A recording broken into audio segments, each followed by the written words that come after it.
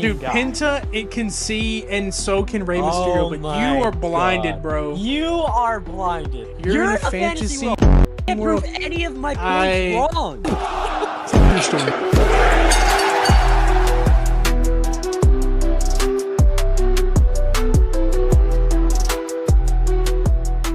What's up, everybody? Welcome back to another episode of the Beard Bros Breakdown Podcast. My name is RedBeard. Joined by me, as always, is my co-host Krodok. Today, we are doing another tier list. We're going to be doing a movie tier list this time. The last time we did a games tier list, this one's going to be a lot of variations that we've both chosen, 15 each. Again, we can't wait to get into that. But first, Mr. Krodok, how was your week? It was I don't know. I don't have an answer. Not the same as last week, I'll tell you that. Yeah, Not the same. Not the same as WrestleMania week. Yeah, no, I genuinely can't think of what I did this week, so Well, I guess there's that. Alrighty, well, What'd you do? I guess we'll get into mine. Yeah, I pretty much worked my ass off this week. Every single day, I've gotten home around 6 or 7 o'clock. Oh, damn. I start at 7 in the morning. And yeah, it's just like mainly because of the areas that I've been going to. For people who don't know, I work for Amazon. I work for a contractor in Amazon, so it's like an LLC. And yeah, I work for them and love it to death. Like really, like, but it's just so much, and the traffic from where I'm at around Georgia, northern Georgia area, mostly industrial metro area.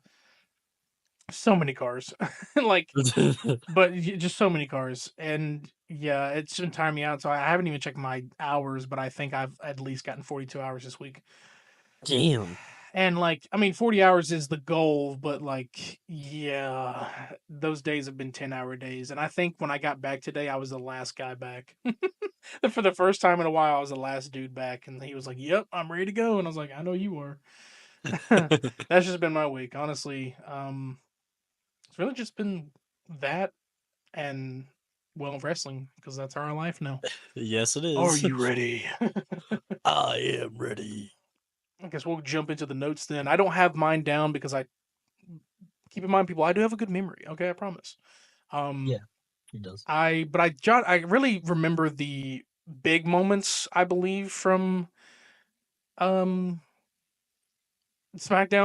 but I do know we do have a new Women's United States champion, Zelina Vega. Man. Long, yeah, Booker. Longest overdue push for someone in a while. Like, Truly. she's amazing at what she does. She needs, and now she's getting more TV time. I've been seeing everywhere they have like so much promotional material for her, because like we know Chelsea was doing that. She was like posing like Statue of Liberty. She had like so many like posing with a belt and everything, and Zelina's been doing that a lot, and she's very, very excited. And on top of that, Aleister Black is back, people. Yes, he is. Wow, I knew he was coming, but that was phenomenal. Also, his theme song is still with him. It's a Def Rebel rendition. Drums are a little bit louder, but he wasn't Def Rebelled. And Thank God. what a great moment for him to debut, and at the same time, his wife win the championship. Yeah. It's like it made SmackDown a little bit better this week, because SmackDown's been a little bit that 3-hour runtime. Speaking of that, they're getting cut back down to 2 hours. I found out. Oh, when's that? I think they've been saying the end of May. Okay. Because I'm thinking they're starting to realize that there's like not much is needed, even though people been complaining about SmackDown. Yeah, it drags. People have been complaining about SmackDown. This week, but... Not this week, but it's a format that they really weren't able to handle that well, and like in the very beginning they were, but now it's like I mean, SmackDown was cooking on 2 hours. Yeah, it can probably do it again. That's probably why they're going back. So it's like they're thinking Yeah, like, yeah, we tried something, but it obviously didn't go well. So, true. but yeah, it's going back down to that. But congratulations to Lena Vega and Aleister Black is back. Yeah, I Um, want to just quickly like address the fact that Zelina Vega, I think this is her first title in WWE, if I'm not mistaken, on the this is main her first roster. title. She hasn't even had it. I don't even think she got anything from NXT. She didn't even. Damn. No, I don't think because she came Yeah, up no. with Andrade. I don't know if that was her first Yeah. managerial position, but she was there with Andrade, and then obviously went on to do her own thing after that, or she was released later on because there was some kind of controversy outside of the WWE with her. She was released, and then they had recently, actually, no, they suspended her. She wasn't released. I think they suspended her and then brought her back, but she might have been released. Correct me if I'm wrong, people, or I can find out later. But she was released because she kind of got into that mix of like when a wrestler or a female superstar wants to make more or know that they can sell brand themselves. She did the Mandy Rose thing where she had her own adult content, and WWE doesn't like that, regardless of it being Vince in charge or Triple H. Yeah. They don't like that. But I believe they managed to make a compromise, and that's how Zelina came back. She wasn't obviously Mm, pushed right away, but she came back and yeah. has been over again. She got over in that Rhea Ripley match in Puerto Rico. That should have gotten her a push long after that. It's taken too long, but I'm glad that she's here where she's at, and I hope she has a long reign. And this isn't just like, Yeah. oh, we just want to put the belt on you. She's definitely over. And what I heard, even in the backstage, is nobody knew she was going to win it. They didn't tell any of Damn. the talent that she was going to win the belt. Because usually, what I've learned is that they tell people beforehand who's winning the belt that night. Now I can't say if they say that for like Cody and Cena, if they tell anybody. I couldn't even say if they said that for Cody when he won because people came out to the ring and celebrated with him. That probably was planned. But um yeah, nobody knew. And everybody was happy for her, and I'm hoping that this is gonna be a phenomenal reign. It seems that Chelsea Green's taking a break because on her Twitter she said goodbye from being your women's Yeah, that United was States weird. champion, but that doesn't mean she's leaving. People thought she was retiring. She's probably taking a break. I think Matt Cardona is also taking a break where he's at. I think so. I could be wrong. So they might be like having like a little bit time together. Or But maybe. Chelsea's been doing a lot since she's won that belt, so it's like taking some time Yeah. off. Don't know what's going to happen with Piper Niven now. Fire. Maybe they're going to have a feud with Zelina. Um, Doubt it. but we shall see who is eyeing up Zelina's title this coming Friday. Yeah, I mean, she's an incredible talent. Like she I every single time I hear a promo from her, like anytime she's on the mic, I'm like, "Holy shit, give her the mic every single week, bro. She's incredible." Like she's so good She's on great the on it. fucking That's the mic. thing. Like she's very, very great on the mic. They just, in a way, tried to like get everything done, and then now they can bring her in there because now like there isn't really a big. The only real other female storyline that's happening right now on SmackDown, besides Jade and Naomi, is now going to be Tiffany and Nia. We'll talk about that because now Nia Ugh. Jax has returned. I don't want this to be a feud again. Me neither. And I said the same thing. If Tiffany won at WrestleMania, it was going to be her and Nia again, which is probably going to be the Backlash match. They're probably going to announce it this Friday. Yeah. Uh, Also, and why are we continuing Naomi versus Jade? Like, I don't.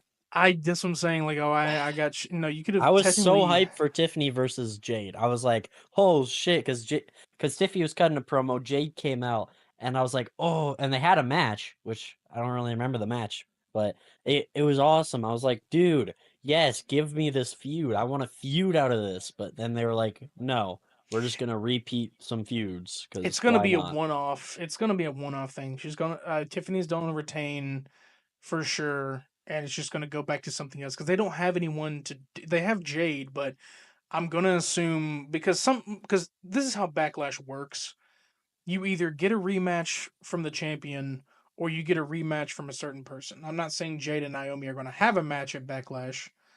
I think they're just gonna settle it on SmackDown. But normally these kind of cases, it's like it's either they continue the feud and it ends there, or it's like they reopen a feud. I feel like Tiffany versus Nia part 1000 or whatever it is going to happen at Backlash, and Tiffany's going to retain, and that's just going to be the end of that. And then someone bigger is going to come after Tiffany. Probably could be Jade, but Jade has to finish her shit with Naomi, of course. But Yeah. I mean, as always, I know both of those are going to put on a show because Nia and Tiffany are talented. It's just it's something we've already seen, and it's been long overdue. It's yeah, been too much. they feuded for so long. And I get they want to Yeah. do this because technically Tiffy never beat Nia in a 1v1 match, so they're doing that, right? To make Tiffy like an actual champion.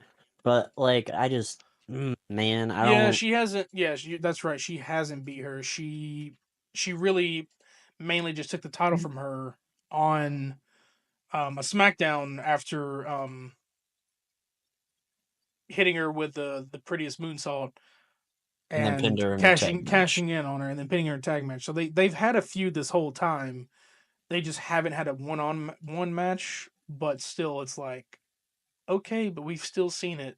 It's so it's not Yeah, necessarily something you care about that much, but Backlash is just true. really the aftermath. So I mean, Yeah, I it's guess. understandable. It's understandable in a way, but But speaking of backlash, Randy Orton on SmackDown showed up and him and Cena had a little promo battle, and Randy Orton basically parent shames John Cena. it makes you feel, or it makes me feel, uh, because I know your history with WWE is fairly still fresh. It yeah. is such a nostalgia moment to see those two facing off again, but the roles are reversed because now Cena's the heel, and this is an '09 heel Orton, or even 2014 for those who remember, like when John Cena was or no, Randy Orton was the unified champion, and then Randy Orton, like the Authority era, everything. Like these two have a phenomenal feud, and I don't care what anyone says. Like, oh, we're going back to the old guys, the legends, the old timers are getting their shine again. It's like, yeah, but this is something new, and yeah, it's original, but it's like, or it's not original, but it's great to see it happen. Because Yeah. if people thought that like after Cody, John was just going to go down the line and squash everybody and not get a moment where he fights a big guy who has been around as long as he has, well, I think this is great. And I don't know how further it's going to continue, but this is a great thing to set up. And Randy has been eyeing that title for some time. People thought we were going to have Randy versus Cody at SummerSlam, when now the tides have turned, and now we're getting Cody versus or Cena versus Randy. So now we're getting an even better thing. I'm not saying Cena's going to lose. That's going to be on the predictions episode that we are doing next week, because holy shit, Hell yeah. why it's already here. We just Yep. got out of Mania and it's already. Get ready for some PLE predictions, man. You're gonna have a whole series. Like we're getting Yeah. ready. But that's yeah, that promo was amazing, and I love like I saw a comment. People were like, "Are people just gonna? Is John just gonna take a bump every time his promo's done?" I'm like, "Hey, it makes sense because every time John Cena used to have promos back in the day, if he was fighting someone, he was the one standing tall all the time. It's Yeah. poetry. He I was mean, I the think one that's the standing last time tall. we see him till Backlash, though. So, Yeah, it's poetry. He's always the one standing tall when he was the hero. Now he's the one on the ground when he's the heel. So it's fine. That makes him stronger in the way, if you think about it. But um, that promo was great, and I don't know if you wanted to take the lead on this, but I can't mention it. Fraxium debuted on SmackDown, oh hell and I called yeah, that shit. man, I called that dude. shit. I knew they were going to SmackDown. I wish they would have went to Raw, but Yes. yeah, Can we talk about that for a second? yeah. Go I ahead. I I love Fraxium. I'm glad they're on the main roster. They deserve it. Honestly, one of the best tag teams I've ever seen. They're so good.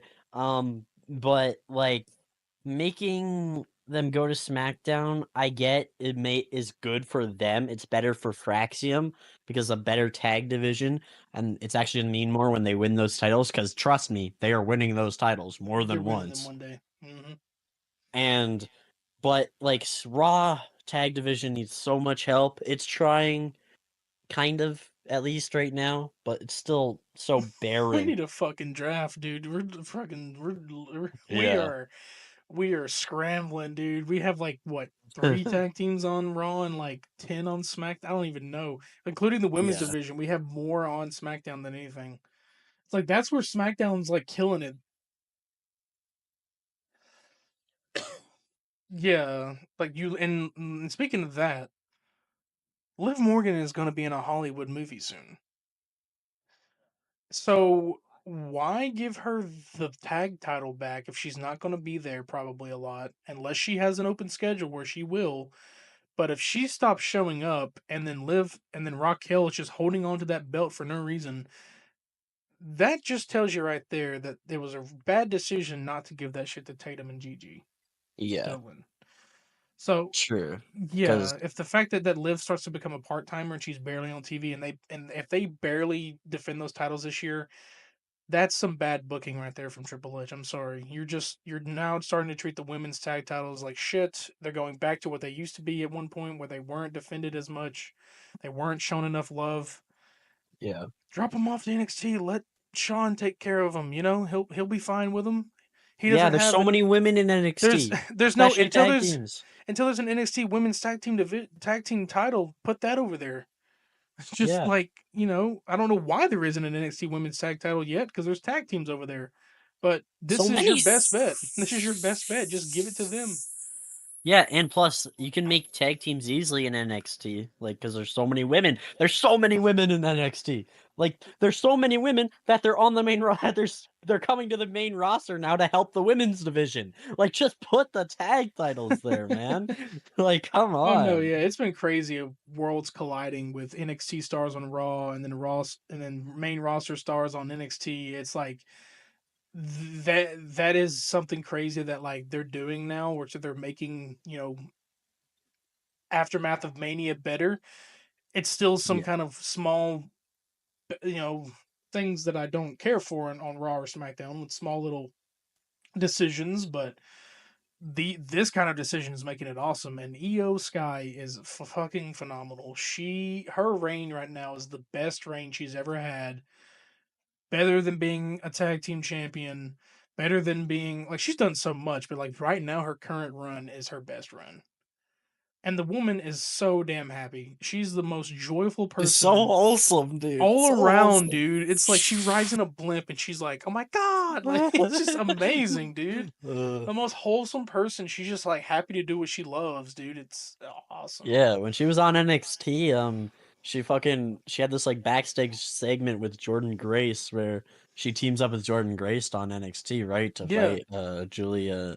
I actually forget who they fought. these kind of Whatever. things are important to let marinate over time because yes, she did. She was over, when she won Money in the Bank in 2023, and Yeah. yeah, she got her first belt or her main roster belt, but in a way she was leading into a heel, so of course they were going to start hating her for what she did to Bailey and including damage control. So like that run was great, but she wasn't defending it as much. Keep in mind she hasn't defended it much after Mania yet. She's been on TV, like she's been showing up, Yeah. she's been the star. She's even been Like on I could NXT. see She's been doing her. double duty. No, she's starting to become the like, and I can see Rhea's helping her with that shit. Rhea is putting her over so much. Not even really. They don't really have anyone has to put over. But I'm just saying, like Rhea's being that person there who's helping that and including others as well. That I potentially see Io Sky being the female star of the year, pretty much the face in a while because Liv has had it, Yeah. Rhea's had it. I know Becky Lynch is back, but Becky Lynch is a veteran. She's had her time. We'll get into that because Yeah, I don't know if you have any yeah. more on SmackDown, but I I have a lot know more on the SmackDown. tag team titles were up. That that triple Yeah. threat ladder match. Yeah, dude, why was this not on the Mania card, man? Like, why was this passed over for the War Raiders versus New Day? Actually, I know why, but it's stupid. It's because it's so they could advertise Clash of fucking Clans. But like, Seriously, man. This was a Mania match on SmackDown on free TV. It was so good.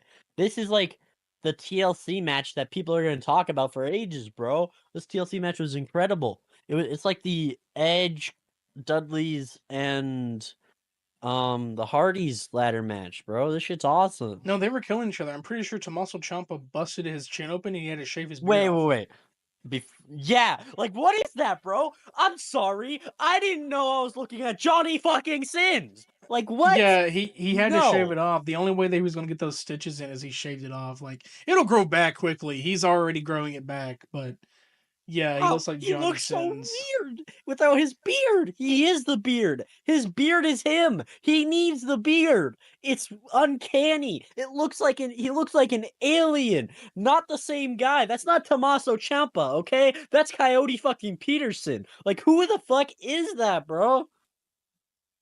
First of all, Yeah. I'm the beard, but anyways, no, he has. I mean, he's like trimmed it up a bit That too. just Like he used to triggered me. be. I'm sorry. I don't know why. That It, just really triggered me. I mean, yeah, he looks weird, but obviously, like when that wound is already healing on his chin, it's definitely going to grow back soon. I hope it doesn't like isn't one of those scars where it's a patch, but I feel like he'll grow that out again soon. But no, he was really busted open. Like I've saw his Instagram and his Twitter. Like he had to shave it just because they had to stitch that up. But it'll grow back in due time. But Get better, he's please. trimmed it down to like around his neck before. But yeah, it used to hang low, but like down to his chest. So Yeah, I I mean, mean, I've seen him with a full head of hair. He was on like long time ago on an old segment of like I think SmackDown. He was like a lawyer or something, and he had long slick back hair and glasses. And that was like his first appearance, but he wasn't Tommaso Ciampa. He was just like somebody's lawyer. I can't remember who it was. uh, I mean, Joe Hendry's shown up on yeah. WWE before as like a a random guy, but Pretty sure it was Rusev's lawyer. yeah, Rusev's lawyer. It was recent, yes. So like, yeah, Yeah. But also like during that tag, during the TLC match, I mean, Street Profits won, which is correct decision, I believe. Like they're yeah. doing good, but also, dude, oh, sorry, I almost like I got I kind of got emotional during that match because there was that fan with a prosthetic leg, and Montez Ford used the That prosthetic was leg as a weapon. insane. That was awesome. Like That was I was so wholesome. insane, So dude. I was like, wholesome. what is going on? I love that, dude. I love that. That's not the first that every time that's ever happened in the WWE where like somebody gives you a weapon but the leg. I was like, and there's no way in hell that that was planned. Yeah, no, I love that WWE would Montez like. did I that know for him, WWE is not for the above fans. shit like that, but this isn't Vince McMahon era anymore. So like, I know Triple H wasn't like, "Hey man, can you give him his leg?" Like, I know that wasn't Yeah, a. dude, I just it's so wholesome to see like that happen. I don't know. I loved that. That almost made me cry. I got emotional. I don't Yeah. know why. I just did. But I think I've been pretty emotional this week, so maybe that's what it is. But No, anyway, anyway. the main wholesome thing that I saw was on the Raw when Jay went up to that kid in the front row. He was a kid that recently ended his cancer. Oh, I saw That was that. Yeah, amazing.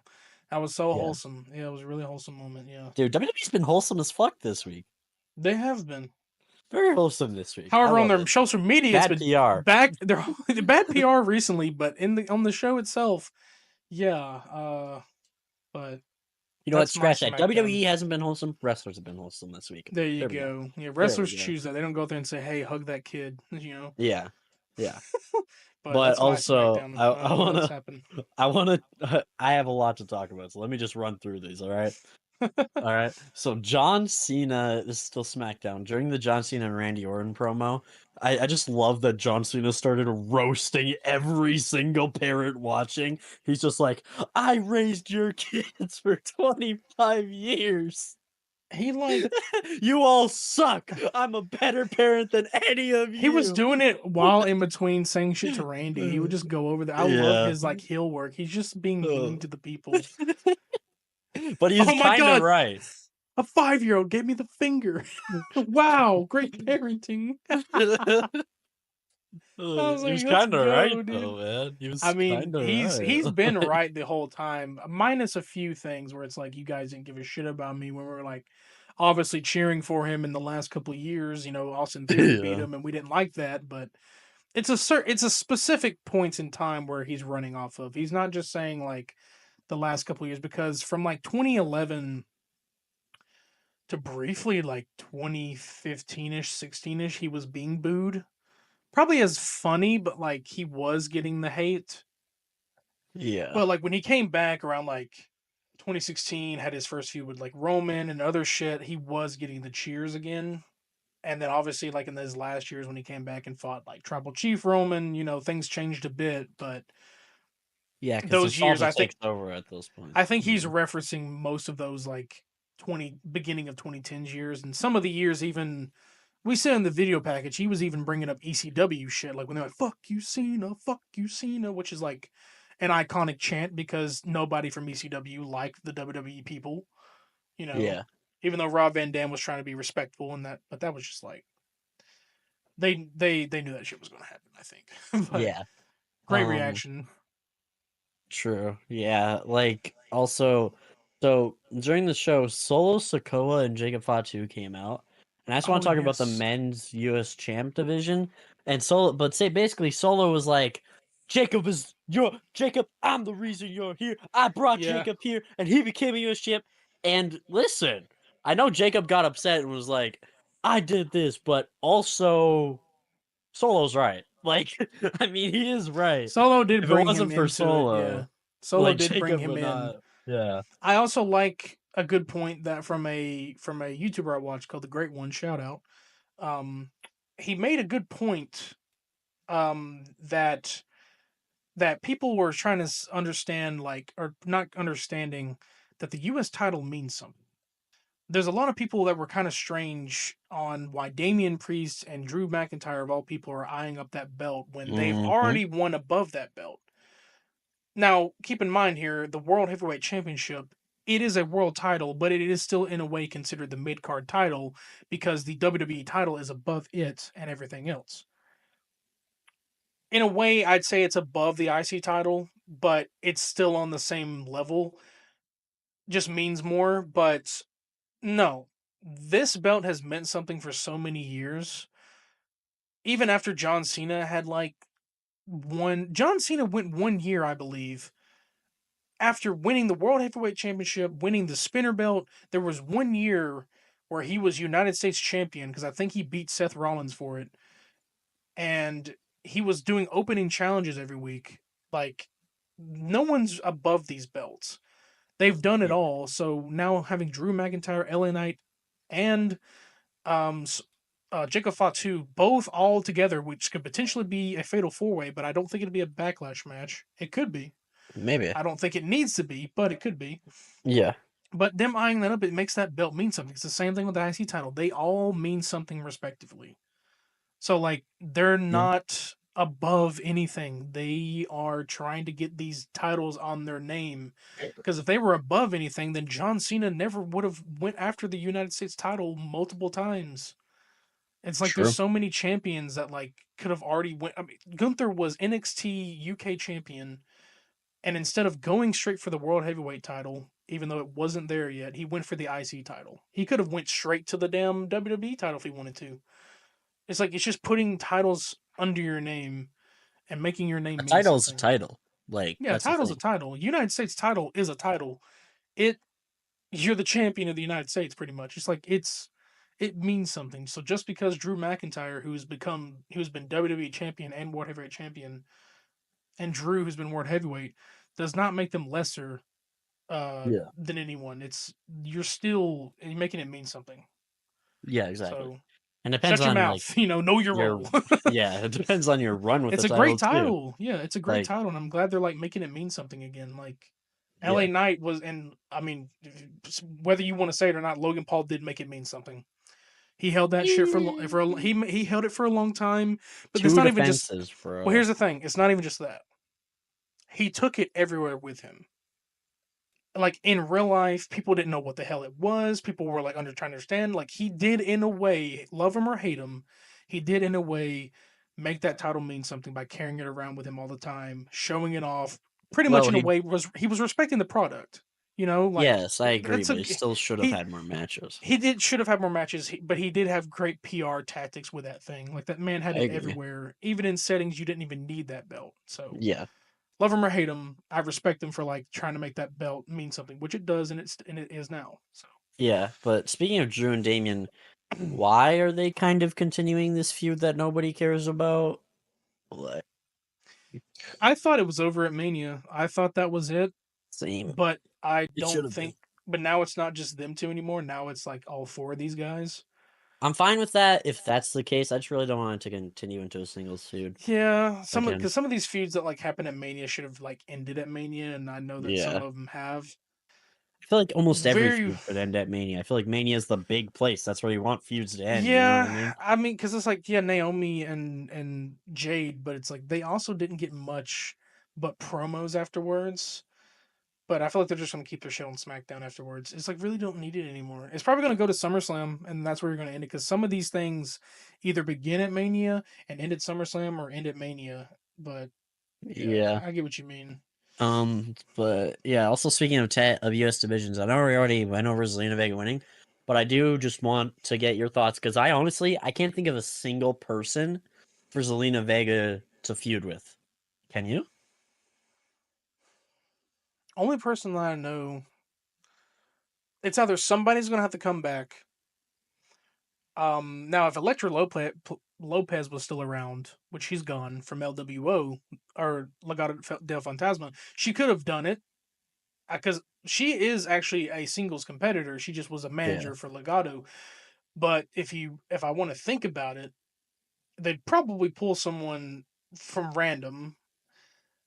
It's not necessarily would be a great feud, but it could be an interesting feud. I know people are like Michin or something, but like you could throw in. It's just like there's so many like smaller talent of the women's on SmackDown. You could throw in the likes of you could do Piper Niven. They have had Oh, good matches. yeah. You could bring back in Shotzi, even though she's in a way over at NXT. Yeah. You can make so many interesting matches. You could do an Alba Fire thing because if Chelsea's going to be off for a minute, they're going to have to figure out things with Piper and Alba Fire. They're going to have to still worry about them. But like between like that, like Michin, Shotzi, Alba Fire, Piper Niven, so many things. Because like everyone else is just focusing on something, and then I thought about Candice LeRae. I just like That's a good one. that's a good That's a because good just one. like what is she doing? She's not Yeah. really she didn't come back with Nia yet, but there's potential, and I hope they find some good ones because like with Chelsea, it was like it really was hard for them to find some. Not always, but it was mainly been Zelina the whole time. But Yeah. Here's how I Candice LeRae know could that work. WWE is struggling to care about the women's mid card because it's a struggle to think of the women's mid card and who could face Alina. Like we can barely think of anybody in the women's mid card. So WWE should be doing a better job of building up the women's mid card. Well, But luckily, it's getting one of the women's mid card is getting on a pay per view at Backlash. So, um, and if Lyra retains, that's going to put her over a lot. she will. I do not necessarily believe that like, and people are like, and again, being above a title. I've seen people saying that Becky's above the IC title, dude. Not That's not. true. Dude, no, it's not. It's the first ever women's IC title. It wasn't there in her prime. It wasn't there when she came up. The only Yeah. real thing you had was the women's championship. Probably wants That to be was it. Grand Slam champ, bro. Yeah, she could be Grand Slam champ, but not right now. I don't think that should be the case. Well, yeah, me neither. But I, in a way, would have. I have. The funny thing is like this. This won't count towards my predictions because the predictions episode's next week. But I have a sinking feeling that Bailey could return at Backlash and cost okay, Becky. I'm just Becky feud, SummerSlam. Mm, that'd be I cool. mean, there's some because I'm not even getting onto Raw yet because I don't know if you're done with SmackDown, but I'm not. it's been revealed that Becky Lynch is the attacker of Bailey, which they kind of made it clear Uh, here. They pretty yeah, much told the fans this is a fucking stupid story. The fact that yeah. they didn't even like have any like video package ready. They didn't have Oh any no, I think the backstage. story is cool. Okay, I think it's a good Okay, story. it's good, but I guess they're getting right to the point, and it's gonna be. I don't know what's gonna happen, I but think you're just letting the whole Bailey being not on the WrestleMania card. well, I feel like no, no, no, no. no, I feel like I'm everybody upset. is letting the tag title thing and the Bailey not being on the mid card thing like Okay, just ruin this for them. But it's a no, good feud. I'm upset. I'm just saying, like, usually when this stuff happens, like, I didn't know she was gonna jump right into it and say that she attacked her. I was like, expecting some sort of story to happen for a little bit of a while, and wonder what was going to go on there. But I mean, if they want to get right to the point, I guess so. But I guess that could help. But in a way, I believe Bailey Backlash would. is right around the corner. They kind of have to get right to the point. Yeah, you're damn right about that. But I feel like Bailey's going to return it and like cost something. Something's got to happen. There's no way like they're feeding Lyra to her. Lyra was completely, but people were behind her on Raw. It's like there's no fucking way. If they do that shit, I will be disappointed. Yeah, but Becky's kind of right.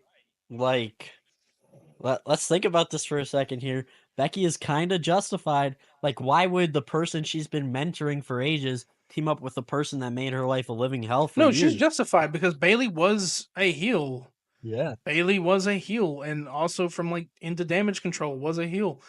Just because like you turn baby faces, I mean, shit. It's like you're saying if like Brock Lesnar or like Roman Reigns randomly, because he is technically face. That's the same thing with Seth Rollins, how he feels about Roman Roman still Reigns, hasn't apologized, by but the way. Roman has the same feeling about Seth. Like Seth also hasn't fully apologized. Yes, the Shield reunited multiple times, but that core memory of being betrayed is still in Roman's head. Like that's still something he can't let go, and Well, probably I'm will saying Roman hasn't never let apologized go. to his bloodline, to any of the bloodline members. Yeah, he hasn't yet. So. I don't know what he's doing. He's definitely not on the backlash card. He's definitely taking another break. Actually, before we continue any further, though, I do want to talk about the bloodline as a whole, and I think it's over. Like, I think after WrestleMania 41, I think like the bloodline is like kind of officially done, or at least it's on hold until WWE knows that The Rock can actually do something instead of saying, "Yeah, I'm gonna come here to boost the ratings and do nothing about it afterwards." I'm an idiot. I think that's gonna be Triple H's revenge. He's gonna completely forget and scrap that storyline. Because what I've been hearing is that like Triple H and Rock are butting heads right now with shit. Like Triple H has been heated, and yeah, Triple H might start changing shit that Rock was involved in and be like, well, if you're not part of the story, then I'm gonna change the story. So yeah, they're not even worried about the bloodline anymore. Like Well, I Solo think the and bloodline should Jacob, be over. Like it was a it should be nice over. four-year It thing. needed a better ending, but I think it did end Yeah, when Roman got the Ula Fala. Like, yeah. yeah, there's still members. Tonga Loa is still out there. I can't say he'll fully come back randomly because then you got to revamp that storyline to bring him back. But he could come back if, Yeah, no, I say, think it's just like gonna be a thing where Bloodline's like gone after Solo and Jacob like split after feuding because they're definitely gonna feud. After they split, I think everyone's just gonna be on their own by that point. You know, I Jacob think and Solo are definitely going to be a SummerSlam match. yeah, I think the Tongans are gonna come back together as just like a tag team. They're just in the tag division. You know, they're not part of like the Bloodline or anything after. I think that's what's gonna happen. I think it's just gonna Yeah, be like every Bloodline member kind of does their own thing from here on after yeah, Jacob and Solo. that's what it seems like they're doing, and yeah, for sure. Because I'm sure Triple H wanted to pay off the Bloodline storyline with The Rock, but you know, if Hmm. The Rock ain't gonna show up, then gotta kind of just get rid of it. Who So gives a damn? yeah, but for SmackDown, we talked about how Aleister Black came back, and I'm happy about that. I love Aleister Black so far. Like honestly, Aleister Black and Rusev, I'd never seen them like really that much before. I don't even think I've watched. Well, I did watch a Rus. I think I watched one Rusev match. I don't think I've, and like maybe one Aleister Black match in NXT. But other than that, I haven't like seen anything with them. But I just want to say, like, I think they're easily becoming like maybe some of my favorite wrestlers already. But before Aleister Black came out, The Miz cut one hell of a promo. Like just an incredible promo, dude. And I know everybody like hates on The Miz for some weird reason. Why do people hate on The Miz? I'm not even actually sure. Why do people do that? They just don't like his cockiness and his he's his character is that he's full of himself and it's his ego. They don't like that. Even though there's so many wrestlers who have done that angle and they favor, they just don't. I don't know. I think they're also upset that he hasn't gotten a big push in a while, so they're just tired of seeing him. Miz is great. Miz in the beginning, yeah, started off and nobody liked him, but the Miz is great. Yeah. He's not he is the comedic effect in a way, but it's like I think they're just hating because they're tired that he's not getting anything, which makes sense to me a little bit, but Well, he's mentoring it's Carmella right now. forced. Yeah, I think it's forced. I think it's Yeah, forced. They just don't know who to hate at this point. It's forced probably. in a way. Um, but one last thing for Smack, actually two. One of the things is Bianca Belair is injured. I just kind of wanted to acknowledge that. I hope she gets Oh better yeah, soon. I forgot to. Yeah, I forgot about that. But Shit. yeah, and then also I want to talk about the funniest thing that happened on SmackDown. There's an R-Truth and Cena segment where R-Truth is like, "Don't Oh worry, no matter yeah. what, I love you, Cena," and Cena just doesn't say anything and walks away. They finally that finally happened because that's what's the funny angle is like Cena's his childhood hero, yet he's like older than Cena, so it's the No, weirdest during kind of. the during Oh the segment, he's like, he freaking says, "Man, I want to be like him when I grow up." yeah, you're already grown up. It's just like yeah, Uh, it just makes no sense to.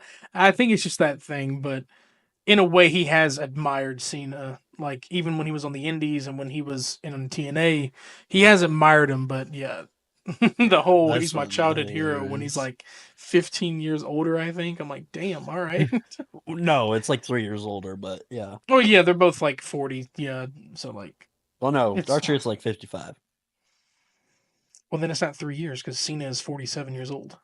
Oh, Or I think he just yeah. turned 48. Yeah, yeah. So like R-Truth is like at least 8 years older. So it's a kind of Yeah. Oh, he's child 53. My bad. Yeah, childhood hero. Okay, so like yeah, a couple years. So like you're pretty much right, almost 3 to 4. Yeah. So it's kind of yeah, but it's just like it's a funny angle because I was like, is it true? How young is R-Truth? I'm like, he's not even young. He looks young though. I think the character because I think the character is supposed to be like younger than he is because like he is kind of like a in a way. I can't say what his character kind of is. It is a goofball character, but it makes you wonder if his character is based off of like an autism kind of like maybe learning curve disorder because like he kind of can be that way, but I don't think he's like that stupid because he can be smart, but Yeah. his character's kind of like that. Like I mean, him seeing little Jimmy when he was kind of it's kind of a mental character, but it's like not the psycho mental character. Yeah, true. All right. Well, that's all I had for SmackDown, but that was the SmackDown after Mania. What do you like? What's your overall thoughts on the SmackDown after Mania? Like, is SmackDown it after like better than anything, any other SmackDown it after was a Mania, good. or like, There's I haven't paid so much attention to the SmackDown after Manias, but that was a good one. Like it didn't have the every jaw dropping moment after another and on Raw's after Mania because that one had so many. yeah. One that was predictable, obviously the Becky and turning on Lyra. That one was kind of like a for me because like I knew it was gonna happen, but like it wasn't a jaw dropping moment. But everything else like that Raw was great, but SmackDown it did deliver like with a title change, a phenomenal TLC match, Aleister Black returning. It's like yeah, that SmackDown was good. It wasn't great, but it was better than what we've seen recently, and a good Mhm. SmackDown after Mania. Um, Yeah. for sure, it was really good. All right, but moving on to the Raw. It started out with Sammy and Seth cutting the first promo of the night on each other, and I kind of forget what happened in that Seth promo, came out like an but Egyptian god. he did, yeah. The dude had like eyeballs on his glasses. That was pretty much Sami Zayn was pretty much calling Seth a hypocrite. That Seth Even was that though Sammy is a hypocrite while saying well, it, but whatever. yeah, well it's the thing. It's like yeah, because Sammy had aligned himself with Roman Reigns Like a few once months again. ago. Yeah, Like once again. But the hypocritical part comes through where it's like every person that with Punk or Roman had in common was Paul Heyman by their side, and now Seth has Paul by his side, so now he's calling him out for being a hypocrite with that, even though Sammy was in the bloodline at one point. And during that whole segment, like, it's like, if you're not with us, you're obviously against us. Reminds me of the Nexus because that was their damn saying, the Nexus.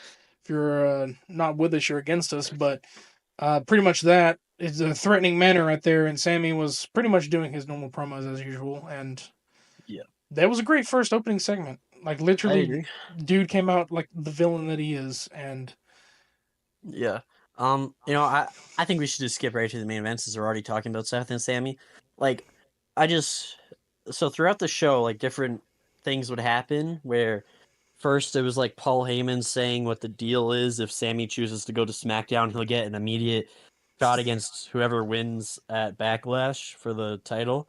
And honestly, if I'm Sami Zayn, I'm easily taking that deal. Like, what's the issue there? But whatever. I thought about it Anyway, too, but storyline wise, I knew he wasn't going to take it because yeah. automatically feuding with Cena randomly or Randy, even though Randy and Sammy have a history in a way, but feuding randomly like that would be weird to me. So, and I know Sammy how he is; he wasn't going to take that at all. Yeah. But consequences came, and well, after that, Well, I did they, mean, did they finish Karrion that match? Kross Did also him and talked to him first, and oh, Jey Karrion Uso. Cross is dude, Karrion Cross is insane. Oh my gosh, Dude, he needs a that push dude so needs a fast. push, bro. I need a push. Every fan wants him to get one too, but He has a documentary, I think, coming out. It's called The Killer oh, because in the Indies, I believe it is. I heard people were saying it was a movie, but I think it's a documentary. It's pretty much his life on the Indies, life during like his rise in NXT. After being at NXT, it's called The Killer because on the indie scene he goes by Killer Cross instead of Carrion. hmm, But it's called The Killer, and it's a documentary coming out soon that I'm going to be watching. I may even review it on the channel. Um, hmm, Possibly, might not, but we'll see. But alright. because there's these kind of things that are coming up that like docu series and stuff that I Yeah, want to review. I haven't watched LFG yet, and I've it's wanted to so review good. it, but I've kind of been watching people review it already. So like, there's other people doing it, so probably not. But future stuff like that, if there's any documentary stuff coming out or anything, I'll definitely review it on the channel, or hell, we both will. It doesn't matter. We'll see. But Yeah, that's yeah. for the future. But that yeah, Karrion Cross is getting a push this year. After that work shoot, Oh fuck hell yeah. yeah. But did they But finish the main event? Did it like what? did the main event finish? Like did Braun Yes, beat him, right? Okay, Braun beat him, and then there was like a shit going on. yes. So, because how it happened is also I'll talk about it after I explain what happened, but I have an issue with this. I'll say it after, but basically, Seth, so Braun and Sammy fight because Seth is like, please, Sammy, I beg, just take the offer, Sammy, take it, please. And then Sammy's like, of course not, Seth. You can go straight to hell. Anyway, he does the typical Sammy thing. Anyway, then Braun and Sammy fight, and it's going and going, and then Braun hits him with a spear, a super spear running on the ropes, then another, and basically the refs call off the match because they're like, he's too injured to continue.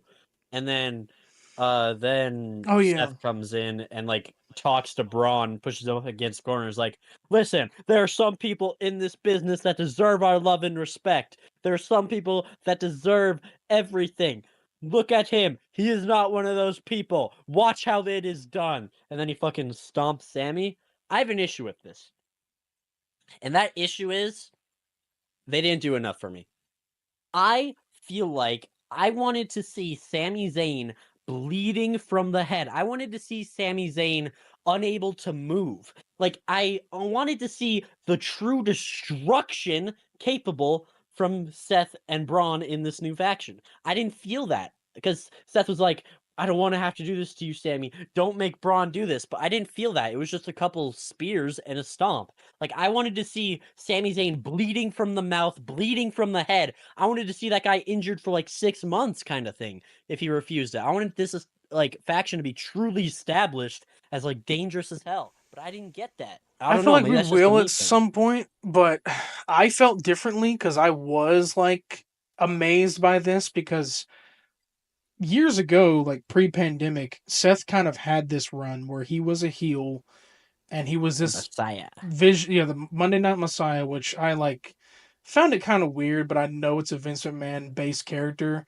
because the man himself has weird issues with God. I just think sometimes like these kind of angles is like I know there's not everyone's religious and I am, but it's like these kind of angles I'm like I don't care. I always thought because he looks like a young Jesus in the face or something, this is why his hair and his beard is. Maybe that's what Vince McMahon thought. That is a Vince McMahon made character, but this character right here is what the Monday Night Messiah should have been because he's the heel again. He has a little faction. No, you don't have the AOP surrounded by him. It's different, but he's been this way before, where he's like, "I'm giving you a chance, or I'm going to run you through the floor." It's pretty much what it was. It was like, "Join me, or I'm going to take you down." It's like the Dark Messiah. He's pretty much like the bad version. So this one is Yeah. not the Messiah. He's probably still the Visionary, but it's like in a way Because it's where a it's vision like, for the future of the yeah, WWE. it's It like I'll runs do through him. anything. Right, I'll do anything I can, and I'll offer you a second chance, or an offer you, a way out of this. But if you don't take it, then well, I'm going to destroy you. Pretty much what it is. Yeah, but I don't feel like you destroyed him. That's the difference. No, he didn't do enough. But I mean, to me, I liked like it though. Oh, Like there was I mixed liked it. I just feel boos. like there should have been more. You know There what I was mean? mixed, there was mixed boos and who, and his song. It's gonna be a minute. He has to do something really insane for them to fully boo him and Yeah. not sing his song. They're still gonna do that with Braun, but it's like they have to do something insane. It Sammy wasn't the most insane. They have to attack someone that everyone loves more than Sammy, and we'll see what they do for the next couple of weeks. But I think it was okay. I liked it a little bit. No, I liked it a lot. I love the concept. I love what they're doing. I really think they should have gone harder with making Sami Zayn regret his actions. Like, I really think they should have made him bleed, like, a lot or something. Just something Yeah, more. I don't know.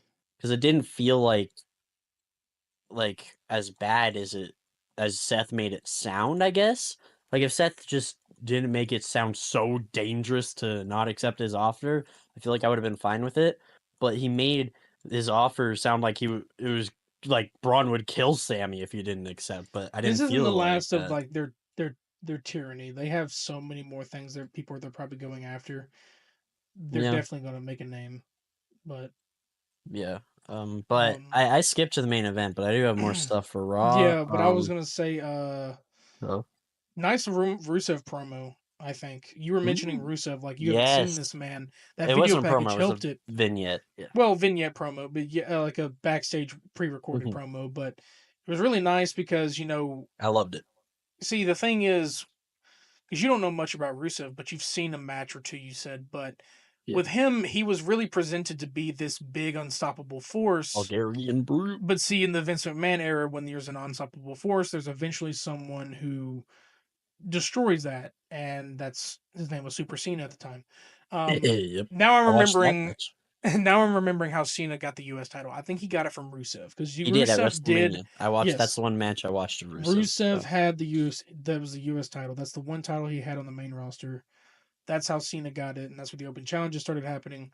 But yeah, he was a beast for sure. Like that's how they used to do these guys. Like if they came in as a heel, like you had Ryback, you also had like that. They would feed me always more. put him up as an unstoppable force until eventually, they lose to the main star, and then they start going down the line, and that's what kind of happened with Rusev. And he didn't mainly speak. He had Lana with him, or CJ Perry, as that's her real name, because she's not really Russian, but You signed a um, legend I contract heard back her. there. Yeah, yes, I heard that, and that would be insane if they bring her back. People don't like her in some regards, but they probably won't because No, I don't think they'll do that. I her think and people Rusev are misunderstand what a legends contract no, is. but she'll probably be in like a game or something because the Yeah. Legends contract allows for a game, but it'll be random. But her and Rusev are divorced in real life, so like there would be no reason for her to be his manager again and he's definitely has a new gimmick. He's himself, but he's not the Bulgarian brute or whatever he was called before. He's definitely a new gimmick, but he's here to destroy people. But I like that he's talking more. But like when he first came through, like he was just this unstoppable force, and then Uh, eventually later down the you're line, wrong, Rusev by the Day. way. Sorry. What do you mean? They're back together, but Really? Okay, I haven't yeah. been paying attention to that.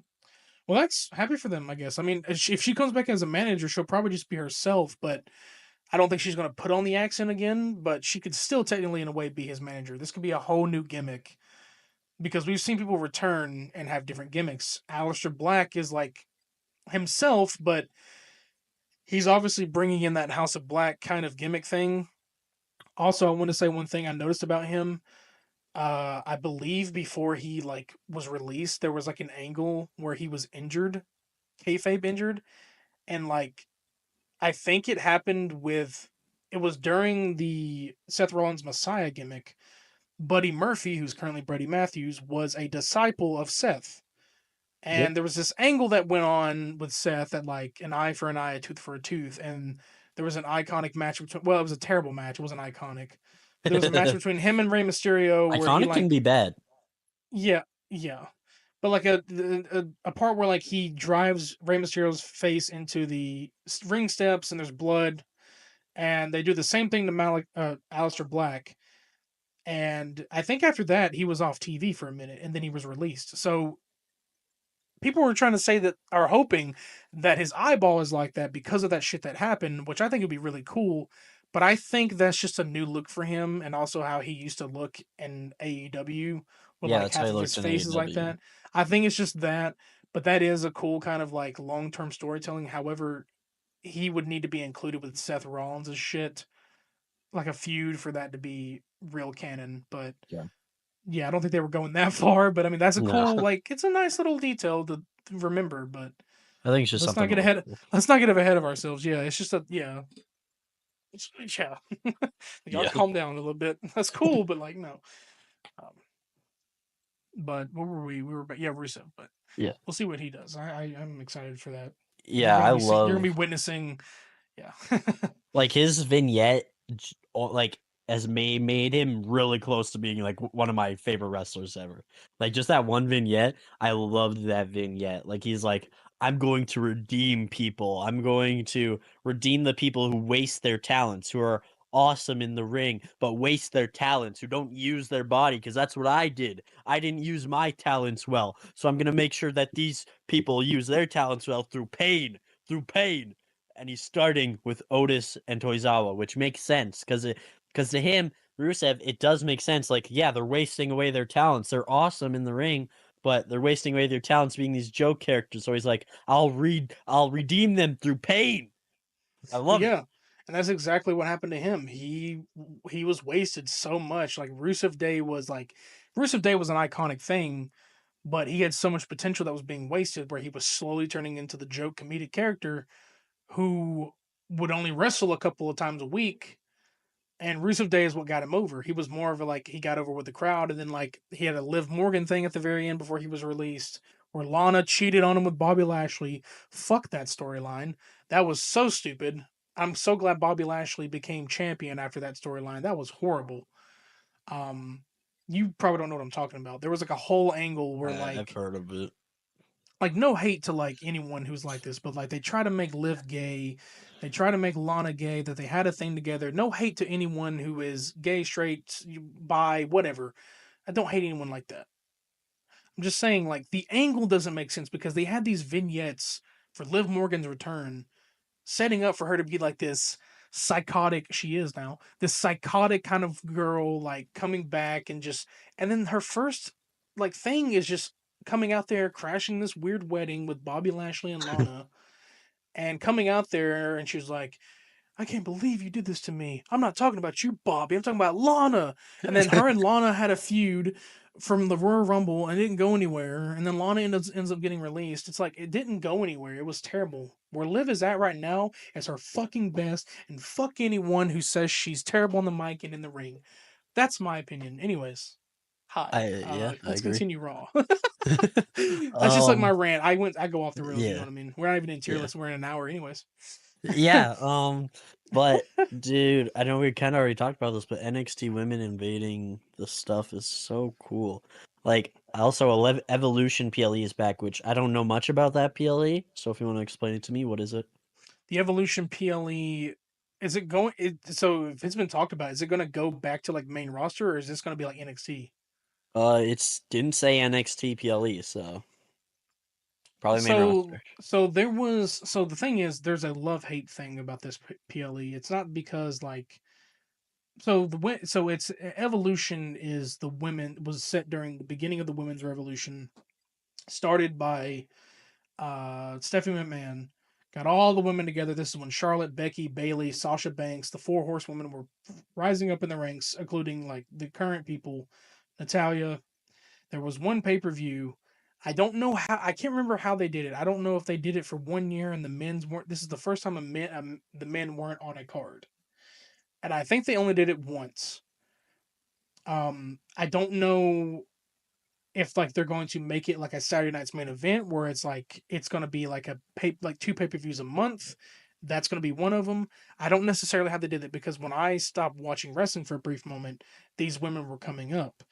I only stopped watching because some people left. I was getting tired of the product for a little bit, but the women's evolution happened in between that my hiatus. So I can't remember.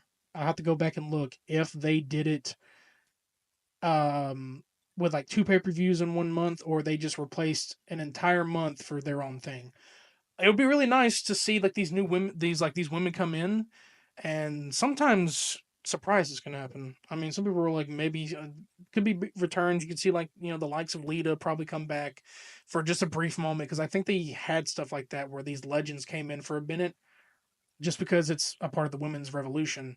Yeah, well, didn't So Nikki Bella say she was gonna have like a last run she's soon? she's supposed to have a last run this year, and she Yeah, hasn't shown up since Royal Rumble. So I don't know what's gonna yeah, happen there. But it's probably try. She's probably trying not to overlap shit with John. yeah, I don't know, dude. There, but like I'm sure her and John are on good terms by now. But yeah, probably. no, that'd be really exciting to see because it's been years since a women's evolution thing. So Yeah, this year they can go crazy with it and bring everyone from women's main roster and NXT. That'd be fucking insane. yeah. I hope that So happens. That'd be because awesome. they had their own. I think this is where the women's rumble debuted. It was like a 10 woman or 20 woman. I think it was 30. This is where their version of the rumble debuted, and then the year after that, they were like, we're gonna have a men and women's Royal Rumble. So this was the start of that. Because like a lot of names came in, like Michelle McCool came in, Layla, Lita, all these big names with the current stars came in. So like that was like their main event was the women's Royal Rumble. So Mm, okay. we shall see. It'd be cool if that happens. Yeah. But Judgment Day's aura's back, bro. Fuck JD. yes. Let's go, man. I'm Oh so my god. glad. I love the Judgment Day again. I love them again. I do. I love every second they're on screen again. Oh, yes. Yes, I love this. I don't want them to break up now. I love the Judgment Day. Yeah, Fuck. AJ Styles is getting a bit close there to Dominic. Oh, He yeah, almost punched man. your boy, dude. Like he almost punched your I guy, want dude. this to be the first feud for Dom so bad, dude. That'd be a really That nice feud. oh, it'd be so sick, bro. For Dom to be AJ Styles, that'd be awesome. I just don't Yes, want give it to me. it to overlap with Cross's storyline because I know they're still going to do that, but they can merge storylines in together. Yeah. But I'd love But it for that.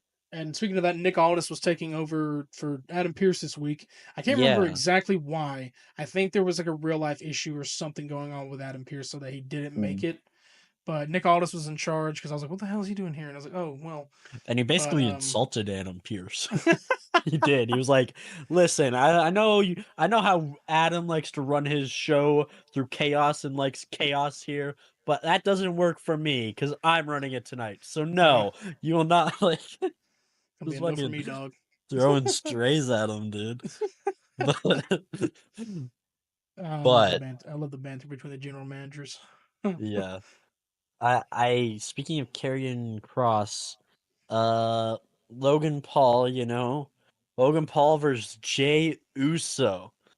All right, listen, I don't know why that has anything to do with Karrion Kross, but I had to find a way to translate. Okay, whatever. Logan Yeah, Paul versus Jey Uso.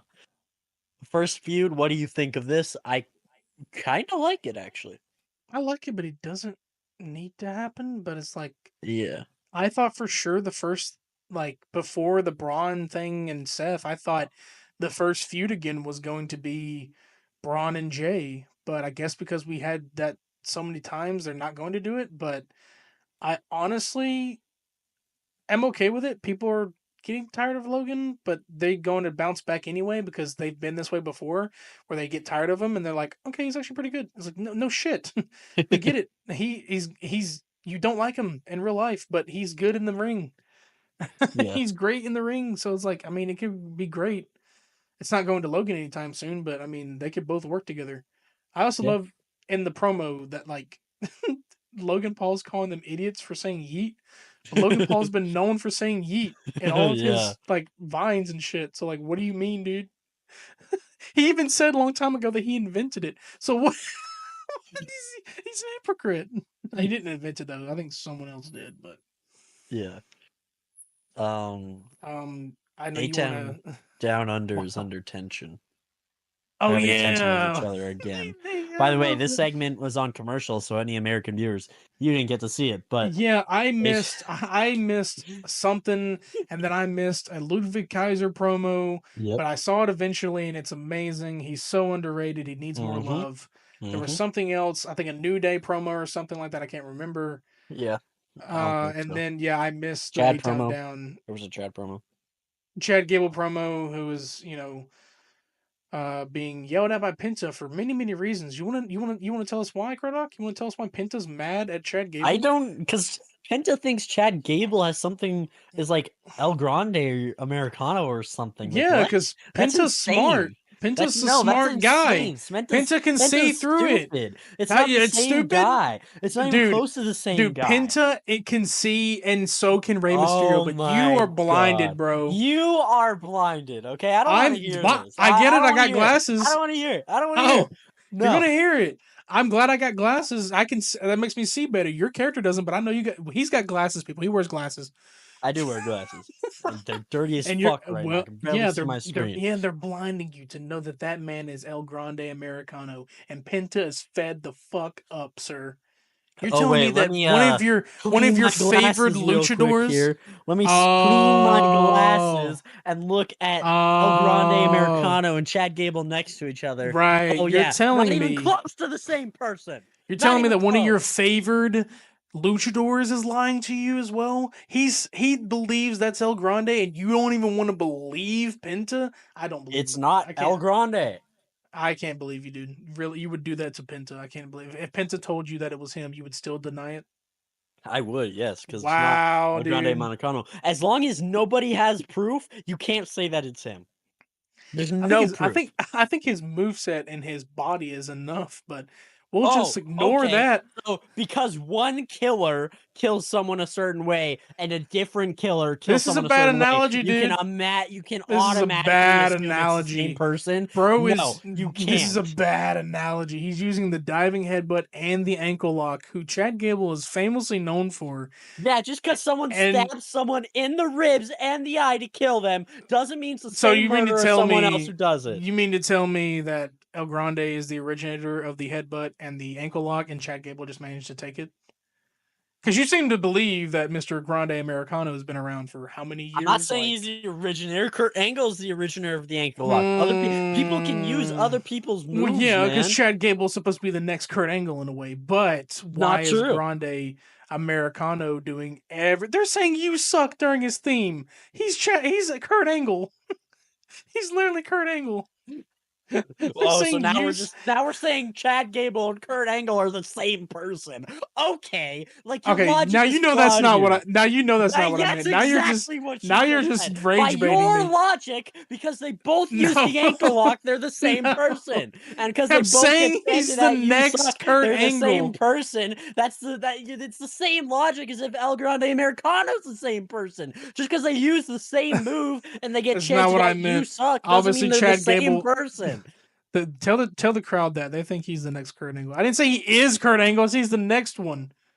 What do you mean? But you said El Grande Americano is Chad Gable, and He is, because they use because the I'm same right. moves. You can say the same for Kurt It's Angle. him. Him and It's Chad him, use the dude. same moves, so are they the same person? Your It's logic is him, flawed. dude. It makes no sense. It's It's stupid. him, man. Him and El Grande aren't never in the same room together, which is insane.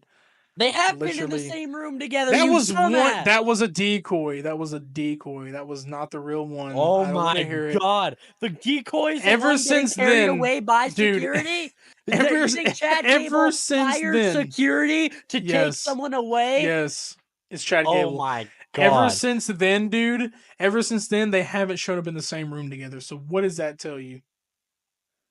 Tells me Same they're not the person. same person because El Grande was taken away by security and Chad Gable was clearly standing And then there. he They're came not the same back. person. And Yeah, then he they came came back. back, but who cares? Because they're separate people. Chad Gable's just a fan of El Grande. Chad Gable So looks up to El security. Grande Hold on. Americano. So security takes El Grande Americano away, but apparently El Grande Americano has a contract with WWE and is wrestling. What does that make sense? How does that make sense? Uh, You're delusional, dude. it makes You're perfect sense. He has delusional. a You're contract with going WWE. insane. Drew You're McIntyre has asleep. been taken away by security, yet he has a contract with WWE. You're I don't want to hear dreaming. any of You're your in a dumbass logic fantasy here. world. You're in You're a in a fantasy fantasy world. You fucking can't prove world. any of my points I wrong. I can, dude. We know it's Chad. Everybody knows it's Chad. His face looks like Chad. His body's like Chad. His singlets like Chad. Everything about him is like Chad. And all of a Oh sudden, my god. yeah. You're giving me a headache. You're awful. Well, Fuck you. fuck your story. Anyways. So wait, let's continue Raw. Okay, so what happened else on Raw? We didn't have Cena this week. He was not there. No, but Um, New Day was on commentary, and that was funny as fuck. They were funny the entire time. That was bring the back the best they've New done Day in their heel podcast. run. Bring back the new. They were dude. They have them anytime on commentary, just like watching. They've always been funny, even as babyface.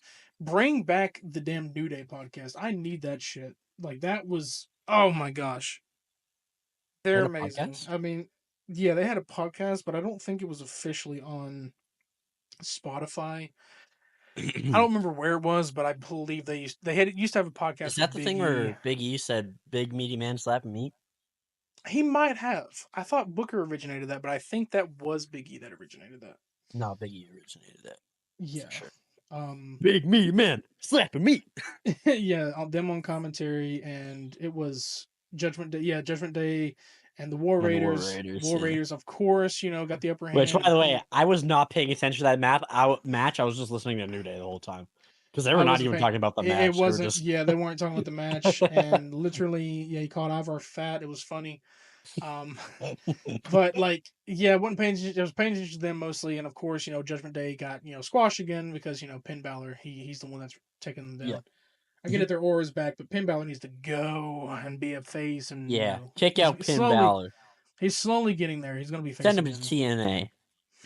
No, we don't need him to go anywhere right now. Better than being in WWE and doing jack shit. Well, you can't always Give send him a somebody run over somewhere. in TNA. I'm sure You he get can't pushed listen. somewhere You else. can't always expect someone who's being buried in WWE to do better somewhere else. Ricochet. So, Well, well, I get it. He's winning with Samantha. I get it, but everything else, anyways, stupid aha gimmick. uh, I don't know what else happened that night. I think we really much covered. No, Well, we did besides not. Io and Julia and Stephanie, like you mentioned that, I think, right? Well, no. Stephanie and Ivy had a match, and Rhea and Roxanne had a match.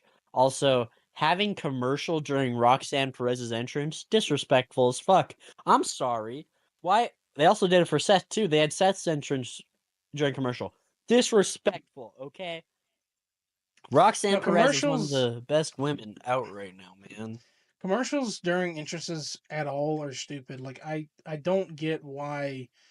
If anything, like I get it. They don't need like they have to find an ad break somewhere, but it's like how about you give us a segment and then or like something and then give us a commercial and whatever's happening during that time like nobody's coming out, they're just chilling, they're waiting.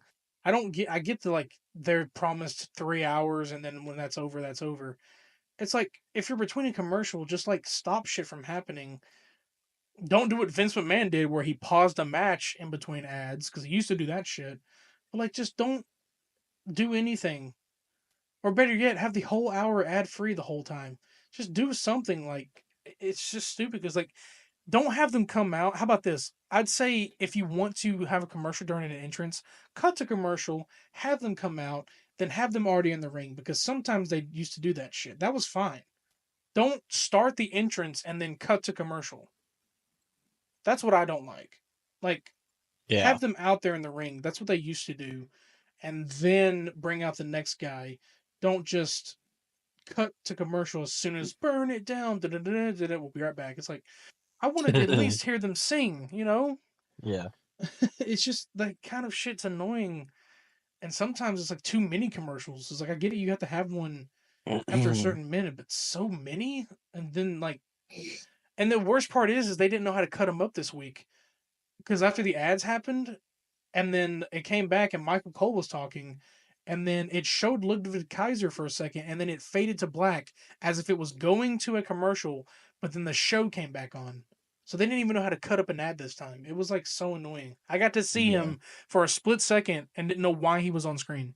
Yeah, He just cut. He yeah, just you cut a promo. messaged me and you're like, "Did Ludwig just cut a promo?" And I was like, "Oh, yeah, he did. Yeah, You it didn't showed see the it." very last minute of him in his glasses, and then it cut away, and it came back to Michael Cole like welcoming us back. I'm like, what are we doing here? What the fuck? I was like, I'm tired. I'm tired of this shit. I don't want to go see Yeah, clips after it's over. I'm like, oh, this is what Ludwig Kaiser said. true. But the last thing that happened on Raw is, well, that we want to talk about is Pat McAfee is confirmed to fight Gunther at Uh, Backlash. And I I know Pat McAfee can wrestle. I know he can. I just I don't like it. I don't know why. I'm just against this for some reason. I'm just like, well, yeah, it's because eh. Gunther just came out of the title picture. Now he's fighting a non-star WWE star. Pat's the commentator team, but he's not. It's just a random fucking feud to give. Okay, Like I think I understand why I hate this. okay. Because I feel like it would be fine if it was just on like the SmackDown or Raw before Backlash. I feel like it would do the same thing or after Backlash. That's what they could have Because done. at the Literally, end of the next day, it's this gonna be a squash match. You know, Gunther's gonna fucking kill Pat McAfee to write him off for football season. That's what's gonna happen, that's obviously. probably what this entire shit is. There's a reason to get Pat to get off TV, and they're probably going to bring back Corey Graves.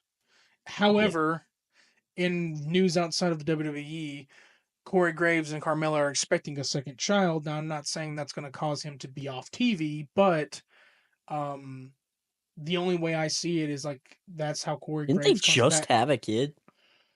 I think so, yeah. But I mean, let's be honest here. Like, well, you don't have, you probably have no opinion, but like, if you look at her and look at him, they're they probably couldn't help it and popped out another one. Which also means that she's gonna be off TV even longer. So at this point, I think she's Yeah. fully released. I think she's a free agent, but I think Well, she's fully she's released at been this point. released for a bit. Yeah. Yeah, I can't remember. I never got the official like release thing. That's probably why I haven't thought it was official.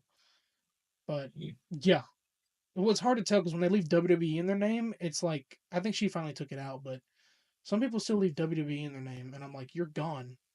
You remember I hope they Elias? don't release Corey. Elias still has WWE in his name. I'm like, dude, you're not there anymore. Yeah. Isn't I'm he like, in you're not. TNA? Yeah, he's like in TNA now, and he pops up on the Indies. It's like y'all don't. I think Dijak finally changed his name, but like they leave their name in there, I guess, to get the traction. But No, they probably just forget, honestly. yeah, I think they Like, just forget. Yeah, sometimes people leave and they're like, yeah, WWE. I'm like, you're not there anymore. But uh, I guess you can go ahead and throw up NXT. I saw some things with NXT, but I didn't see everything. yeah. Um, This tier list starts at 2 hours. Let's go. yep. But for NXT, say his name and he Oh appears. yeah, I Dark State believe obliterated in this Joe man. Andre. Dark State obliterated this man, Yes, they did. Holy shit. which And is we have a definitely going to match write him set up. off NXT for a while. Oh wait, what? Well, no. We have a match set up.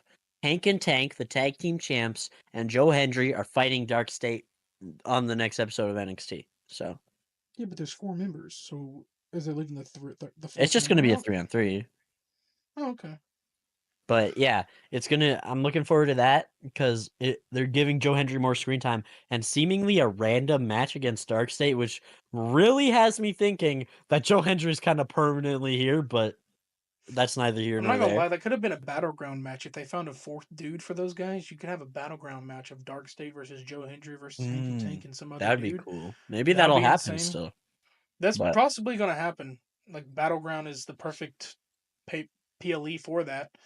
yeah. Um, I already know there's like But one no, it's match gonna be Joe confirmed for versus battle. Trick. It's gonna be Joe versus Trick. Possibly. I know there's already like one. Isn't there one match confirmed for battleground where it's Roxanne, right?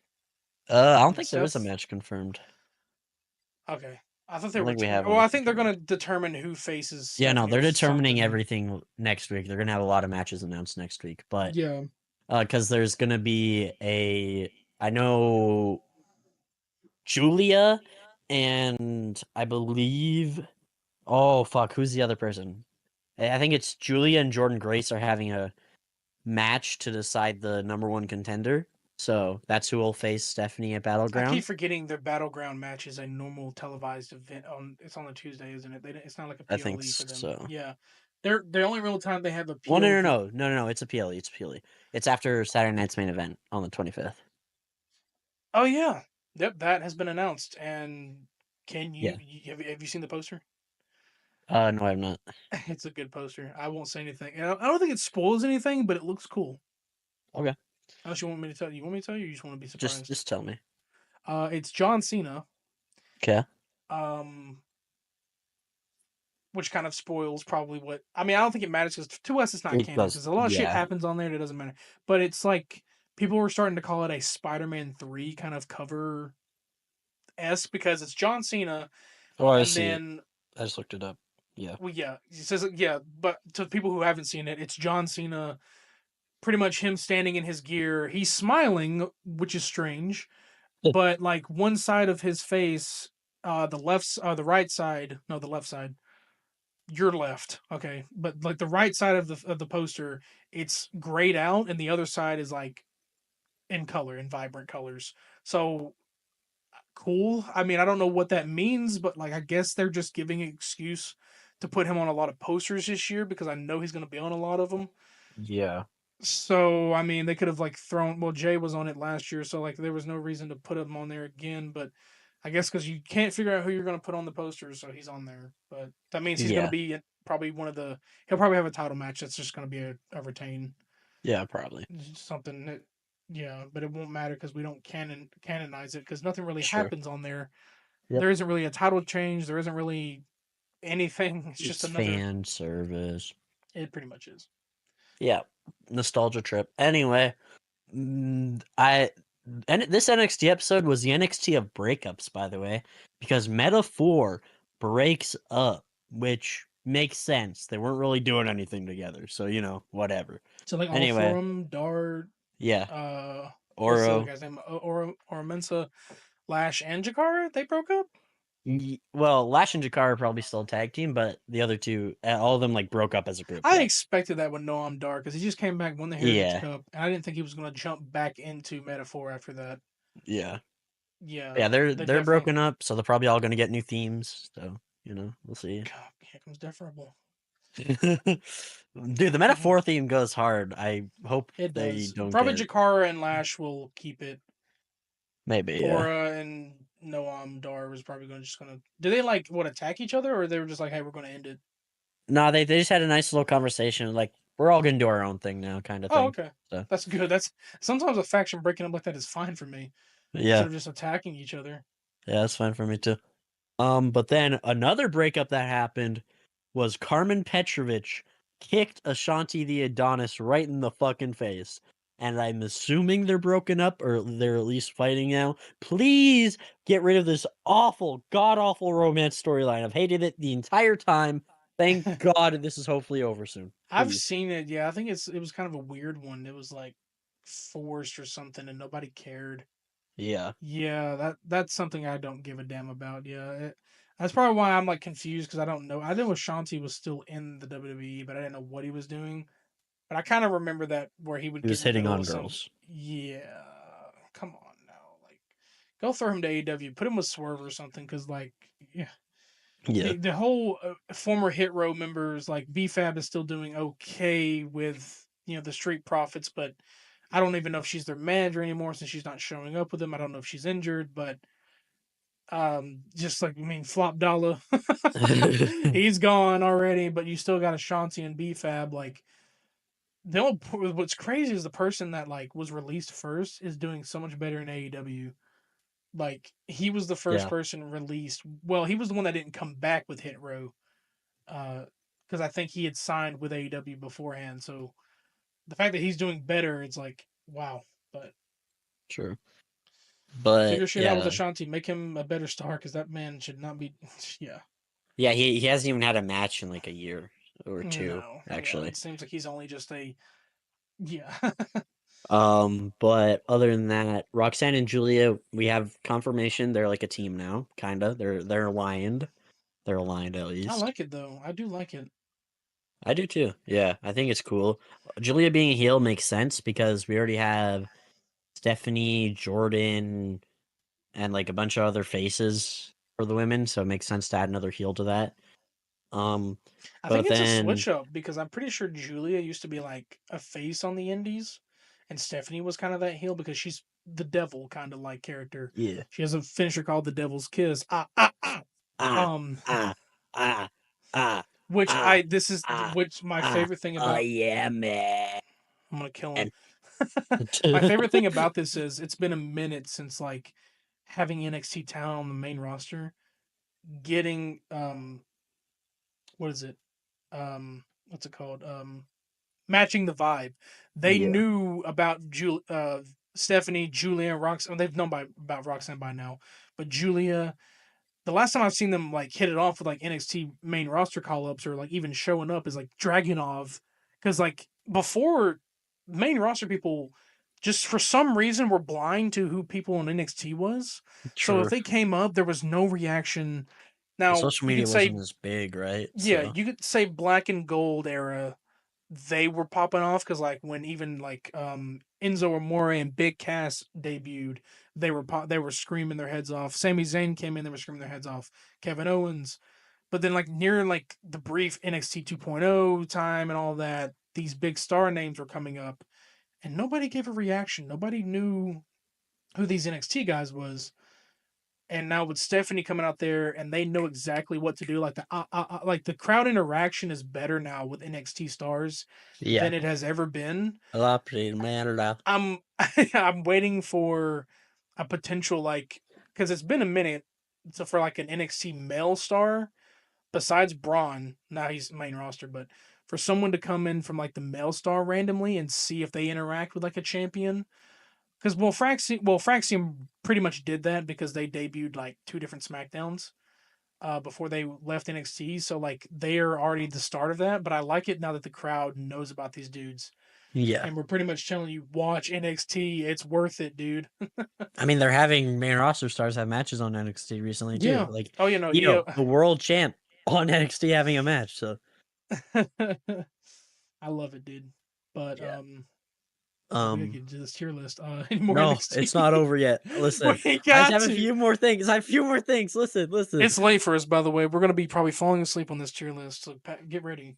Okay, yeah, but listen, listen, listen. Okay, I just want to acknowledge LFG is taking over NXT.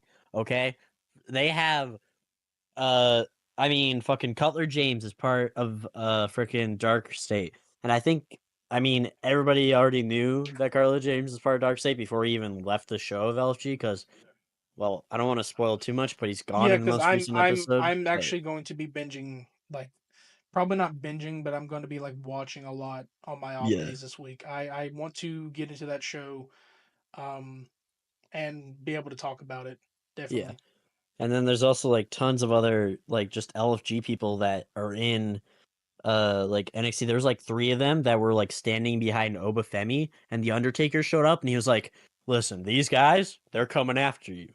And it was just really Oh cool. I yeah, I loved that. saw that he like threatened his Yeah. championship. Like these dudes are coming to get that. And I was like, Yeah. damn. And I love like all the people on LFG, so I hope they all do come over to NXT. But also, there was one that they didn't show in that like Undertaker segment that is in the like. So they announced a 25 man like what's it called? Battle Royal.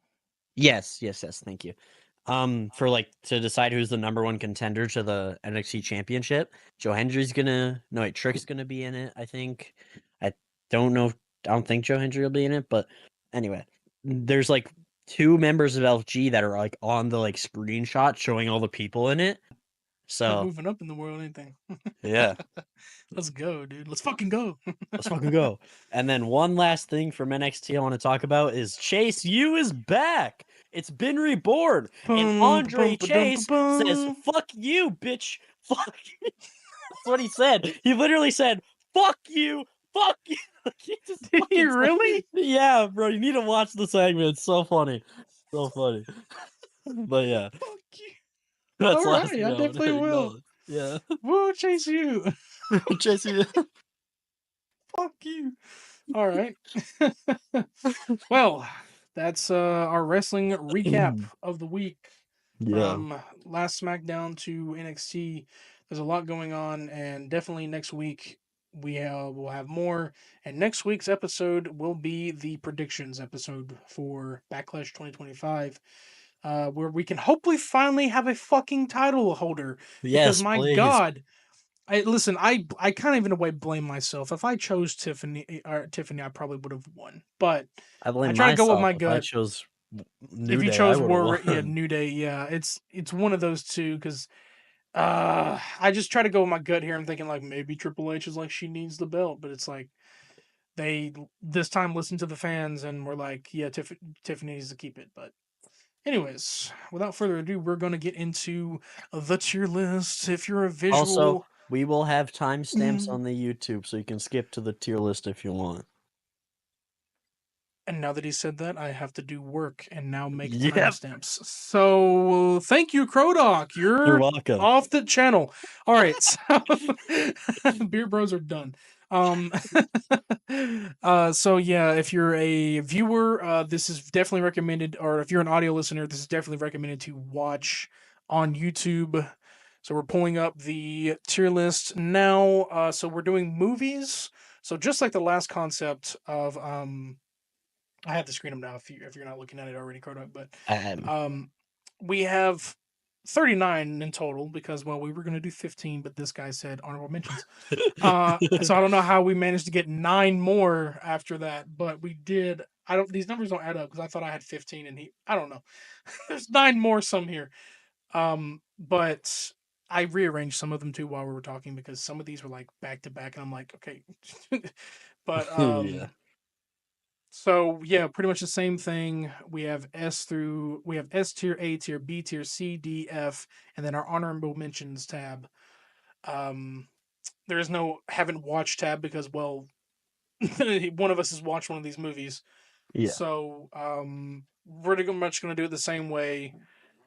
Decide like we'll like in a way we'll still decide if if one of us hasn't seen it, we'll let that person decide where Mhm. one goes. But if we've seen both or have watched at least some part of the series, we'll decide together where one of them is going to go. But Yeah. that's pretty much how that's going to go. So this first one, this one is called A Silent Voice, and I believe it Oh looks like yeah. it's animated. I don't know much It about is. it, but this is your Yes. pick. Um. So full disclosure, I watched this movie like 3 days ago. For the first time ever. It's It's already in now. his top three. Yeah. It's no. It's my fourth favorite movie of all time.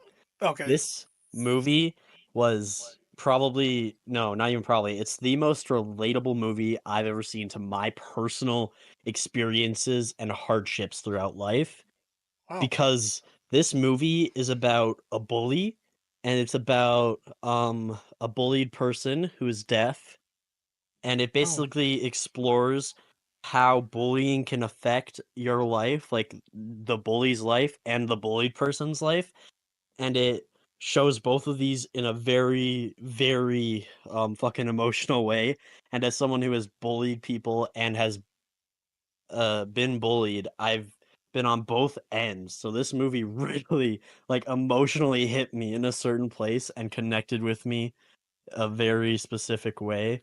Like Right. it just shows how even if you are the bully, it can still affect you so much as well, because it's a very if to anyone who I feel like I genuinely think every single person should watch this in their life. Like this is a movie that I feel like everybody should watch, no matter if you've been bullied or you've been a bully or if you haven't. I feel like everybody should watch this movie just to help raise somewhat of an awareness Hopefully, you're on not a stuff bully like watching this. this because we don't like you. But because you Come said if you on, have man. been a bully, well, I mean, hopefully you've changed your ways. But if you're currently a bully, you need to watch this movie and probably change your ways Yes, because yes. If bullying you is are, please watch this we movie. do not Yes. bully here. Yes. I used to, and that's One why of I love this movie so much. Is because it just does the it displays how the bully wants to become better and displays how even if you are a bully, it can affect your life in such a negative way at the end of the day. Like at the end of the day, it's gonna come back to you. All of it's gonna come back to you. It's gonna make your life way worse as well.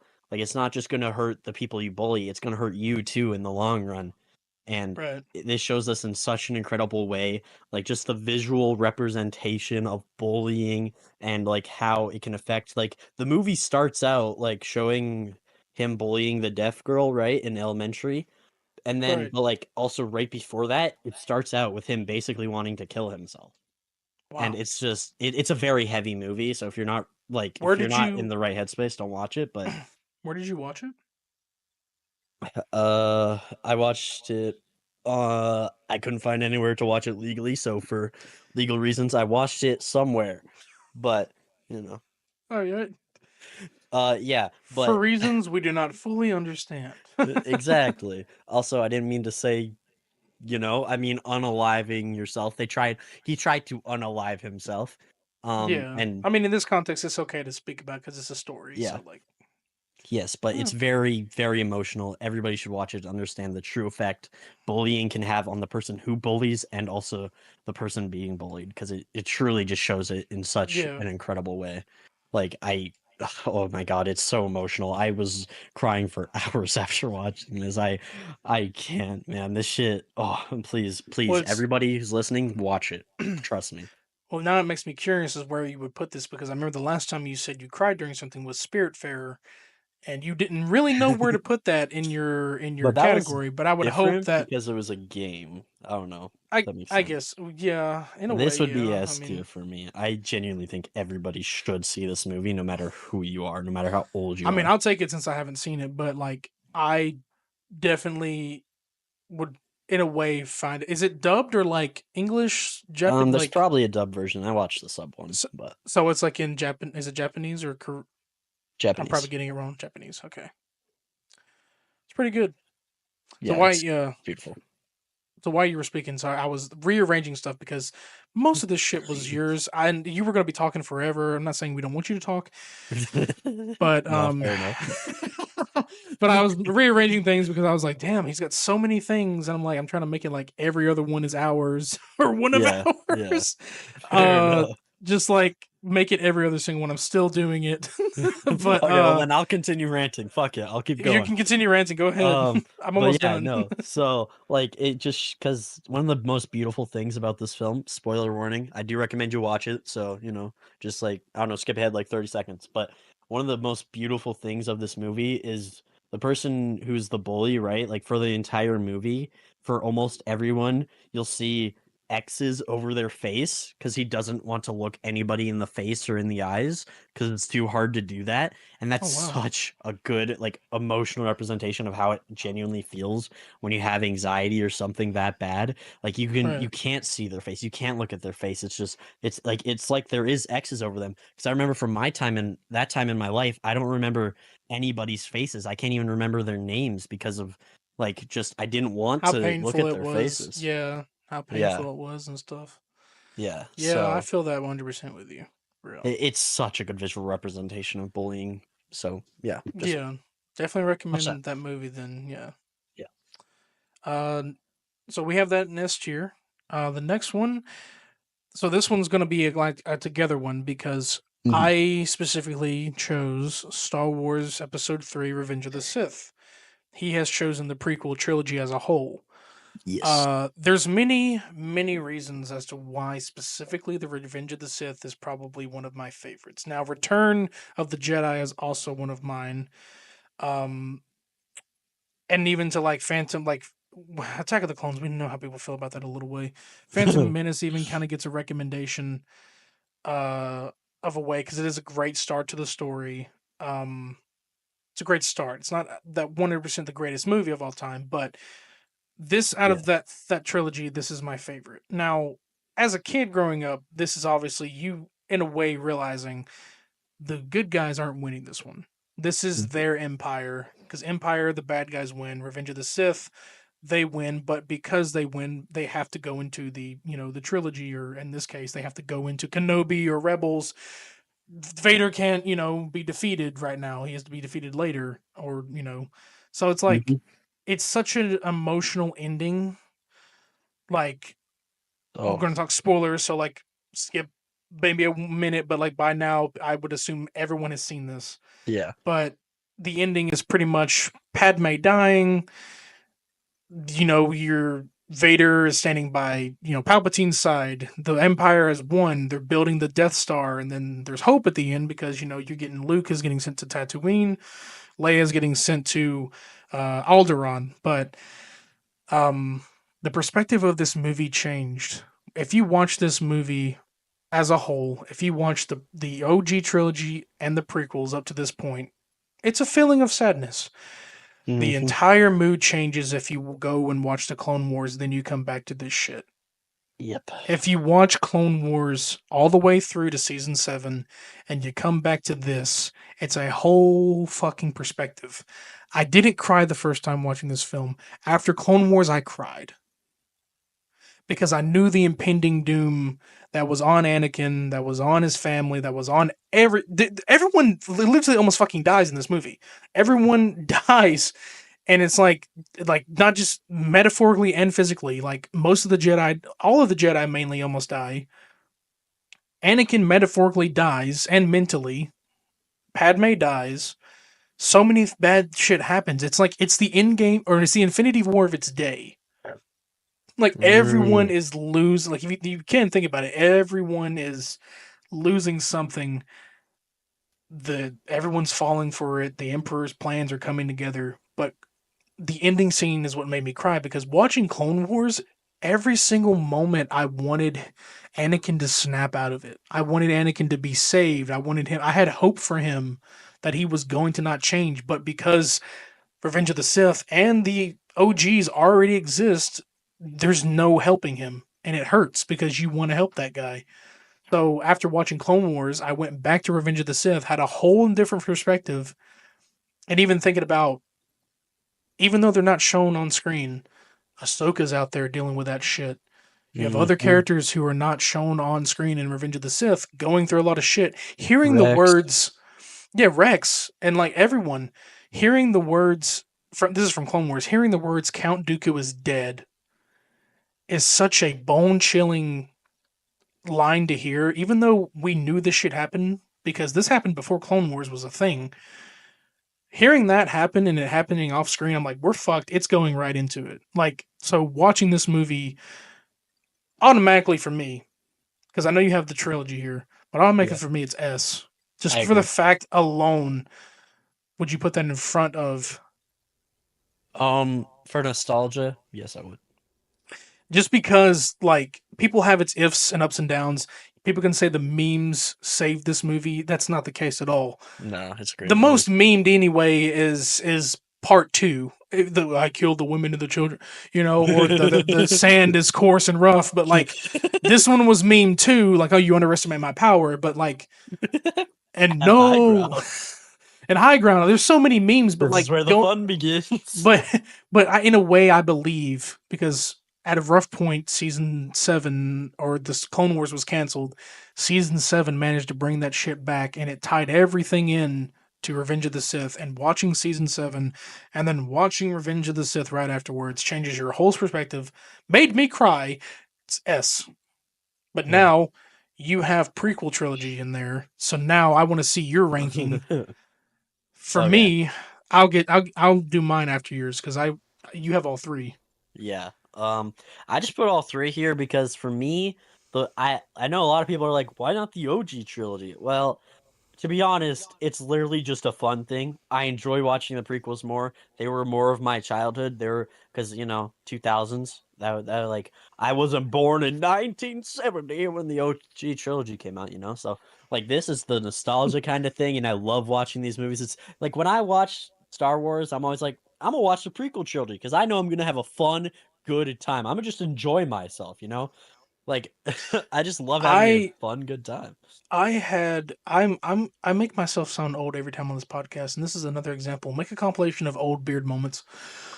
I my one of my uncles had one of the original VHSs of Oh the OG boy. trilogy, like the one before they added in all the prequel shit, where like Anakin's the Force ghost, or before they added in Palpatine's or Ian McDiarmid's face, because the original Emperor in Empire wasn't Ian McDiarmid. It was some. I believe it was. I think someone said it looked like a woman, but I think it was a woman, and it had monkey eyeballs on the Emperor's eyes for effect, and it was a guy talking over it.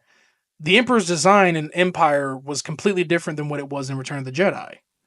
Ian McDiarmid didn't become the Emperor until the third movie, because that's when the Emperor fully showed up.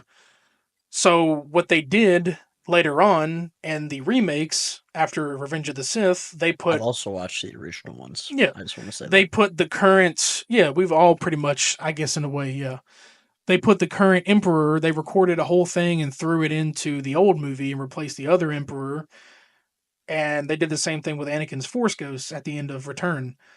So they changed that up. Those were the remakes or the re-edits or whatever. But I've seen the original like shit because there was So some have stuff I. that they've cut out of the originals. Yeah. So I've seen that. So I'm old as hell, like seeing this on VHS. But like the OGs are obviously, they're probably more nostalgia than the prequels. But growing up in the era of the prequels, that is, yeah, that would be my choice too because that's what I grew up on. Yeah. And the budgeting was different on the prequels than they were the OGs. Like the budgeting was small because George Lucas was starting out. So there was more things that they got to explore, and it's also prequels. I'm a sucker for prequels and to know this is how Vader became Vader. Oh yeah. So like, yeah, it was Also, amazing. effects and prequels are way better than the OG, and the lightsaber fights are phenomenally better. Like, That's just it's because, not even well, close. yes, that's what I'm saying. Everything became phenomenally better because George had the better effects team. He actually hired duelists and martial artists to fight. That's why some people do shit on some of the things in the sequel is because I'm not going to hate on everything Disney does. I do have a dislike to them sometimes, but they didn't take that opportunity to hire martial artists to fight. That's why Ray didn't have that. That's why Daisy Ridley or Adam Driver, they didn't have the training and combatant skills that literally um, Hayden Christensen and Ewan McGregor. Yes, that's right. McGregor. Yes. Hmm. Over here thinking of Conor McGregor. McGregor. Ewan McGregor, they had actual like training and fighting. They also had stunt doubles in a way, but Yeah. most of them did. Palpatine didn't fly through the air on his Aaron McDermott didn't fly through the air on his own. And the Um sequels has the worst fight scene of anything I've ever seen. So, yeah, and I don't think Christopher Charlie. Lee, rest in peace, actually had those martial artist skills because he was older. But regardless, they had training. So those fighting scenes look better. They didn't do any of that in the Disney ones, so it's like that's why they look like that. They're not trying to be, they were in a way lazy, but they just didn't have the combat training. Yeah. So I don't even think they Also, had that much training in the originals, and they at least had better finesse to them. yeah. Also, I watched the OG trilogy first because my family was like, okay, you haven't seen Star Wars, so we're gonna show you Star Wars. I think this was when I was, I mean, probably pretty young, right? But I watched the Okay. OG trilogy, and then they showed me the prequels, and I watched the OG trilogy, and I was like, yeah, this is okay. I think it's cool. And then after watching the Phantom Menace, and specifically seeing Darth Maul versus Qui-Gon and Obi-Wan, I was in love ever since. That's when I fell in love with Star Wars because Darth Maul's my favorite character in all of Star Wars. He's my favorite. I love Darth Maul. Darth Maul's fucking incredible. But that He, one scene with the Duel of the Fates like soundtrack in the background and just the incredible lightsaber fight that it was, that's what made me truly fall in love with Star Wars. So that's why I have to have like the trilogy as a whole because I don't hate Attack on Clones like everyone else. Honestly, I do think the memes are part of what makes me like it so much. But dude, I don't know. I think it's the fun. memes It's save it. fun. There's like there is a lot because there's a lot of things that like set up for Revenge of the Sith, and then you technically in a way have to go back and watch Attack the Clones to in a way understand Clone Wars because that's the whole Yeah, fucking point of the show. true. Um, but like to watch that because it well there are segments between Clone Wars that are before Attack of the Clones, I believe. Right, because Django Yeah. does die in Attack of the Clones, but Hmm. he does show up in Clone Wars at some point. There's time jumps. There's weird. I can't remember. Yeah, they're set like in between. Yeah. Am I wrong here? I Django think shows up in Clone Wars, right? I don't think he does. No. Well, yeah, he shows up because his son Boba's there. Mm. I, I thought His there was. son's Oh Boba's wait, no, there, it but I don't think happens. he It is. happens. It happens in Clone Attack of the Clones. Django. Okay, Django shows up in Attack of the Clones, then he dies, and then his son Boba, and then we see more of Boba in the Clone Wars. I'm getting it Hmm. wrong, so Yeah. because Billy D Williams, and then there's the voice, and then I don't remember his actor name but anyways, but yeah, so that's the whole point. Watch Attack of the Clones before Clone Wars, and you'll understand some shit. There's also shit that True. Count Dooku alludes to about, oh, your government is under the control of a Sith Lord, and they're like, you're dumb, no, and then that leads to Revenge of the Sith, and that's like, oh well, you're stupid for not believing that. You should have believed it. Yeah. But I recommend like you don't have to watch everything in chronological order, but if you want the lore, you want everything. If you want to go in blind for Revenge of the Sith, do it. But I recommend there's some filler shit in Clone Wars, but watch Clone Wars Yeah. before you watch Revenge of the Sith. You'll get a whole different perspective. True. But where would you put this trilogy, given through all Um, three films? Because I know where I kind of would, and I will Give me your say, thoughts because I thinking maybe A honestly, but okay, so Phantom Menace is a great start. It is a perfect start. I'm not going to lie, as Attack would bring it down. I don't care about it had to be dubbed. It had to be dubbed over because the audio issues. That's why some of the lines sound cheesy and unenthusiastic. That's what happened. I don't know if you know that, but that's like I the did not know audio. that. No. Yeah, audio issues fucked up, and that's why it sounds weird. That's why like it looks like sometimes in the scenes that they're like their lip, like the syncing of their lips and the audio is kind of off. It's because audio issues happened between, and they had to redub everything. I think they didn't have the budget to reshoot everything, so they kind of dubbed it in a way. It just you can hear there's some audio cues where it sounds like something they're saying sounds way too close when they're far away. But that's not the audio cue shit. Shit like that happens. Yeah. But the Battle of the Jedis at the end, that shit was insane. Oh yeah. Amazing. It is definitely important to the plot. For me, it's in between B and A, given that like Attack of the Clones has that kind of thing. Just like Revenge of the Sith is my S, probably Mm-hmm. that would put it in A for me too. Since Yeah, Revenge I'm of the thinking Sith is A. my S. Yeah, I'm thinking A, I'm thinking Arby's. No. because I do think Revenge Um of the Sith is just like better than you know. Yeah. it's like what it always makes you think like it's the best like of the trilogy, and people say that for Return. We all know the best of the OGs was Empire. I don't even want to hear it. Empire. Well, you probably have a different thing, but Empire is my favorite out of the OG. I haven't watched Some the OG people, trilogy since like holy shit, it's been so long. I don't even since you were really a remember it little child, that since much. you Yeah. were since you were little Krodok. Yeah, No, exactly. Empire is because like I don't know why, but like I'm always up for when the villain wins. I don't know why. I may be a little bit demented in the head for like enjoying villains over heroes, but like Nah, I I get it. I create do too. shit. I create shit where I create like villains. Like the recent thing that if you checked on my channel, that's a villain like character, dude. I write lore for shit, and it's mainly a villain because heroes are so last year. Anyways, True. I get it. Me too. um, yeah, but A tier for Star Wars: The Prequel Uh, Trilogy. So yeah, I this isn't the trilogy. This is just Oh, The Dark Knight. So, okay. um, yeah, I was gonna do the trilogy, but Dark Knight, out of all three of them, is the main one that I saw the most. Like, All right. I just saw it so many times.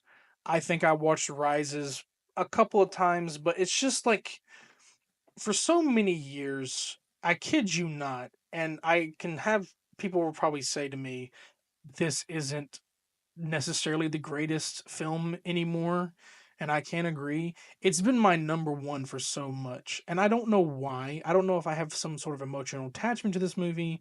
Ledger's performance, Mhm. there's pain that he's no longer with us because he could have done so much more in the future. He literally would have been a bigger star than he already was after this movie.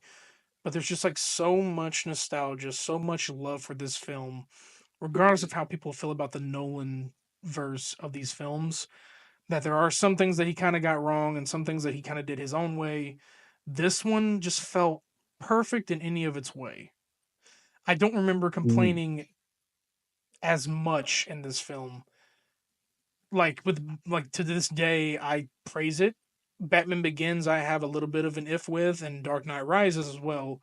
That's just because the direction had to change because they had plans for some things and Joker as well, but in the unfortunate passing of Heath Ledger, they had to change some things. That's not his fault. Things that he is a method actor, but he did get, very, very far into that. But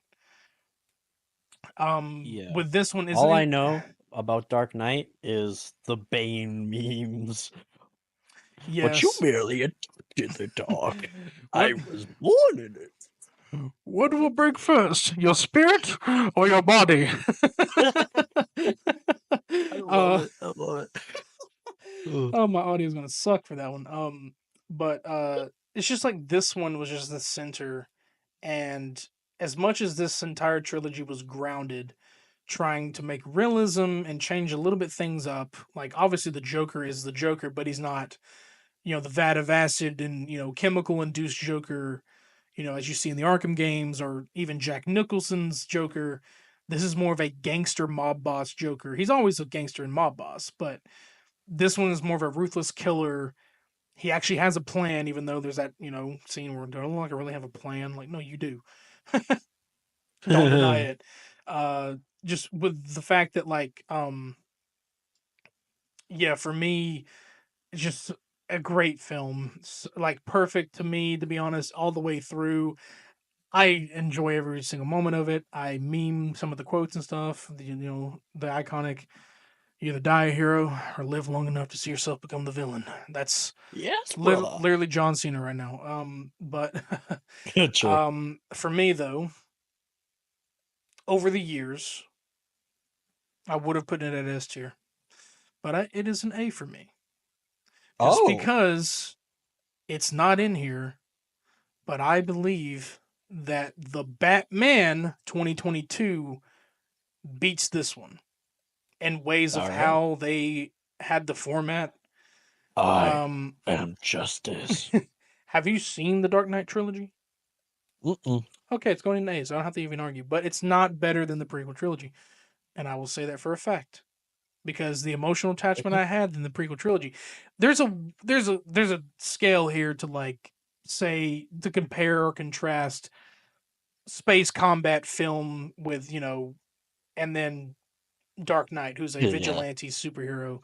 So it's like, it's not going to be better than something that's emotionally attached more than The Dark Knight. It's great for its nostalgia. It's great for its lines, its seriousness, its storytelling. Amazing. Weird takes, different takes on characters, but Yeah. could have been better. But A is probably where it stands because it is better than Begins and Rises. So True. that is my True. placement for that. Yeah. I mean, I've never seen it, so I can't really say much. But I will say, I did like the Batman. I like that movie, so maybe I'll watch the Dark Knight trilogy one day, but who It's knows? a different perspective. They do in a way they don't character assassinate, but they do character change. I don't know. They do some weird things to certain characters. He tried to keep it normal and grounded as Hmm. much as he could. Okay. Yeah, like Ra's al Ghul is supposed to be supernatural, but anyways. Yeah, wait. So is Ra's al Ghul in those movies and he's not? So okay, so Ra's al Ghul is in Batman Begins. He's the first villain. He's played by Liam Neeson. uh, Okay. so he's played by Liam Neeson. So the concept we all know, Ra's al Ghul, is he's a he's a demon. He's a Yeah. ancient demon. Lazarus Pit keeps him alive.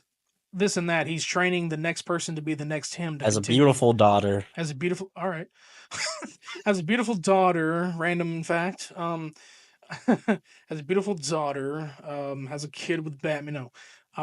But like his entire purpose is like he's been living for so many years. His body's becoming decrepit, and they even picked this up in the Arkham games. Like, well, with this, it's the same storyline. In comics and most media, he has been known to be there to train uh Bruce, and who eventually becomes Batman. And some media, he isn't really involved that much. He's more of a villain than anything. But in the Batman Begins film, I won't give too much spoilers, but he is the trainer. He is pretty much the reason that Batman becomes Batman. But Mhm. in this one, Ra's al Ghul, his motivation in the comics and all the media, he is over 1,000 years old. They get the dates wrong all the time. Sometimes it's like 500, 800. But he's been living for so long. He's tired of using the Lazarus Pit. It drains his energy. He's getting tired of it. He can't use it so much. He wants to pass on the blood of the demon and his power on to other people. And Batman is like a good asset for that because he's a crime fighter. And hopefully thinking that Batman will become the one to end Gotham because Gotham is so corrupt. Um, that's what pretty much the League of Assassins kind of like goal is, to like stop the corrupt, or like, pretty much. But Mhm. that's how he wants to gain his legacy, passing the blood of the demon. In the movie Batman Begins, he's not really supernatural. Oh, He just finds people who like look foreign or like Asian descent. Like literally, you'll find out in the movie. There's like two different dudes who are Asian that try to look like Ra's al Ghul. However, in this film, he goes by Ra's al Ghul because Christopher Nolan doesn't know how to pronounce names right. Ra's yeah, I al don't think I'm Ghul. gonna watch these movies. You don't have to, because I do have a nitpick with that. Dark Knight is a good one. That's why I say it's in my A. The other two would be C. I'm not even kidding you. I'm not even kidding you. Damn. Bane is not even what Bane in the third one. He's a terrorist, and he's more so not that Mexican. Sorry, I didn't mean to say that. Not that Spanish. I cannot assume a man's ethnicity. I don't think he's Spanish, but I don't think he's Mexican. I think he's like Cuban. I'm butchering this right now. Please Just don't kill me. just Please don't say kill me. Latino. Just say He's Latino. not Latino either. He's not. It's not the same. Listen. Okay. That Latino is anything that's Spanish. That's the term, brother. Anyways, please don't kill me for getting this wrong, anyone.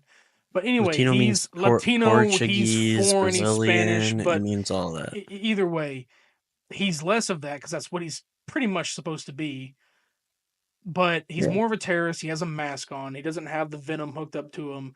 It's all grounded in a way, but Dark Knight manages to find that way to blend the grounding into it. So that's why it doesn't make that film so badly. But Batman Begins and Rises just kind of do. But that's Mhm. besides the point. That's how race is supposed to be. And if they do race one day in these Batman films, please, the Gotham TV show did it better. And that show got I yeah. canceled. But I like the thing I love about Batman is he can fight supernatural things without being supernatural himself and still win. That's what I love about it. You yeah, know? oh yeah. But now, God, we are on to one of your favorites. It seems, Cloudy with a Chance of Meatballs, Part All One. right. This is one of my honorable mentions, but should I still rank it or just put it in honorable mentions and talk If about it? it's an honorable mentions, we'll put it in there, and you can just talk about it. I guess Okay, since we let's do have that. that, yeah, honorable mentions. All I just right. rearrange things, but Yeah. So Cloudy with a Chance of Meatballs, right? Listen, I know a lot of people probably like, what the fuck is this? You know, there's probably a lot of people that haven't seen this movie, okay? Listen, this movie is so good. It's so funny. it's a fun movie. I'm not gonna say it's like one of the best movies ever. No, but it's so fun to just sit down and have a good watch and laugh with. Flint Lockwood, you know? So Kids love food. If your kid loves food, dude, watch this film. true. True. I think I don't remember what introduced me to it, but I remember watching this in school. I Oh, I really? didn't watch this. I think it was like near the end of the year. We were done with everything. It was about to be the end. It was the end of the school, and we watched this film for like 2 days because like we had to split it up because like the Yeah. days don't last long when you're in elementary. That's when this came out for me. Holy shit. What? Yeah, this came out. I don't think that's right. This came out in like 2010. You're wrong.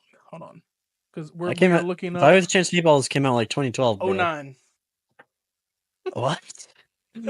You were a year My life old. is a lie. Oh nine. So yeah, I was still in elementary. I didn't go into middle school till about 2012. And that's for a fact. And that's Yeah. things I won't discuss here. Why? Anyways, yeah, oh nine. So like I think I was at least oh You nine. definitely weren't in elementary. No, I Yeah, was. no. No, I was. What? I was Oh in elementary. no. I didn't go Oh into middle no. school till 2012, and I didn't get out of Oh boy. elementary till 2011. So I was at least Oh. in third grade. Yeah, I was in third grade. Wow, dude, Oh your wow, life is a dude. lie. That's Going crazy, to man. fucking F tier. No.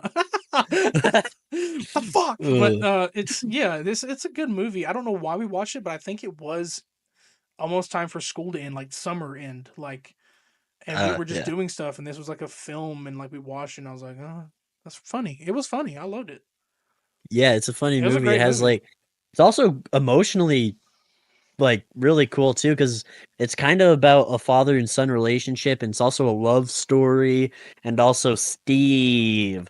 So, it's just like so it's a really good movie, people. Watch it. It's just fun. It's nice and wholesome. Show it to your kids or whatever. I don't know if anyone I watching this really has wanted kids. to jump into Whatever. a giant Jello thing like they did. I was like, that's not fair. I want to, Dude, yeah, even though bro, I that feel shit like you was would awesome. suffocate and die. But I mean, Yeah, no, definitely. yeah. I mean, if we were to rank it, I'd put it in.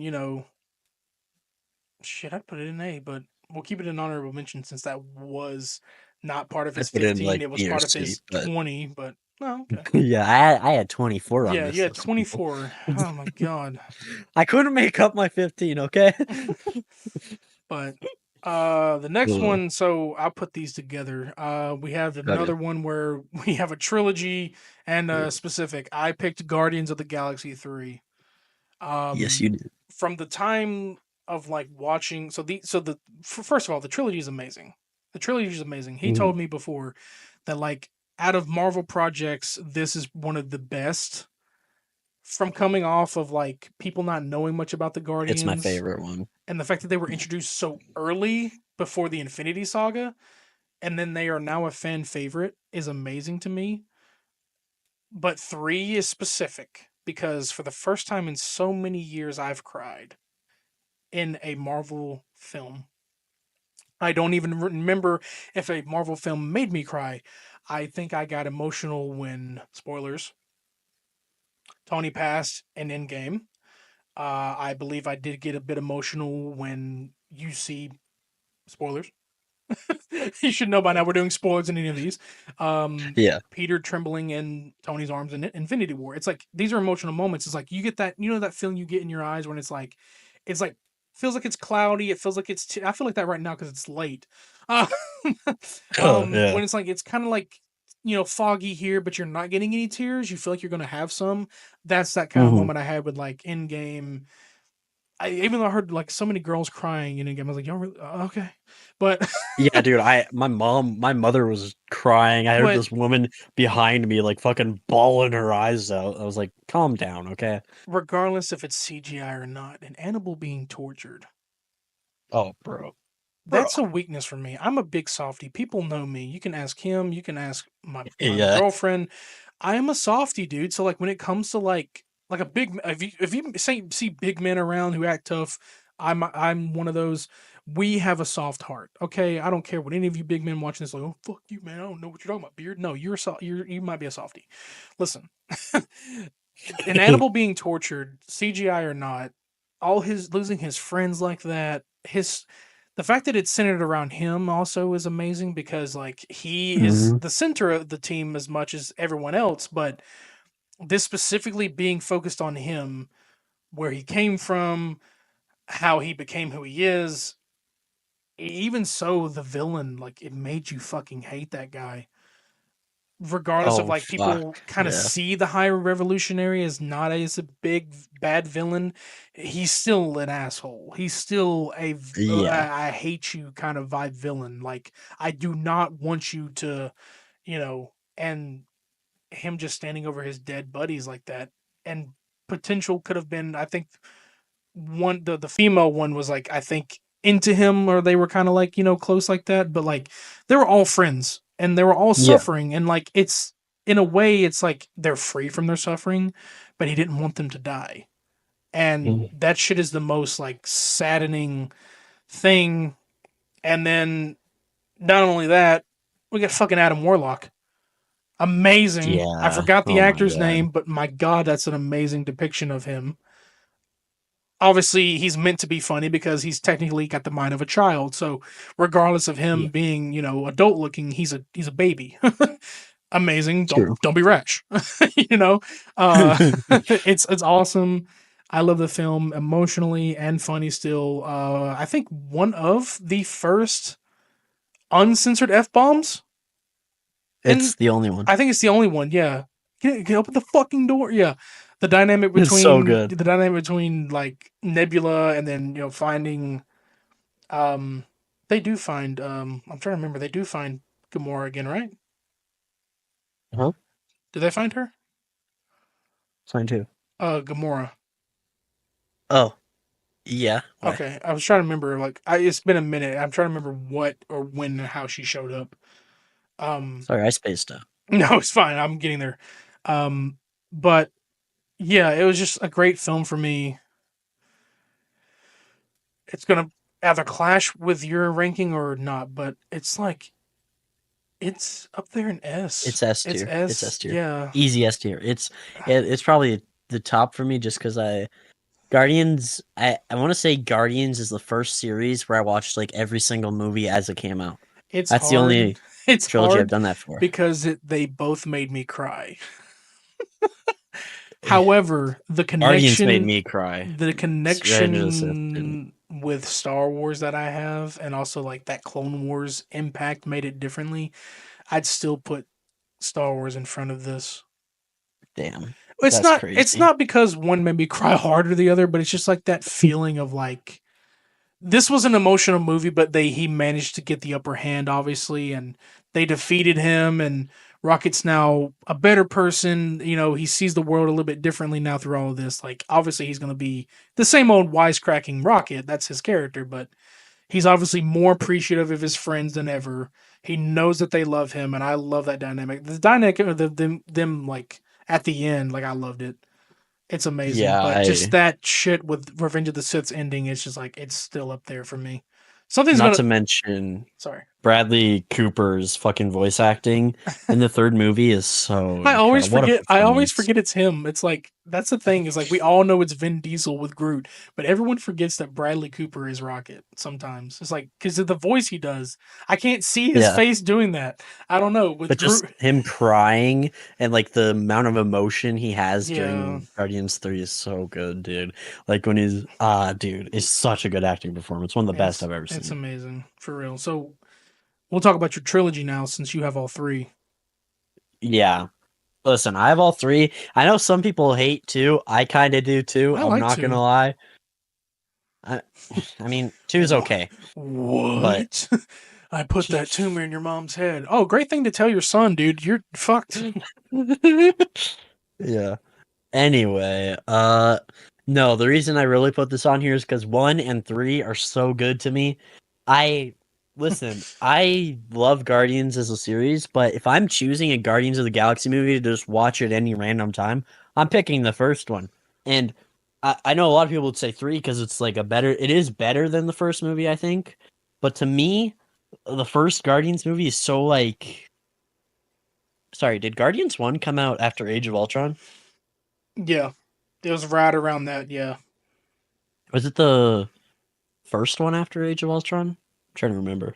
Yeah, the second one was after, I believe, Ragnarok. Okay. Yeah, because they had just got done with Volume 2, and then I think the post credits of Volume 2, Thor lands on or hits the ship. Okay. That's all I needed to know. Because within that All right. timeline, things were overlapping because like Thanos had come through, so yeah, it was all like overlapping in a way. Yeah, okay. That's all I need to know because for me, Guardians 1 was because I listen, people, I'm pretty young, okay? So the first MCU movie I saw in theaters was Age of Ultron, and that if that's the case, then Guardians 1 would have been the second one I think I saw in theaters. So, but actually, wait. Was it? No. No, it came out before Age of Ultron. Shit, never I mind. think I guess I haven't seen Guardians. them all in No, I theaters. think Guardians Damn it. 1 actually did pop up after. No, it popped up after, I think, the second Thor. Damn it. Never mind. My whole point is flawed and now. I mean, But whatever. you might be right because if I look up Guardians, it's 2014. Because Thanos shows up on it before Thanos shows up in because Thanos shows up in a post credit scenes after Avengers 1 What was that before fake Guardians 4 trailer? I'm sorry. I got yeah, distracted. so the thing is I see it, yeah, you can see it. I'm pretty sure everyone can see it. Yeah. Hello, look at that, y'all. Yeah, so Guardians 1 2014, Avengers 1 is 2012. So I think it's after Iron Man 3 and Thor 2. Yeah. So never mind. My whole So point's like invalid. it happened before Age of Ultron because we see Yeah. Thanos in Guardians with Ronan. Guardians Yeah. 1 happens Yeah. and then I think we start leading Yeah. into Avengers 2 and then yeah, so Yeah. Yeah. Okay. So yeah. never mind then. Cuz there was like, But oh yeah, because remember Doctor Strange even happened. So there was a brief uh, moment that these new guys were showing up that weren't the main guys and everybody was like, am I gonna like this? It's not the same people, and they eventually started liking it. Like they liked Doctor Strange, they liked the Guardians. So like there was a yeah. moment after Iron Man 3 and Avengers 2 where you started getting these new people, and people were like, I don't know if I'm gonna like it or not, because it was like during Civil War era time too as well, and they were like, what's going on? Yeah. But they eventually But liked it. But yeah. But anyway, so never mind what I was saying there.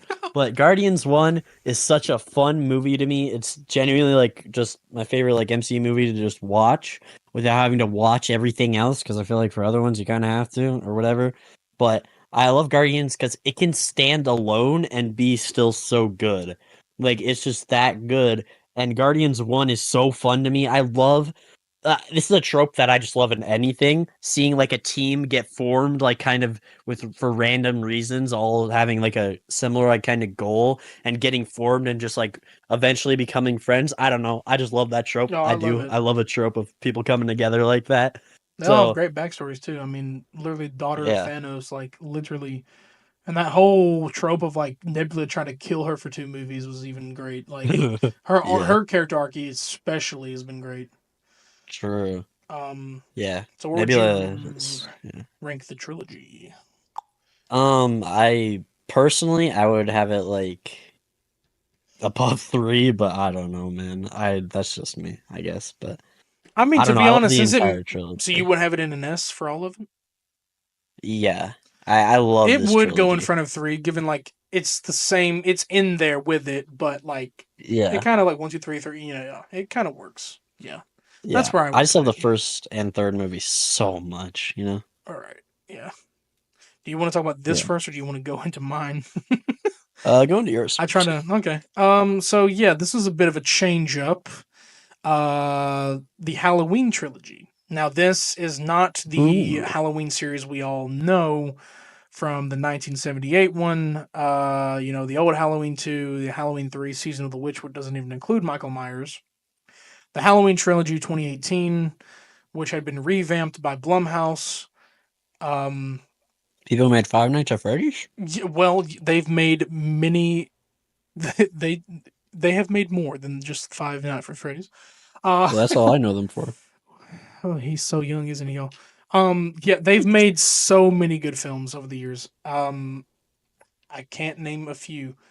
I can't name any at all as the moment because I'm blanking and I want to look like an idiot. But I feel like I've shown you some Blumhouse movies, but they've made great movies. Um, I wanted to switch it up a bit because there's movies that I know watching up for some reason. That's probably how crazy I'm in today. I liked horror movies growing up, but for some reason, out of all of them, Michael Myers was the center of my attention. Now, as a kid, you're probably thinking, why the fuck did your parents let you do this? They didn't. I snuck it. Anyways, I snuck my way into watching these movies. Not saying I snuck into theaters. I'm saying I watched these on TV. It doesn't matter. Household had an atmosphere to it. Just this guy alone had such a mysterious. He still does to this day. Has a mysterious thing about him regardless of how they changed him up in the future films where he was a fucking, satanic ritual kind of being. I hated those movies. But what the Halloween trilogy of 2018 did is they took the first film from 1978, they took every film after it, including Halloween 2, and they retconned it. So they took 2018 as the first Halloween. It's 40 years after the first one. So this whole time, Michael Myers has been incarcerated since the night of the killings in the first film. I also enjoyed his theme song. That's why I like this character that much. I can play it so fucking well without any sheet music on a piano.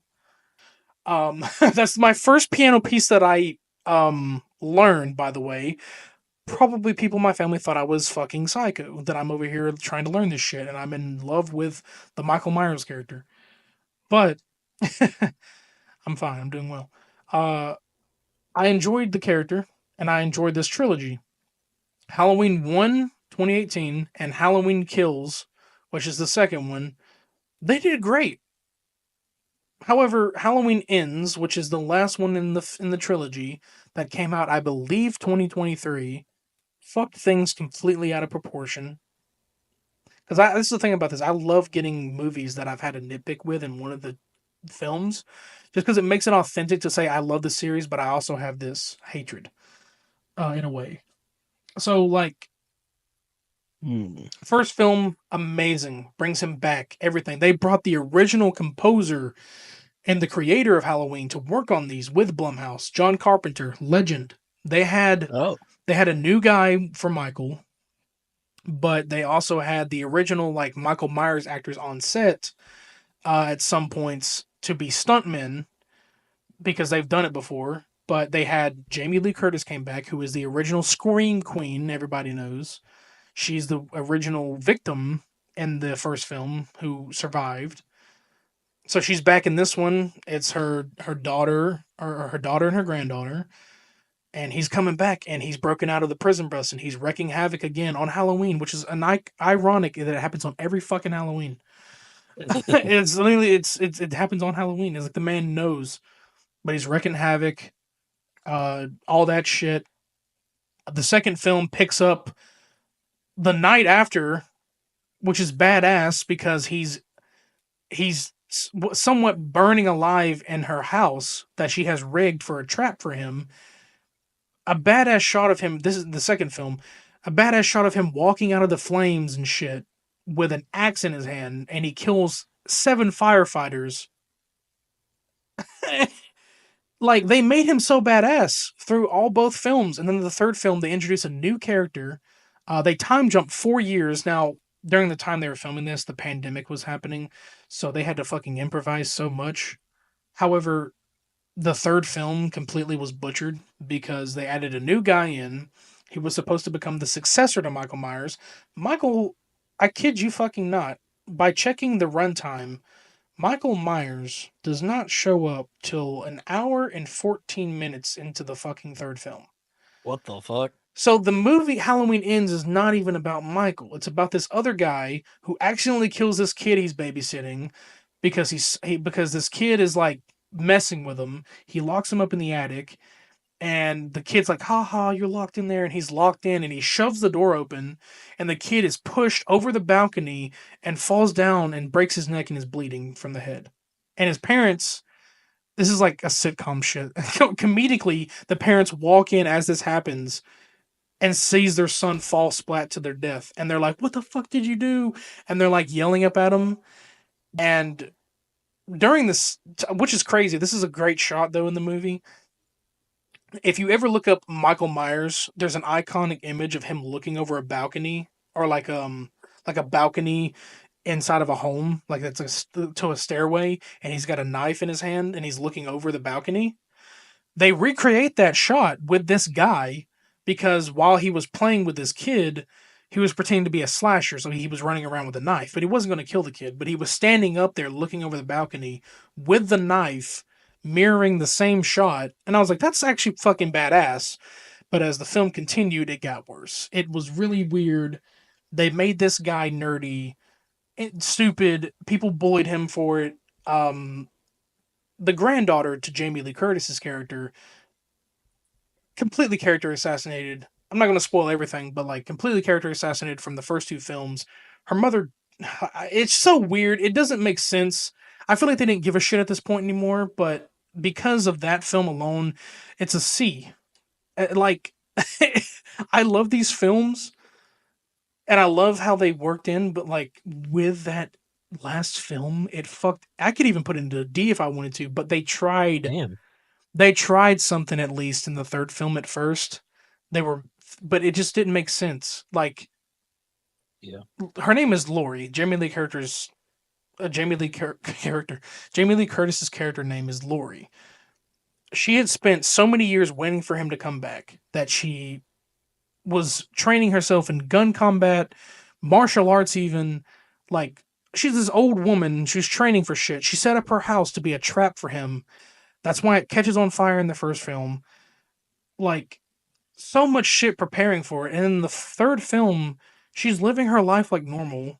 Michael's still alive, but she's just living her life like normal. She's not as cautious as she is. Everyone's pretty much a character assassinated.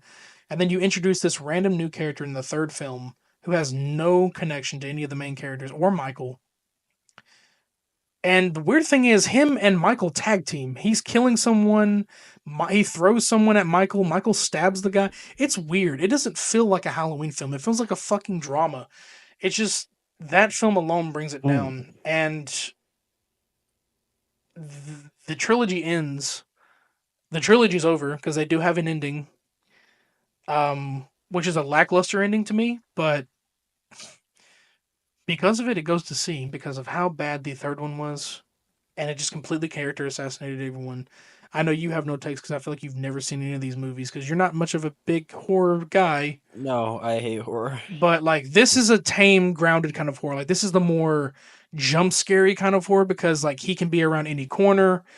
Also, in the third one, they were really relying too much on the jump scare sounds. Like every time they turn around the corner, it'd be a random person and would be like, "Dun!" And it's just like, what are you? Why are we doing that? It just they didn't know what to do in the last film. They could have just kept the format. They could have like made them look younger and say, "Hey, this takes place after the second movie, like a day after." They just character assassinate everybody. So, I mean, I Mm. really hope the series is over because the way it ended, it made it clear that it's over. Damn. I really hope Blumhouse doesn't do this with FNAF 3 when there is one and they fuck it up too. I don't know what it is about a trilogy or a Halloween and its trilogies, but it's how, Well, they can't fuck up FNAF. Okay, the they first one's could, they already could, no, but no, they can't. The first one's a bad movie. They can't make it any worse. that's why the FNAF movie is not in this tier list. Um, Hey, yeah, anyone who's listening and is trying to defend the FNAF movie because they just called it bad, you're wrong. It's a fun movie. It's not a good movie. There's a it is huge a fun movie, difference. but it's the thing about Halloween, and it always has a bad trilogy because the satire of it is. So Halloween 1 and 2, the originals in the 70s, there was Halloween 1 where like he shot 6 times and he escapes. The second movie follows the same night where Lori goes to the hospital and he chases her up to the hospital. Well, he dies in a fireball and that's where the story pretty much ends. John Carpenter, the original creator of Halloween, had a different vision for a third movie that didn't involve Michael Myers. Michael Myers' story was over. It was called Season of the Witch. The story followed that there was this evil company, not like, evil, haha, like there was this company that Disney. was. Don't come after us, Disney. It was a joke. uh, It was a joke. It was a joke. don't claim this video. Um, we, there was this company that was putting these like weird things into these Halloween masks, and it was killing children and killing adults wearing them.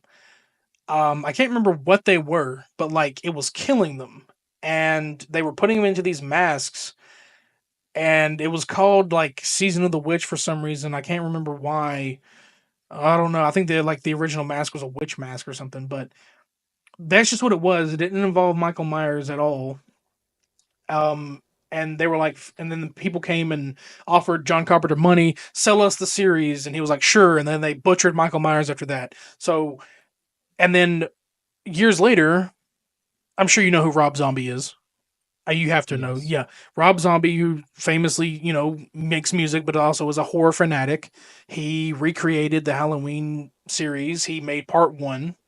Um, it's not great, but it is a good remake because I know how I feel about remakes, like Friday the 13th remake. I was like, but great first remake. The second one, what the fuck happened? I thought I was on an acid trip, and then it never got a trilogy. So like Halloween is like known for having either a laughable third part of the movie that sucks or no trilogy at all. But enough rambling of that. C tier is the best part for this because All right. the ending of Halloween Ends and the whole entire movie sucked ass. Damn. We have so much to Oh go yeah. through. We're gonna get to 4 hours. Let's fucking go. What's the next one? Yeah. So this is an honorable mention as well, so let's put it there. But this okay. This is like this is probably the most obscure So is movie the on next this one, I list. think. Okay, what's Yeah, this movie yeah. called again? But it's called Escape from Planet Earth. Yeah. It's probably the most like obscure movie on this list. I doubt anyone has really heard of this movie that much, but let me tell you, people, let me tell you, if you want to Let me watch talk to a you. bad movie and have a good time, this is the movie to watch, okay? Is this a good movie? I'm be honest, I can barely remember this movie, so I don't even really have that much of an opinion, but I'm pretty positive it's not. I'm pretty positive this movie's pretty ass, but it's super fun and funny to watch. It's probably really dated though. It's like I such think it is, yeah. 2010s humor. It's like you have to be in the moment to enjoy it, you know? You have to be there, kind of thing. You have to But be there. holy shit, is it funny to me? I don't know why. I just think I find this movie hilarious. It was a product of its time. I watched it so much when I was growing up, right? Because this came out when I was growing up, and it was just a fun, funny movie to watch. Probably really cringe now. I need to rewatch it, but trust me, if you want to watch a bad cringe movie that's outdated as fuck, watch this, and I promise you'll have a great time. All right. It's also the same as Guardians of the Galaxy, and where it's in space and it's like a team of misfits kind of coming together. So Yeah, I went ahead and put your honorable mentions at the very end so we can get through our real ones. yeah. Yeah, I mean, I think I've seen it. I've seen alien based like animated films. Uh Yeah. Aliens in the Attic is one I can remember. That's not an That anime one, film, but well, I mean, you it's know, not I animated, but love like, that it's movie. semi I because do like love that movie. I watched that movie it so many is. times. I have the DVD. It's I have the semi DVD. I animated. watched it so many I times, don't know dude. what the genre is called, but I guess they call it semi animation, kind of like Sonic, where like it's real life, but it. It's just CGI in a movie. That's all. Yeah, yeah, You but wouldn't call Guardians of the Galaxy animated? no, mm-mm. They have animated personalities, but no. Yeah, no, it's just CGI in a regular movie, live action movie. Next on Just our CGI in a live list, action movie. yeah. Next on our list is also a double whammy for both of us. Yeah. But I'll let him go first on this one since I normally go first. But we have the Okay. Pirates of the Caribbean trilogy. That's what Yes, he not chose. anything after, not 4 or 5, not Stranger Tides or Dead Men Tell No Tales. No, I don't like those movies that much. I'm sure if you do, you're a fine person, but honestly, you're wrong. Anyway, He the just like, first three movies, all right. The first three movies are so good. They're just perfect, you know. You got Johnny Depp and you got Will and Elizabeth's story in those three movies, and it beautifully wraps up at the I end. love how you called But him Johnny. I, How many you call him Johnny Depp, and then just you called them Will and Elizabeth. Like what? yeah, Captain Johnny Depp. listen, I don't want to say Orlando Bloom and oh fuck, who plays Elizabeth? Keira Knightley. Wow. Keira Knightley. Yeah, yeah, yeah. My And bad. then But the yeah, I don't actor want to Captain say their name. Barbosa. Yeah, exactly. You know. No. Anyway, Johnny Depp plays Jack Sparrow incredibly well. I'm a pirate lover. I said this during the games thing. I love pirates. I love pirates so much. Pirates are like my favorite Oh, shit in the Black world. Flag was So on Esther. any list, no matter what it's about, you're gonna see something about pirates probably from Yeah, me. if we do a TV So show tier list, One Piece all the way, yeah, exactly. Like pirates are everywhere for me. I love pirates. Anyway, this is just they're such fun movies. Fucking fuck, I can't speak.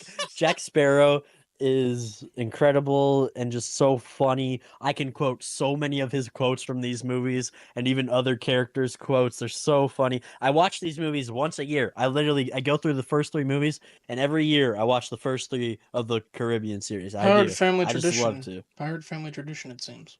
Yeah, for real. I just love watching these movies, and it's just such a good time. I'll usually watch them all in like a day too. I'll just, I like to watch them. They're fun, dude. They're And you told fun. me, Nice. you told me Black Pearl was like your favorite. It is. Yes, I love the first one the best, just because I feel like it doesn't like need all the like Davy Jones like extra stuff like that. I don't know. I Right. just like the first one because it's just such like a regular like classic pirate story, you know what I mean? Where it's just a regular curse and just, pirates wanting treasure and wanting to break a curse. I think it's really nice, you know? Whereas when you go into the second and third movie, it does lean a lot more into the supernatural side of it, Right, which yeah. I Dead Man pirate stories Ship are and always known to be like supernatural, and even the first one has some supernatural stuff, but it's still more grounded to me, and I like yeah, it for because that. Barbosa is like cursed, right? He's the Yeah. Black Pearl and everything. The whole like his whole crew is like, and then I'm guessing like they become saved, and that's how they become part of Jack's crew later on, right? Like Well, the Black yeah. Pearl crew is no longer cursed, right? Are they still? Yeah, no, they get uncursed. Most of them die. The only ones that return are Barbosa, but he does die in that movie, but he returns. Spoilers, I guess. Who cares? Anyway, These movies are um, like early 2000s. These people know this by now. Like, yeah, yeah. But yeah, so Barbosa does die at the end of the first one, but then he comes back in the third or end of second, I guess you could say technically. yeah. I think it's in But a second because he is like a high profile like character in the third one. Still, there's tension yeah, there with him and Jack, but yeah, but yeah, the rest he's of his crew die, I'm pretty sure, except for the two goofy guys yeah, they're like the with the missing teeth and eye the missing and yeah, stuff. and the Yeah, monkey, yeah, because everyone else yeah. is like Jack's crew. So yeah. Yeah, Jack the monkey never dies. So Jack the monkey um, stays alive. I guess I'll let you put where you think before I even talk about mine because it'll Uh, probably be up there for with yours. me, But for me, I do love these movies. Like I from an enjoyment standpoint, I would have them at an S. But when I don't know. I think I'd have them at an S because I do watch them every year. I don't know. They're fun to watch. I don't hmm, know, but I'm also fine with A as well though because when I'm looking at it like from a critical perspective, I do think the movies in S are better than like the trilogy kind of, but I have seen I all don't three, but we'll learn here soon that I've seen one of them more than once out of all three of them. I could compromise with A since I've seen one of them more. yeah, Um, would it go? I obviously it's going to go in front of Dark Knight, but would it go in front of the prequel trilogy? it would. It Yeah. would. Pirates all day, buddy. Yeah. I never cried in any of these films. I probably would need to watch them Because I again think all this three of time. them are very strong. Like I think all three films are very strong. I've Whereas the never, prequel has like I've tears never at the cried in point. any of them. It's just because I watched them as a kid. So if I watched them again, I probably would. I know there's a lot of Mhm. emotional Yeah. parts, but yeah, I definitely would put it before Star Wars just because of that. It's amazing. But Yeah. adding to that, I chose out of that trilogy, I chose at World's End, which is part Hmm. three, because that one is such an iconic one for me that I've seen so many damn times that One I could can create, one with the barely shit. count. Yeah, and I watched it so many times. I mean, fascinated by it so many times. I would put it in there with A, but I've always looked at it as an S to me because of how good that third film is. But in a compromise, we could do the same thing I did with Guardians and just put it like right in there with the trilogy in A. But as a film Uh, alone, I do like it around S or A. yeah, I don't know. I personally have it below the trilogy. I think it's a good movie. I think I like the trilogy as a whole more. I don't know. Yeah, it's like That behind the trilogy, or you mean like in a B or like behind it? no, just behind it. Okay, yeah, that would definitely work like Yeah, behind it. So I yeah. agree with Just that. because I think they're definitely good movies, but I think like they do have some issues, and I think they're more of just fun movies. You know what I mean? Yeah, yeah. Like fun to watch. All right, so we got this next pick for you called Klaus. Oh, yes, yes, yes. Now, some people might be like, "You have a Christmas movie in your top 15?" Hey, And I had a I Halloween to that movie. I mean, fair. Yeah, but and to that I say, damn right I have a Christmas movie because holy shit, is this one of the best? It's my favorite Christmas movie, obviously, you but caught it's also yourself one of the there. best movies I've We're seen, about to dude. have some haters like the best Christmas movie. Are you fucking serious? No, Yeah, I'm serious. To all you haters, listen, haters, there I don't aren't care any. what you We say. have none Your yet. opinions are wrong. We don't have it. You're making some. What are you doing? Stop. I, Remember? I can No. do something to I just look at listen. my. I'm trying to bait comments here. Okay, it's called rage baiting. I just look at my subscriber counts going down. Like no. Everyone can see that.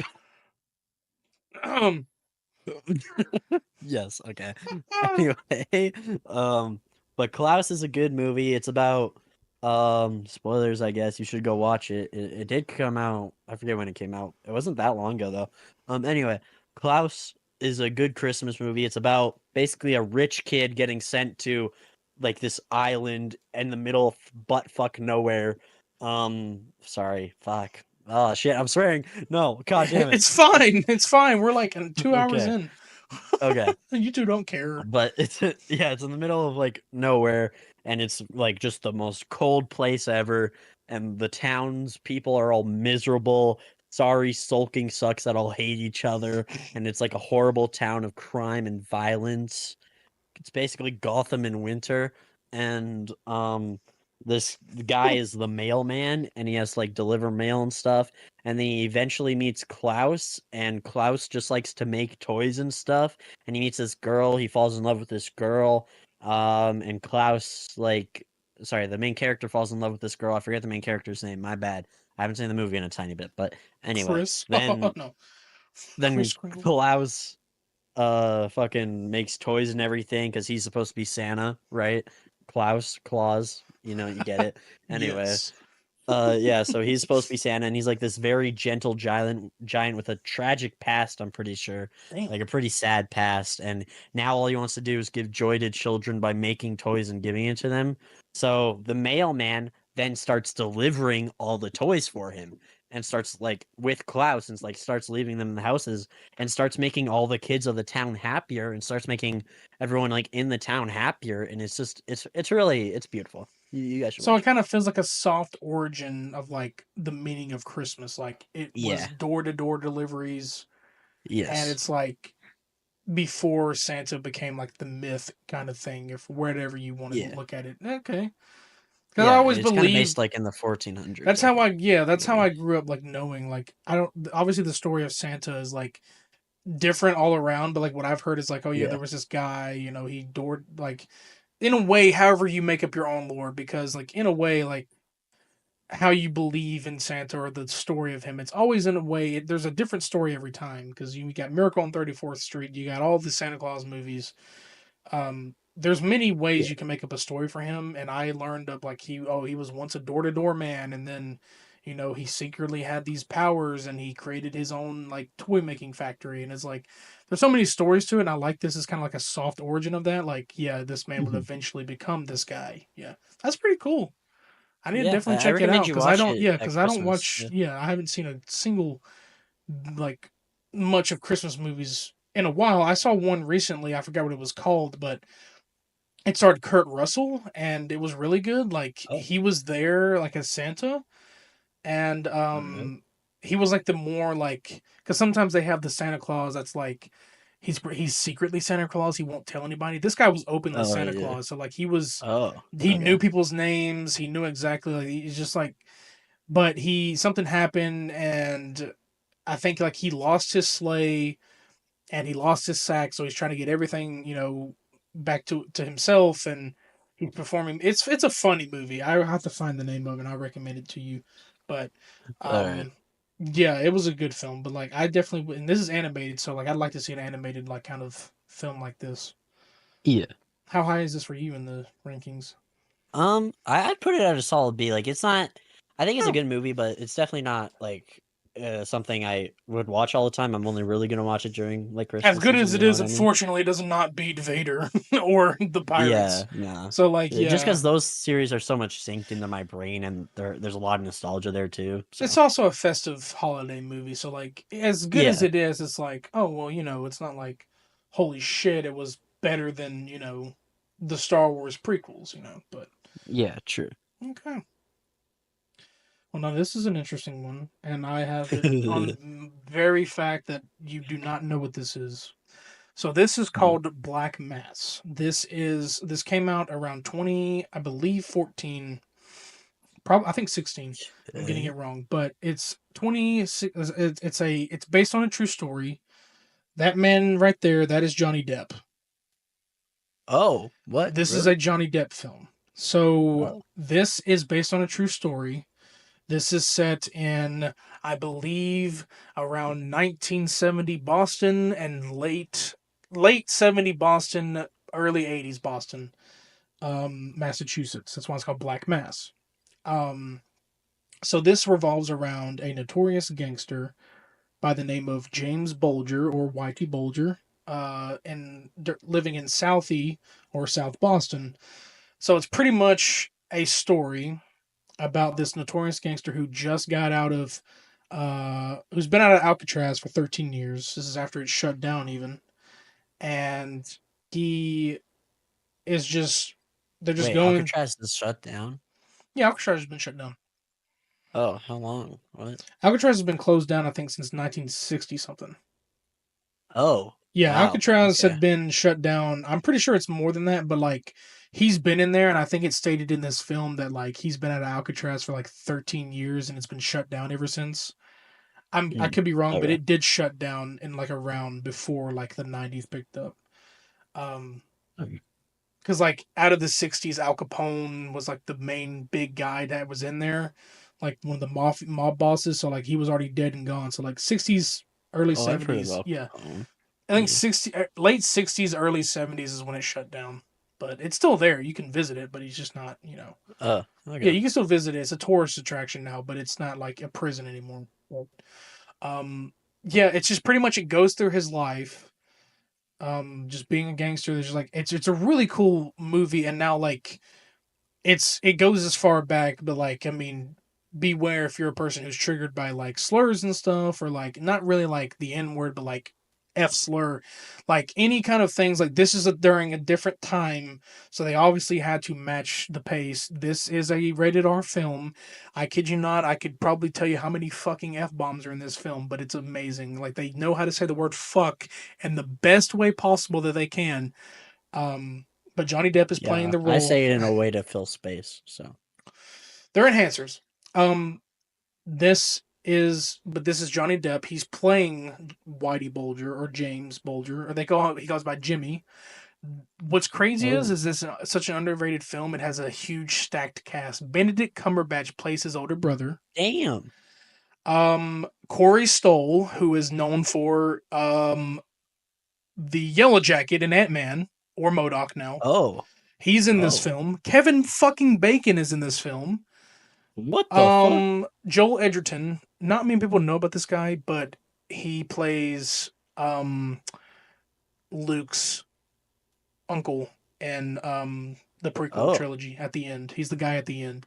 He's got more stuff, but I can't name all of his films. Dakota Johnson. If you don't know her, she was Madam Web, but she's also 50 Shades of Oh, Grey. Uh, there's more.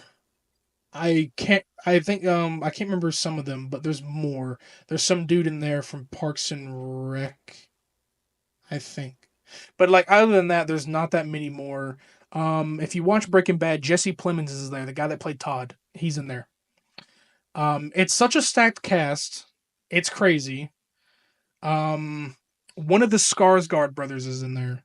So like it's such a what the stacked fuck? yeah, it's such a stacked cast, dude. But it's pretty much 1970s Boston. It's following this notorious gang boss's lifestyle.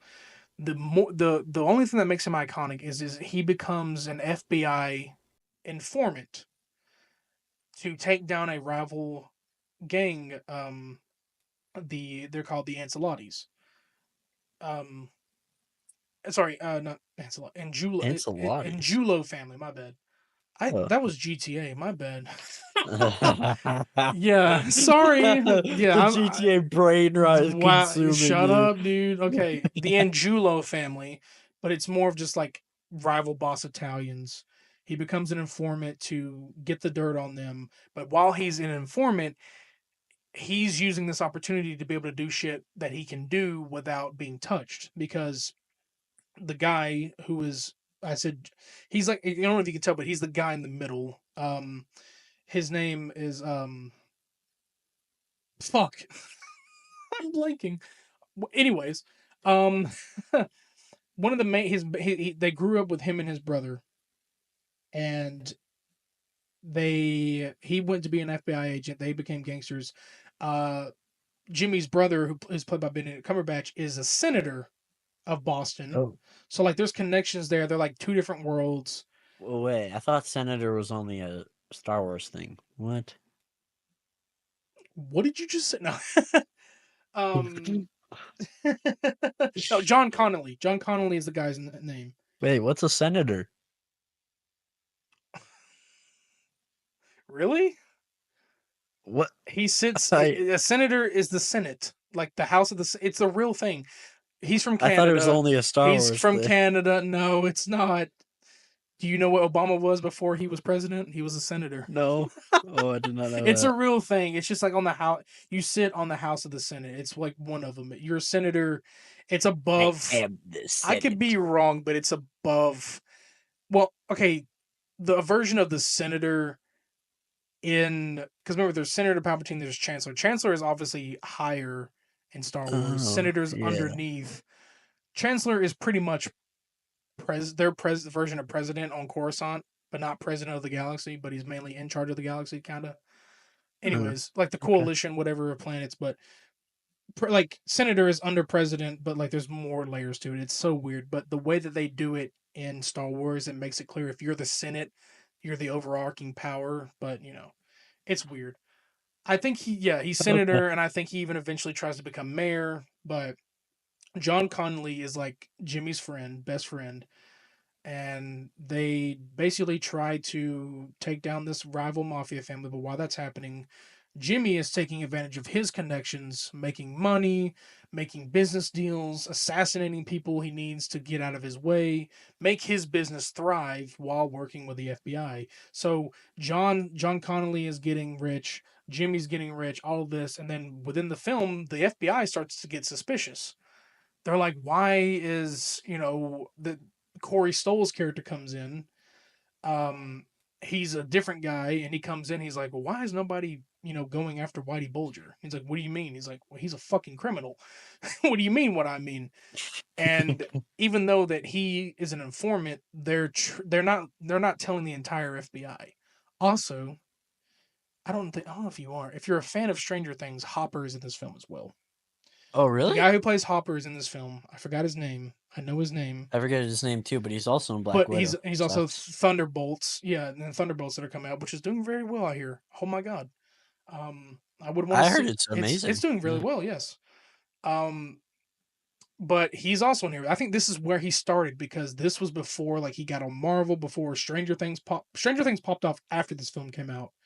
But Mm. I think No, 2014, I think. But anyway, I think yeah, I don't think he was popping off yet. I think I got the date of this movie wrong, but he was in here, and just overall, like, eventually the FBI starts, getting suspicious. They're like, why the hell is he being protected? What's going on here? They start slowly leading into the investigation.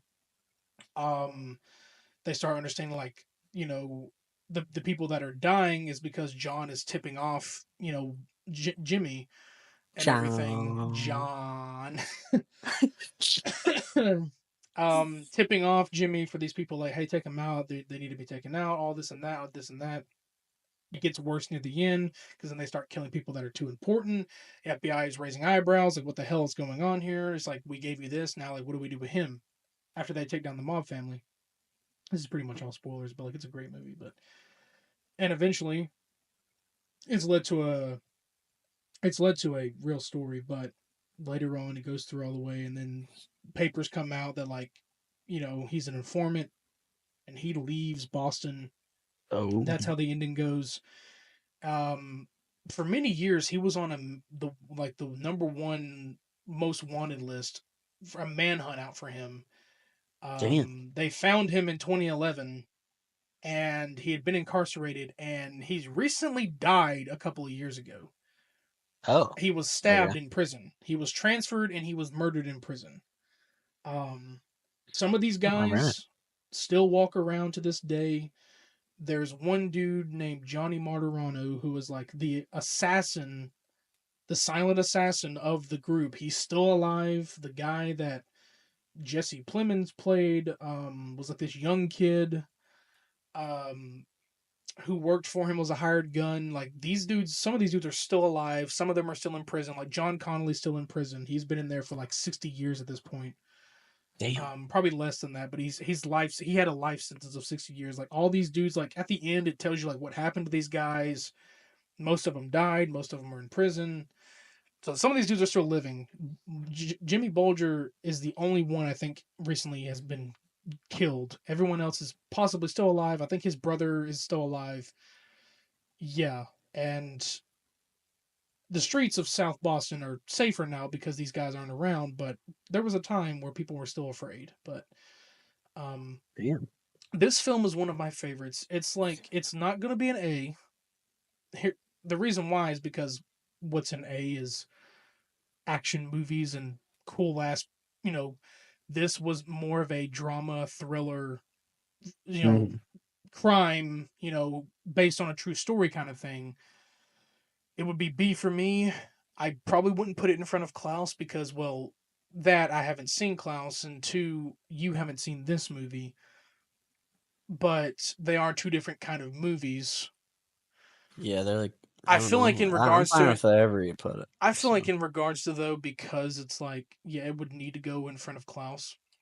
It's not a yeah, perfect A because there's like, it's good to me, but it's not like, the greatest film of all time. It's just like, it's one of those where it's like, if I want to watch a fucking crime drama and it involves Johnny Depp, well, there you go. It's yeah, really good. Like, it's amazing. I think it's like an hour and a half to 2 hours, and it's just, it's good.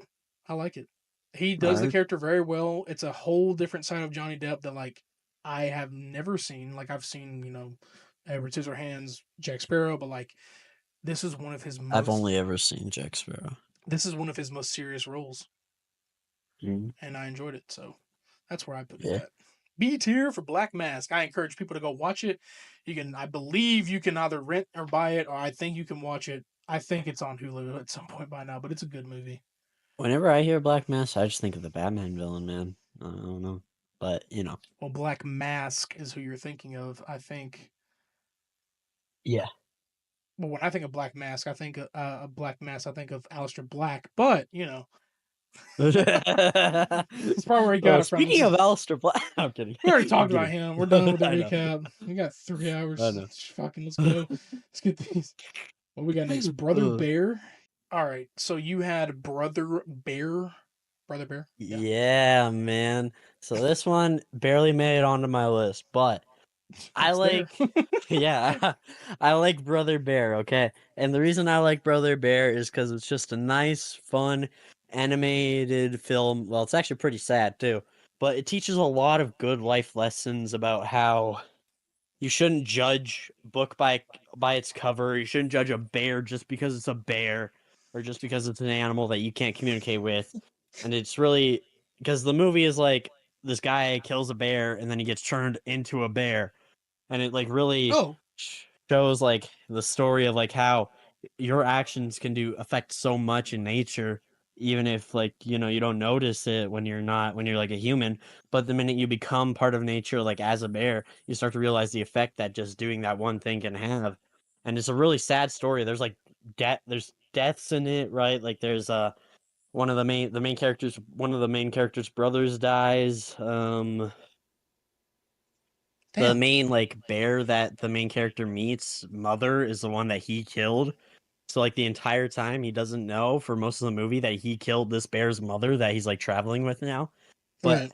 at some point he has to tell him, and it's like super emotional, and Phil Collins just in the background singing the song, like the most emotional song ever. It's just Oh so shit! I love Phil Collins. Wow. yeah, like I think the entire soundtrack is like done by Phil Collins. I So can feel it. That's amazing. yeah, I might be getting that wrong. I think it's Phil Collins though. So anyway, I'll have to check um, that out. Yeah. yeah, it's really good. Plus the Canadian mooses kill me every time. The Canadian moose in this movie kill me every time, dude. They're like, "Oh, is that right? Eh? Oh, fuck you, eh? Oh, fuck you, eh? Shut up!" Eh? It's so good, so good. He's Anyway, making fun of himself, ladies and gentlemen. I am, yes. I love things that make fun of me. Anyway, All right. uh, I would put this in a solid C. So it's okay. I don't think it's like the We're best in the world, but we're definitely putting it before Halloween though, because yeah, yeah, I mean both of these involve killing apparently, as you say, but I mean I would see this more of an emotional teaching lesson versus this shit where it's like what yeah. not to do for a trilogy. No, I think you should. Um, I think you should show people Brother Bear. It teaches some nice lessons, especially kids. I think it's great for kids to learn some well, lessons, yeah, I'm saying important like Halloween lessons. trilogy, like that's Yeah, yeah. Start off great, had a great sequel trilogy. Blech. So like Brother Bear definitely beats that yeah. for real. Um, Uh, I have, as someone We who's not both even a have. big fan. Okay, well, We you both have. decided. We're gonna say that here. Originally I had the Sonic trilogy. He did not. He's a fake fan. No, I'm kidding. Um, I forgot. no, we had the Sonic trilogy. He decided, well, let me just steal Redbeard's ideas. So no, um, Yeah, Sonic trilogy. I did that because, well, as not as big of a fan I am, these movies made me a fan in a way. It's not like I'm out here playing the games all the time, but it made me a fan. And for one of those live action video games, this shit managed to work. it's the I've best video seen game adaptation for movies. yes, like we can even Movies even give an specifically. honorable mention of like the Mario Brothers movie. Video game live action movies used to suck ass. Like they literally could not. Ratchet and Clank. I'm talking about you, brother. They even though that was more really was its own animated, but still like just any like a movie adaptation of a game just This is doesn't the best always movie work. adaptation of a game. But this is the best Straight up. one. First one starts off solid. Second one is a great, phenomenal sequel. Third one fucking knocks that shit out of the Yeah. park. I actually watched all three of these in one day, like a few weeks ago. So Well, dang. But yeah. like, I started this off where it's like I got a buddy, IRL buddy, who was like really into Sonic, and he was like, "Dude, we should definitely watch this." And now the funny thing about this, we all know how this shit started. Naked hillbilly looking Sonic. Okay, we know how this started. We know what the original. We know exactly what the original looked like. We did not fuck with it. And as much to say that like we bullied them to change it, we went too far in a way. I can't say we because I didn't. Some people took it too far, but the studio listened. The design changed. Because for me, I was like, Jim Carrey's carrying, no pun intended, is carrying this movie because of this shit design. And then they came back and were like, we're pretty much apologized and was like, here we go, here's the new design. Literally not identical, but like if you were to give a live action Sonic, this is what he would look like. Mm-hmm. This is perfect. I don't know what they were going for in the beginning. If they thought, oh, because it's in the real world, he has to kind of look like a human or close to it. But whatever Yeah. they were thinking, it had to be a PR. I kid you I'll tell not. you what they're thinking. I can say it for Go you. ahead. So what this is the reason most live action adaptations that have CGI or stuff like this are usually bad is because they try, like, especially if it's something from something, like Sonic is a cartoony game. It has a cartoon art style, and if you try to take a cartoon character and try to make it more realistic, it doesn't work. That's the thing. Mhm. A lot of studios are scared to just literally copy and paste it, which is what you should do. A cartoon character can work in a live action setting. Obviously proven by the Sonic movies, but it's also been proven by other movies too. Like, just if you just literally The just take Smurfs. the I exact mean, same, yeah, exactly. they If weren't you that just great films, but yeah. yeah, if you just take the exact same character and don't like try to make it look any more realistic or anything, it'll work just fine. But when you try to make it look more real and realistic is when it looks bad. So That's what I'm saying. I don't know that's why people didn't think it wouldn't work. If you go back to the fucking early 2000s where you had Garfield the movie, you yeah. had Stuart Little 1 and 2, where you had, a little bird or the little mouse, like all of them working in tandem together. Like I know you had, Snowball, he was a cat, but that was just a cat with, a mouth filter over it. But you had a CGI animated, mouse. It's like it worked. They knew how to do it. It's like literally ahead of its time. And, like they don't think it's going to work nowadays because if I'm going to be honest, their CGI is evolving backwards. It's shit. Some of it's shit. It's getting worse. There's Well, still some studios. Yeah, it's the because budget. studios have figured out that it's expensive and they figured out how they can cut costs on it. So if they can, Yes, they will. and they'd rather use an AI to fucking figure out shit more than anything to write shit as well. But it's like, yeah, they're gonna cut the cost. They don't care anymore that much. They don't need it if it's for like a 10-second scene. But when it comes to this, the budget that Paramount has, who is now owned by, I forgot, somebody bought Paramount. I forgot who did just recently. So I Didn't don't Universal? even. I think it was Universal. Yeah, so like I don't know what the future of like Sonic's gonna look like, but I feel it's gonna be fine. But Paramount has always had such a good budget in its films, so like this one was already looking well. I feel like I don't know what they were doing making the original, but it's not even about the designs. This is about the trilogy as a whole. I've never had any misses in this trilogy. It's always been a hit. The first one is the best start to a trilogy. The second one gets even better with the introduction of Knuckles and Tails is more involved now. And then the third one is literally like the fucking end game or like the Infinity War. Like Shadow, holy shit that story. It's all great. And like for me as a personal ranking, I do have it up there in A. But I want to know what your take is because I feel like you'd Okay. have it higher. Uh, I probably I don't know about that, but I'm a big Sonic fan. I wasn't a Sonic fan for a long time, but once the like Usually how that works for first, people. huh? It's that usually how that works for people. They aren't at first, but then like it's actually pretty cool. Yeah, like I think it was after like the second movie came out, and I was like, you know what? I'm gonna check out what these are because I watched the movies and I was like, yeah, these are cool. So I was like, I'll check out the games. I'm gonna watch a bunch, and then I became a huge Sonic fan. So anyway, I'm a huge Sonic fan now.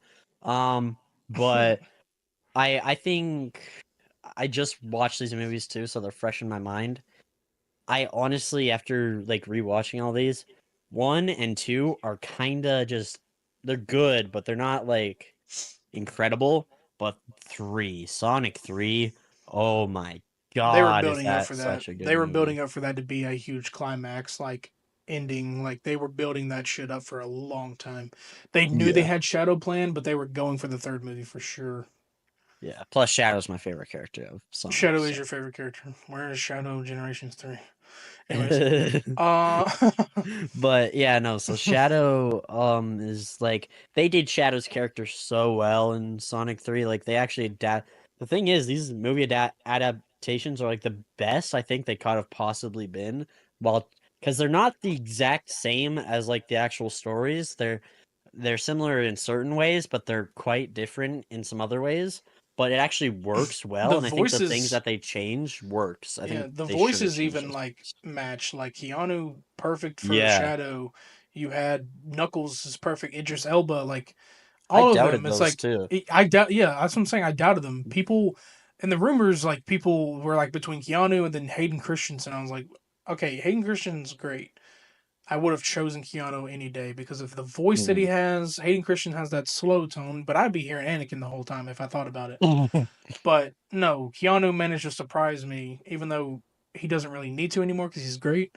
But in a movie of that caliber, and the voice and everything just match Shadow, because like I don't know how his voice is in the games or like any media much because I don't watch them. But I would suspect for Shadow to be that kind of guy, he would have a low voice like He's Keanu's. edgelord. He's edgelord, so he would have He's a edgelord. low voice like Keanu Reeves can do. Yeah, Um, yeah, I still stand where it's like it's an A, but I could compromise depending on where you want to put these at. I can agree with that. Yeah, An A. I just after rewatching the first and second movie, dude, they I do kind of drag a bit, but wonder where yeah. its placement would be though, because we have Pirates, Star Wars, and Batman.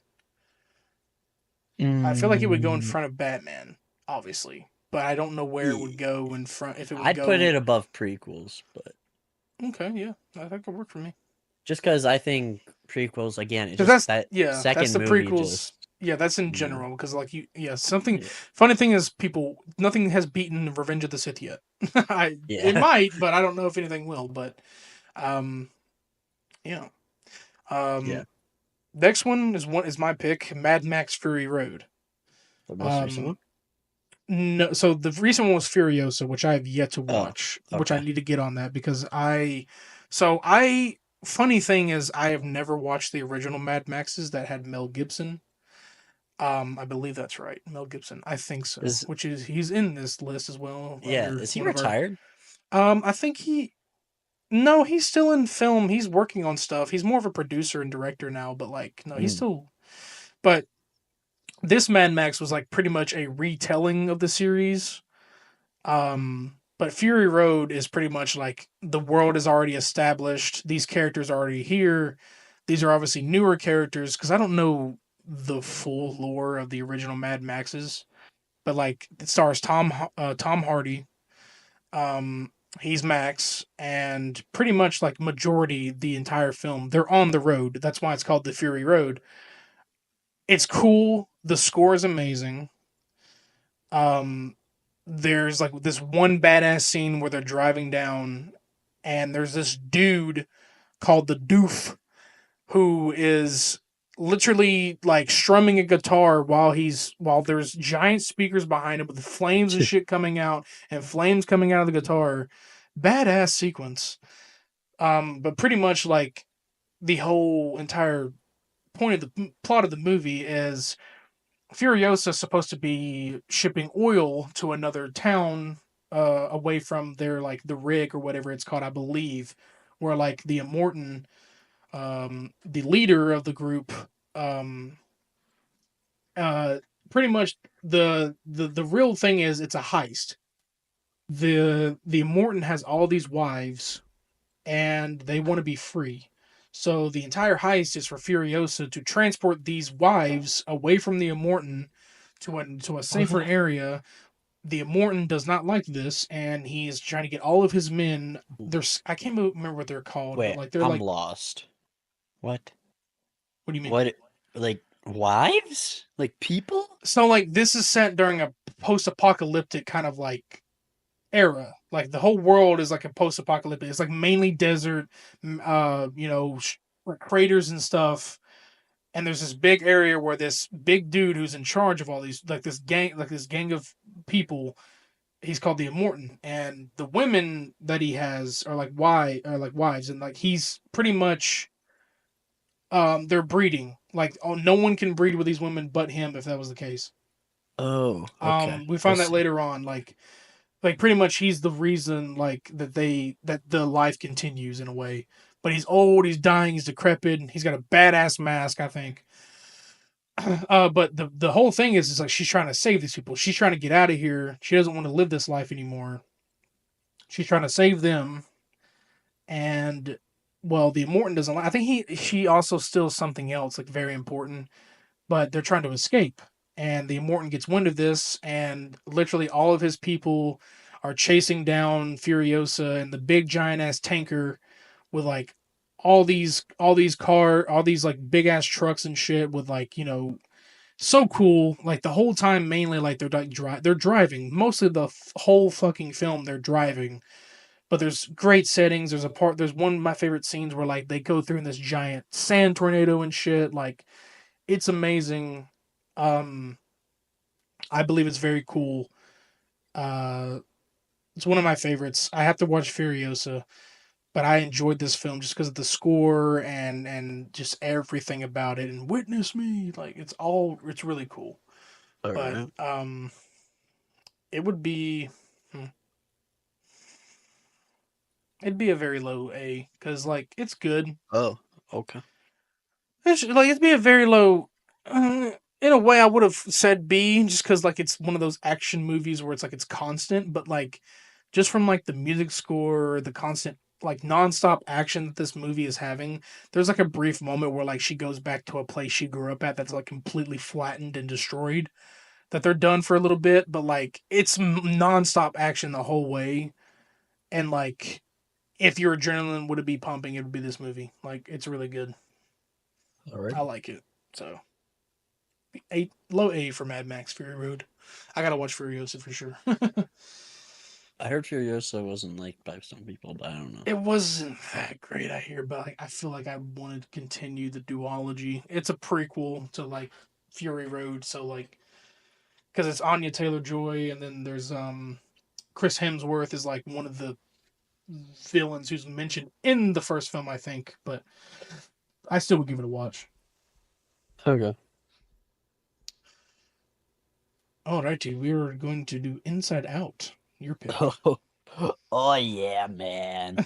So Booker T always showing up. yeah, I mean, I'm sure a lot of people know Inside Out. I mean, most likely you've watched it. Have you watched it? I have not watched one or two. Wow. They came out after I like was on that dry spell of like not watching animated films, or alone Damn. at least. But I never like watched. Yeah. I'll make you watch it. I'm sure. Or Okay. something. I don't That's a know. threat. He just threatened me. Hey, help.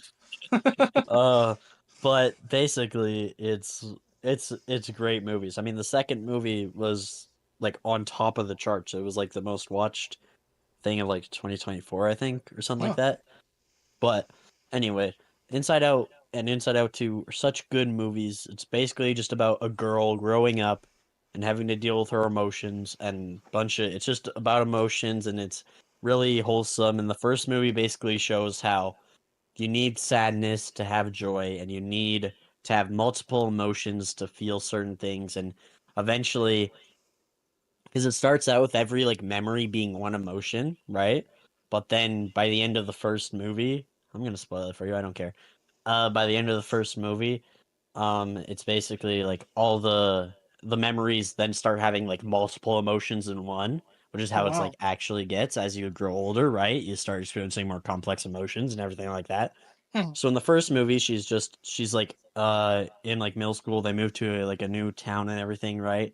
Well, not middle school actually. I think elementary or grade 5 or something like that. Anyway, then the second movie is when she's a teenager and she gets new emotions like anxiety and stuff like that, and things get more complex and Right. puberty starts happening. It's actually really good.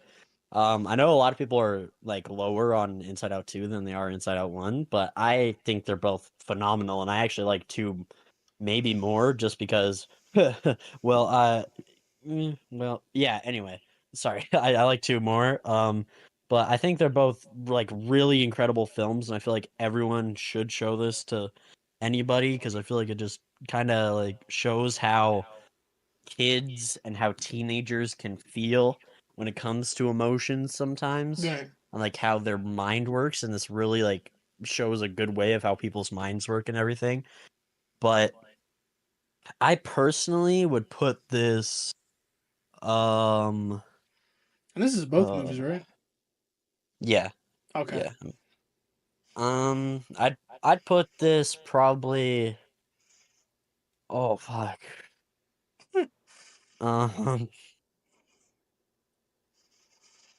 I'd have this above probably Pirates, to be honest. Just top A. Wow, an A.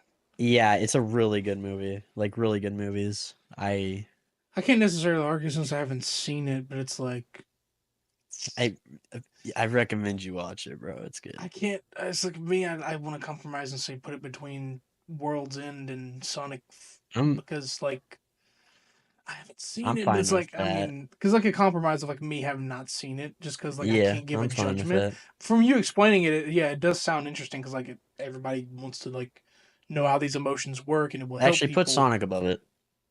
Oh, bro, just broke its heart.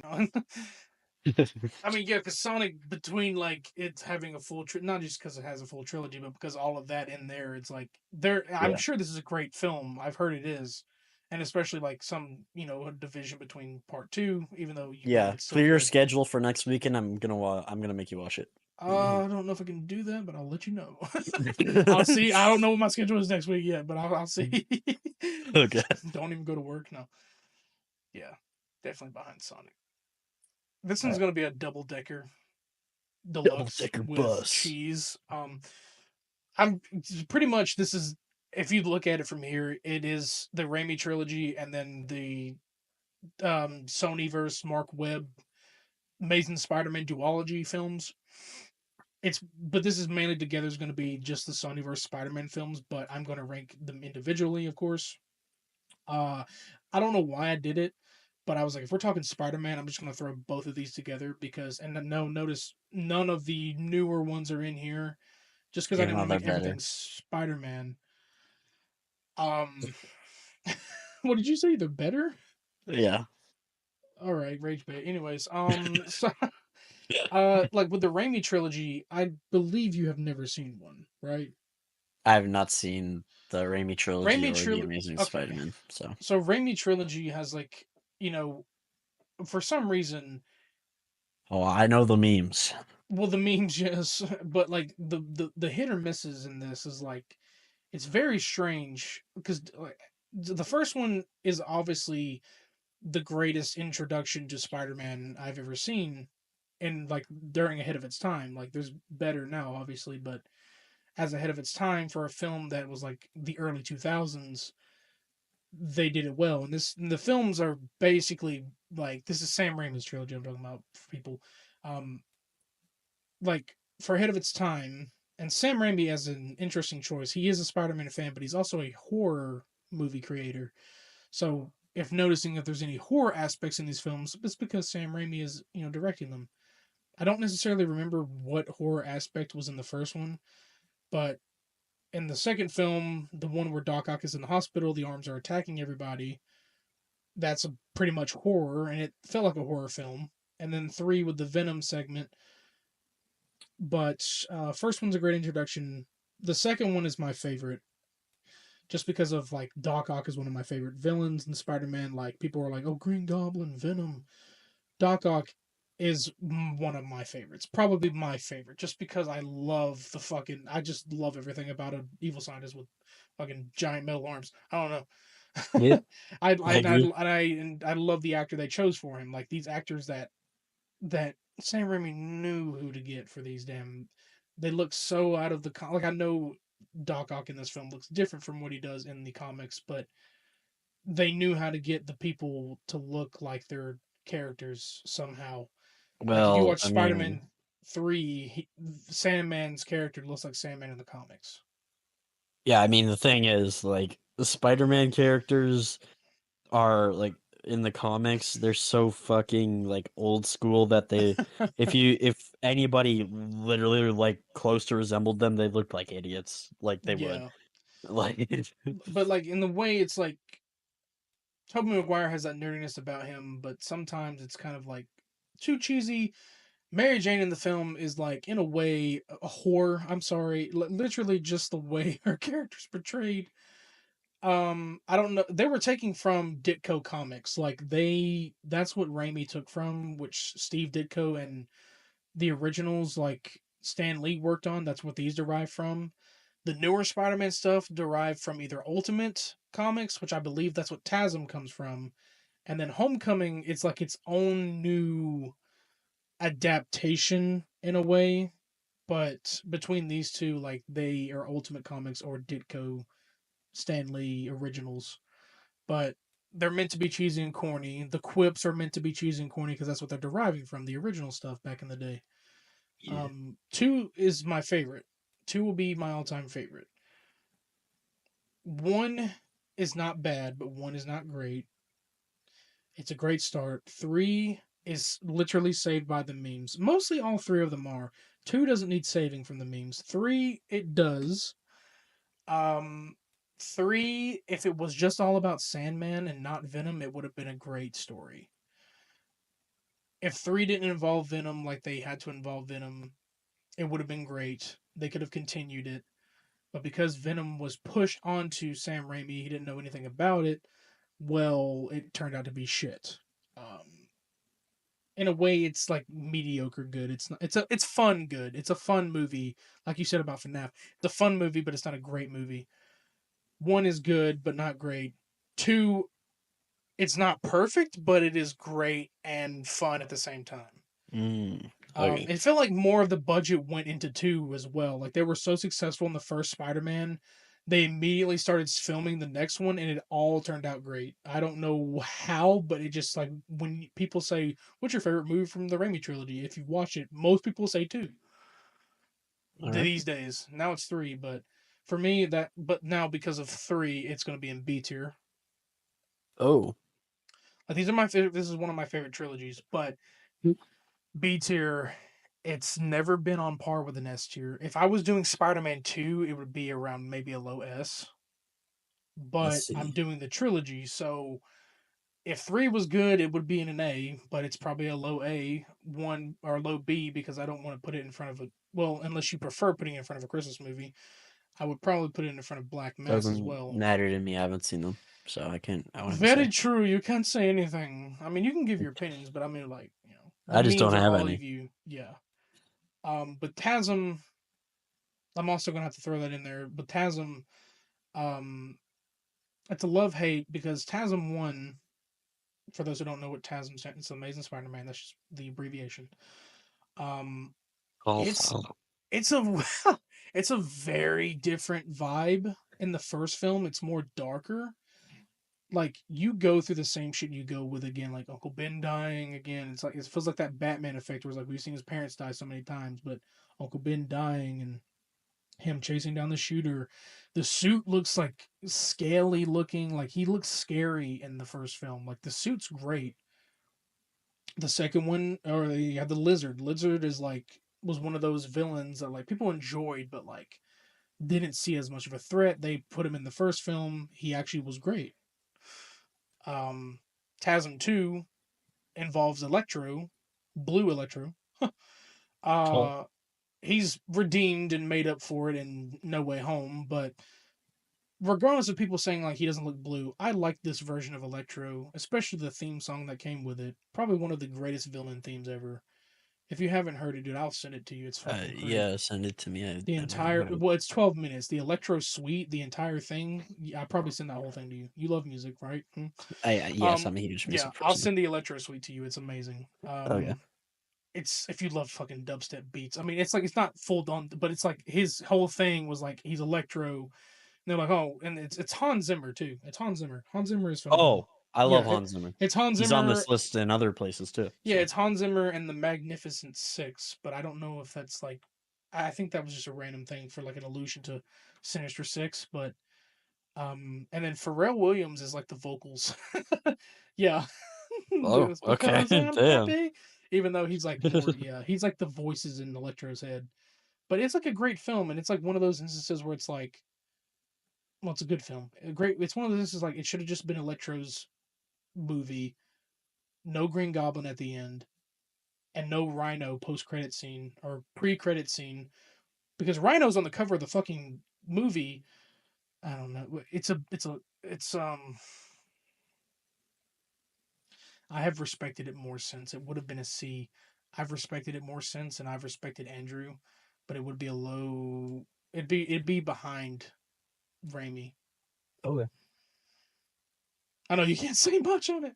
I Because can, yeah, you do have one Spider-Man thing coming up, but it ain't that. But I do, yeah. you're so yeah for Raimi trilogy and TASM, Raimi is a high B and TASM is a low B. But now we're going into the next one, Big Hero 6. You've seen this movie? I've seen it. It's great. Okay. Uh, Yes. thank you. Honestly, this is I probably was the one joking, I but actually no, it is. It's S. That's a great dude, movie. I'm not even lying. This is probably actually the one I enjoy most out of all these so far. Now listen, I doubt you're gonna agree with me, but like I love this movie, man. I do. I Instead love this Revenge fucking of the movie. Sith. Oh, Would you be willing to put it behind Revenge of the Sith, though? I would be willing, yes. As in front of like Guardians, yeah. I mean, Guardians has had an emotional Yeah, I mean impact it's on the like the third one, same thing. especially. But like it, It's the same thing. Big It's like Hero Six, this is the Guardians of the trope. Galaxy. I mean, It's the it's trope I love. I love this. I'm telling you, I love this trope. I have like 3 movies on here with this trope where like a group of misfits come together to become like heroes. I love this trope, exactly. dude. Dude, it's amazing. I love that damn movie. For anyone who doesn't know, Big Hero 6 is a Disney movie. It's also a Marvel movie, so you know. Yeah, they're Um, connected. Yeah, it's based on a Marvel comic. But it's an animated movie and it's actually fucking incredible, super emotional, super and also I relate to this movie so hard. Like I love this movie as a kid and I related to it as a kid because I had an older brother, right? Well, I don't know why I said had. I have an older brother anyway. your And brother he's like vanished into the shadow realm somehow. no, no. But no, my older brother has always been like way older than me, and I've always felt like he's so much Yeah, smarter than me and stuff, and he's so wise, and I always looked up to him in such a huge way, and I still right. look up to him. And You like still I do, yeah. always I always felt kind of like Hero where listen, I'm not trying to toot my own horn, but I always felt like a genius when I was younger, and I Nothing I wrong with I that. mean some people, a lot of my parents, I mean, parents always call their kids smart though, so it doesn't really matter, but whatever. But I was called smart by like everybody I knew, so I really thought I was like some genius or something, whatever. It was dumb kid logic. Anyway, I Yeah, just really loved this movie and connected with it, but yeah, I also love the bot fighting part of it, and I love Baymax. I just, oh dude, I don't know I can't even like properly form my thoughts. I just love this movie. all you gotta say is this cheer. For No, sure. but there is one bad thing about this movie. That's Oh, the twist villain part is the bad part because it's like duh, and I think twist villains are kind of just dumb. So whatever. But yeah, it that's didn't really about it. need to happen. It was like, oh my god, it's the old man. And I'm like, okay. It's like, yeah, if he was on screen more, they were like blaming someone else the whole time. And then, yeah, you didn't really need a twist villain. You could have just kept the Kabuki man just to be like, just a bad guy. You didn't have to Well, it was be. also just obvious that it was him to me. I Oh don't know. yeah, because they were blaming the wrong guy the whole time. I was like, they're really focused on this wrong guy. It's probably not him. It's probably the other Yeah, guy. So good film though. Great film. yeah. Do you have anything to say about it? Great film. No, Okay. I mean, yeah, like I mean, I think I've watched it like at least 2 or 3 times. I will say that this film is to blame for introducing me to Fallout Boy. Funny enough, like people are probably wondering how it took. I'm like almost 25 years old, and it took this film to introduce me because Fallout Boy's been around for so long. Listen, man, I grew up around a dad who enjoyed rap music more than anything. So growing up listening to rap was most of my thing. So I got into the metal game and rock game very late in my life, even though my family has played 80s rock around me all my life. But it took me a while to find my own sound. But this movie introduced me. I'm pretty sure there's like one song of theirs in the movie, and There's I two. enjoyed it. There's two, but I enjoyed it, and it Well, no, no, never mind this one. Immortals is the song, and it was made for this yes, it's movie. Immortals, and it was made for this movie, Yeah. and I enjoyed that song. And then I found all their other stuff, and I was like, okay, this film is the blame to that. So it's a good blame. It's not like, oh, you suck. No, it's a good blame. But that's all I can say for the movie. It's a great movie. Yeah, relevant movie. Stan Lee was in it. Stanley True. was the dad of what's his name or whatever. Fred. The Fred. Yeah. Amazing. I wear them And front. I wear them back. I turn them inside out, then front, then back. So good. I've seen that recently too. And I did do that after watching that movie. Don't do it, people. Don't. Don't do it. Um, Speaking of amazing, the next film is the Spider Verse films. You've seen these, right? Obviously. Across and yep, into. Oh yes. And this is a trilogy, right? Like this is going to be a It's trilogy. We going to be know a this. trilogy eventually, yes. But But obviously already. ranking it as a duology, of course. Yeah. I'll give my insight. Across is 10 times better than Into. I Um, disagree. oh, I want to hear that, but I only think that because of the way shit got. Honestly, just I am glad that they're appreciating the Spot as a villain who actually has the capabilities of like fucking with shit. Like Yeah. in the comics, he's still in a way a joke, but like he can do so much shit and warp reality.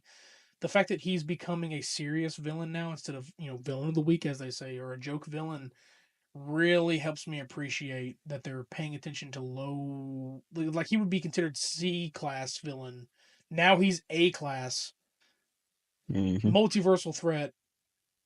It's amazing. I like it's a lot, but I want to hear your take on like what you said about Across or Okay, the I entire think films in general. I think Into is better than Across, and I think so just because I feel like Into can stand on its own, whereas Across Yeah, needs Into and Beyond. Like, I mean, right. Yeah, doesn't need because Beyond, but at least needs Across Into. has that cliffhanger, so it's like, and now you have to wait another 2 years before we see the ending there, Yeah, and which is but I'm fine. fine with that. I thought a lot of sorry, I saw a lot of people getting mad when there was a cliffhanger ending. I was like, I'm fine with it. Nobody got this mad when Infinity War did it. Why are people getting so mad about Across doing it? I didn't understand. People Like, kind what? of did get mad with Infinity Wars ending, but like they didn't have to wait long. They actually waited a whole year for the next one, but yeah, because like they were slated to releasing in 2024, and then the writer's strike happened and pushed a lot of shit back. But they were still trying to slate for like 2025, and then no news happened for like a good couple. And now they're like 2027. They definitely added some more shit, probably redrew, recreated, and needed to whatever they're figuring out. Yeah, But I'm I fine mean, with it. Take as long as you need. I just need the it to end storyboards were well, leaked you and know? stuff too, and shit looked crazy already. Like I remember seeing some leaks. I don't know if you did. I won't ever show I did them, but not, no. yeah, I saw a small couple of things, but I won't discuss them here because it's leaks. But I hope they don't change um, anything just because of leaks. no, I mean it wasn't like a big like leak. It was just like one major part, but it wasn't like anything spoiler like a person dying or something. Like it wasn't nothing like that. But it was something like that would look cool and be like, I want to see this now. But Yeah. and then like there's things going on with like Shamik Moore and like Haley Steinfeld. Like I'm not saying it's a weird chemistry going on here. Like she just Wait, got Haley married. Steinfeld's in the movie? She's Gwen. Oh, I didn't know that. My bad. Yas, yas. I'm a huge Yeah. Haley Steinfeld fan. Totally. Are you being sarcastic here? I don't know what I'm being, bro. Anyways, where would you I like put her this? music. Her music's great. Anyway, Where would yeah, you I put like her. this? I'd also put this in S. I don't. I think this is Whoa! All incredible. right. Yeah, I mean, no, they are the best Spider-Man I don't know movie where I would put it in S, but in a I while. would put it in I feel S. like you'd put it behind Big Hero, but would I don't know. you? I I actually gotta probably make a like it more than choice. Big Hero We're 6, to hitting be honest. 4 hours on this pod. Let's go. Like, I think I probably like it more than Big Hero 6. damn, you hurt Hero's feelings. Yeah. Also, I just Fuck them. realized, depending on how much longer this is, it's going to be longer than both Into and Across put together. Shit, I'm Just going for. think about that. Let's go for 3 hours and 30. I'm fine with it. Yeah. Oh, you mean this podcast? Wait. Oh, dude, this podcast is about to be longer than my stream, which was 5 hours long.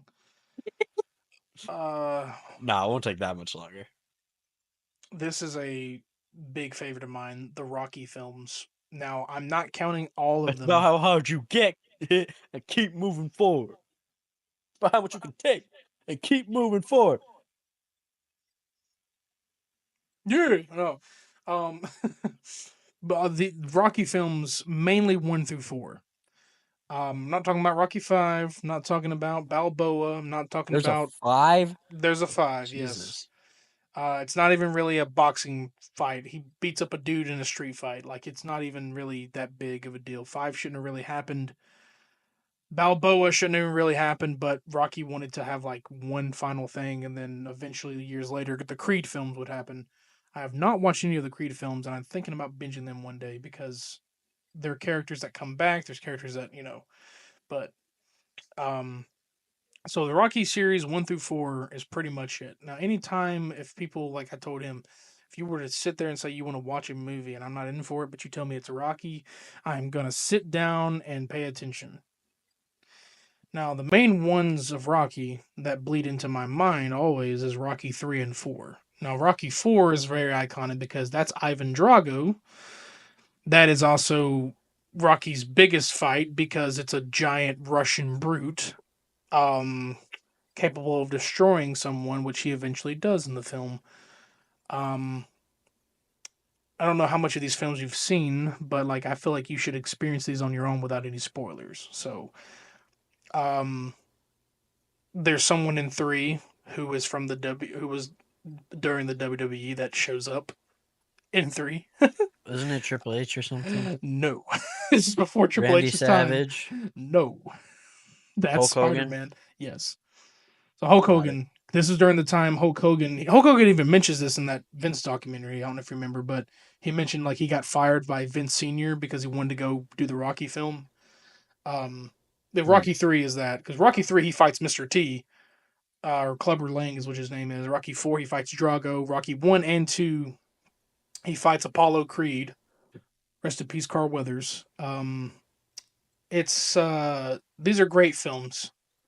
Like the first story, like him meeting uh Adrian, like meeting every like just so much of this story.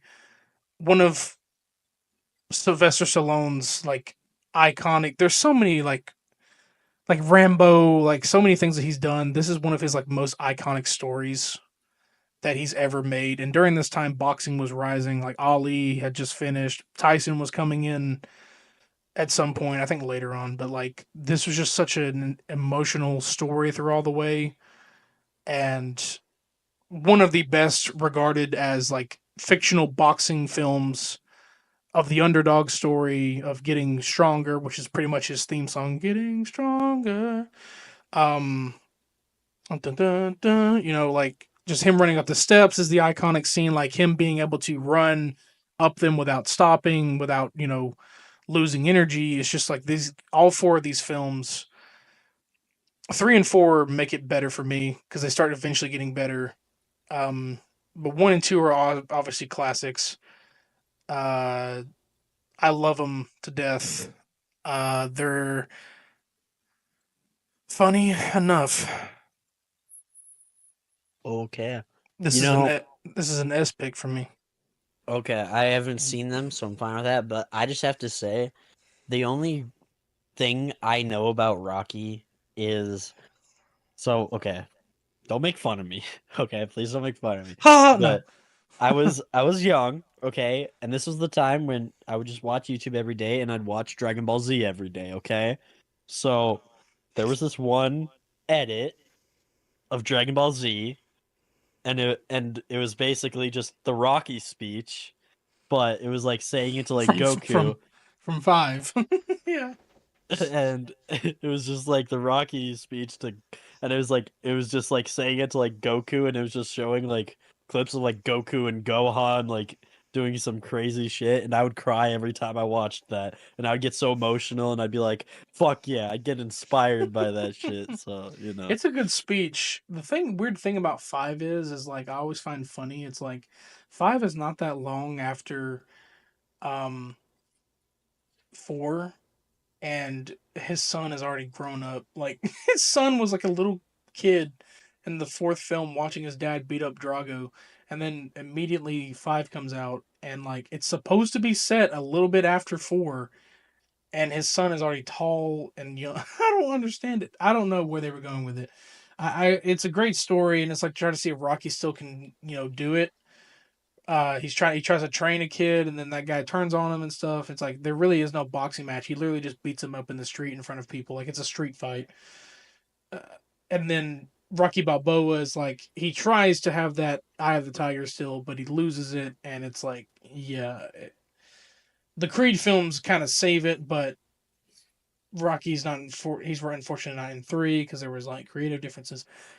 It's 3 and 4 obviously make it better, but like it's even though I say 1 and 2, 1 and 2 wasn't lackluster. It's just like it's a slow building story, but it's still a low S for me because like I'll even put it before your silent voice film because like that is a whole different like it's also the first ever like sports fictional film we're putting up here. So Yeah. like it's a little bit different than all of them, but in a way it still sees it as a high movie because Mhm. like of how much inspiration these damn films have and just like an under Yeah. like it's a motivational movie. It's like if you're the underdog of your own story, you can make it and there's obstacles in between, but you know, it's about True. how hard you hit and keep moving forward. It's pretty much what it is. So Yeah. speaking of hard hitting, Kung Fu fucking Panda. Have you seen these movies? How many have you seen? Which ones? All three of them. There's a fourth, so you've seen Yeah, three. I have not Okay. seen. Yeah, yeah, the trilogy, but I haven't seen four. So, Um, S, top S. are you really sure? Because I'm gonna have to I'm disagree with you positive. here. This is my second favorite series. Okay, this is Kung Oh Fu Panda is my man, second favorite movie of all time. the funny thing is like I'm gonna have to disagree here. Like I'm, first of all, if we wanted to keep it as, it would not be top for me.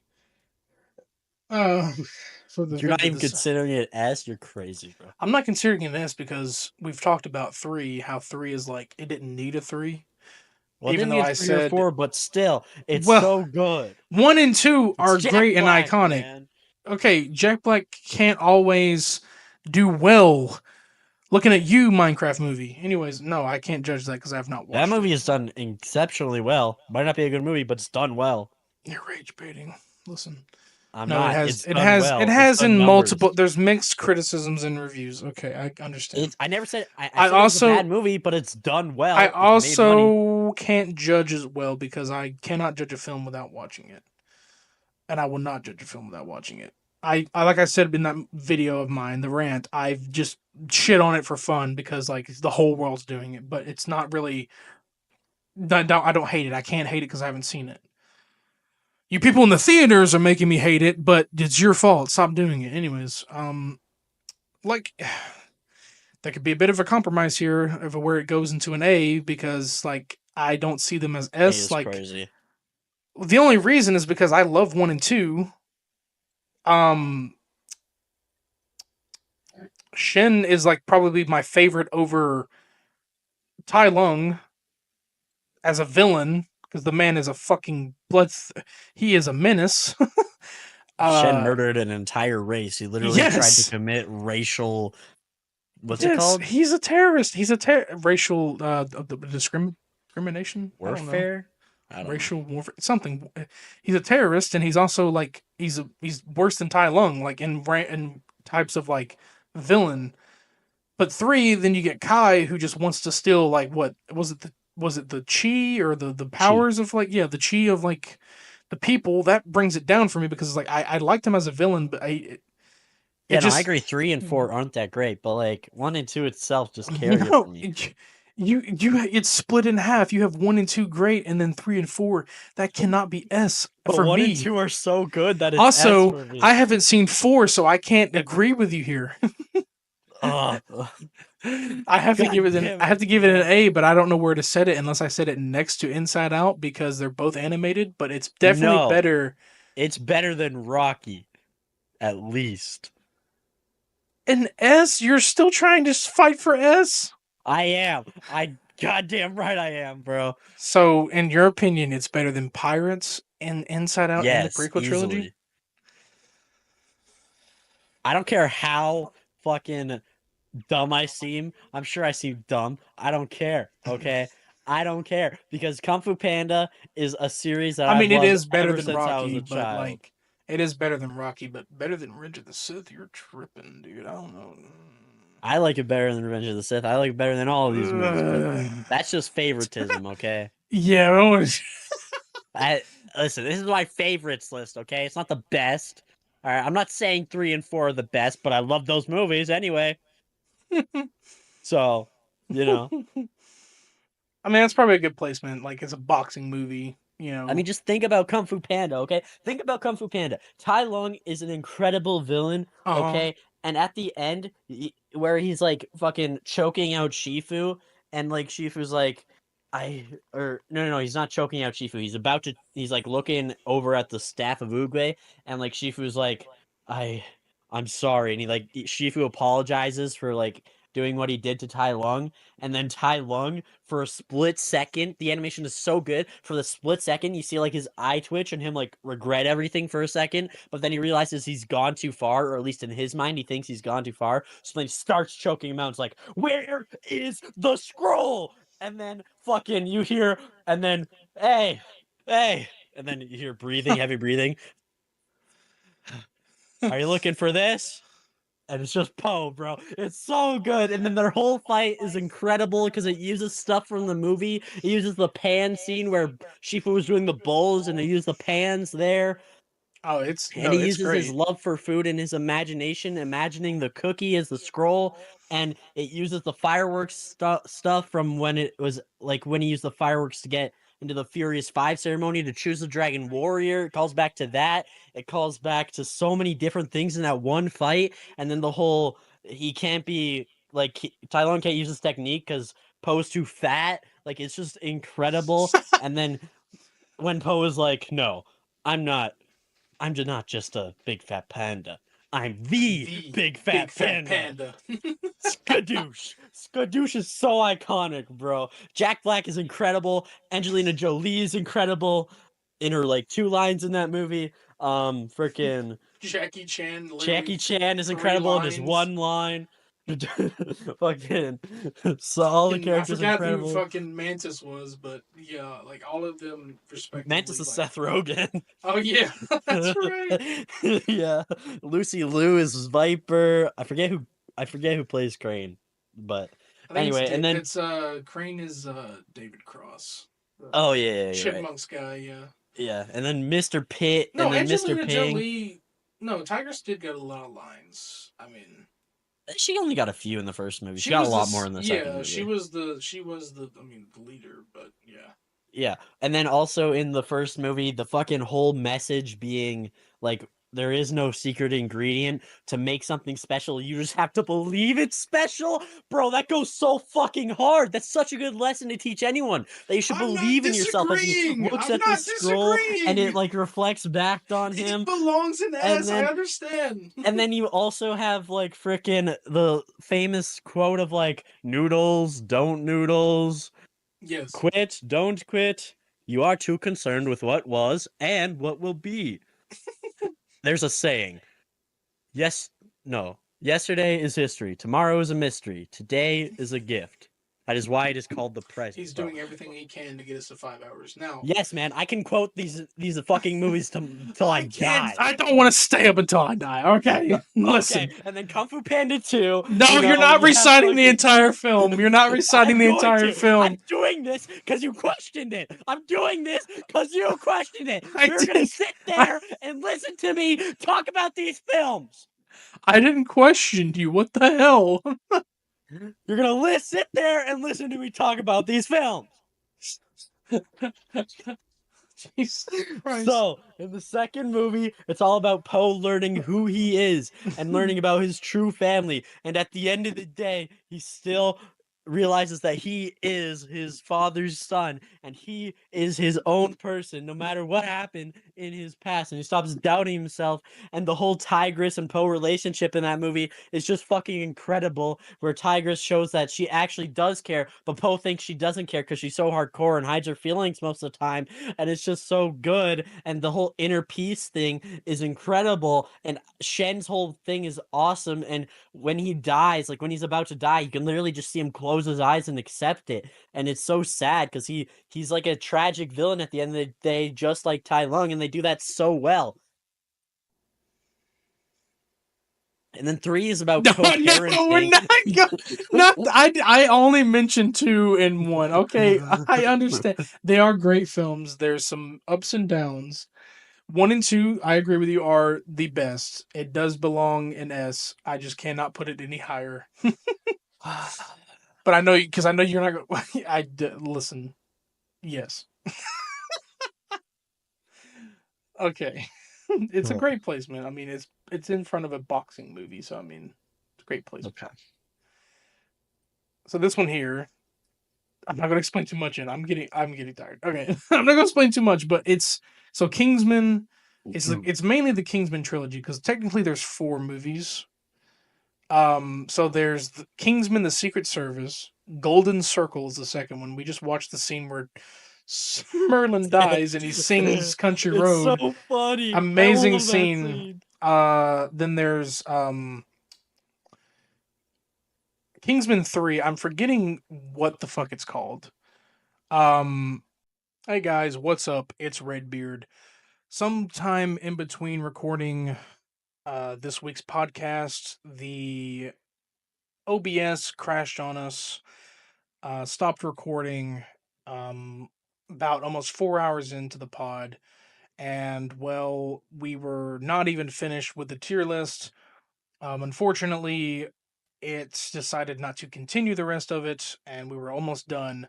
But I've decided to add this at the very end of the podcast since we had no desire in redoing it, and we want to still be able to upload a video and a podcast episode this week.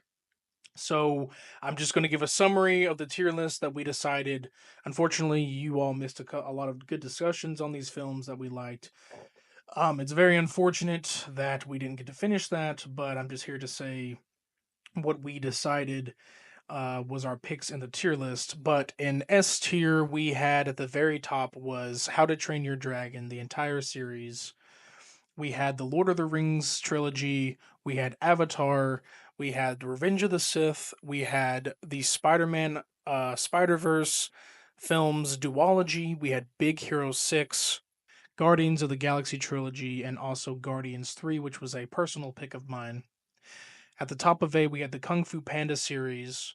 We had the Infinity War and Endgame duology endings. We had a Silent Voice. We had the Wild Robot. We had the Pirates of the Caribbean original trilogy.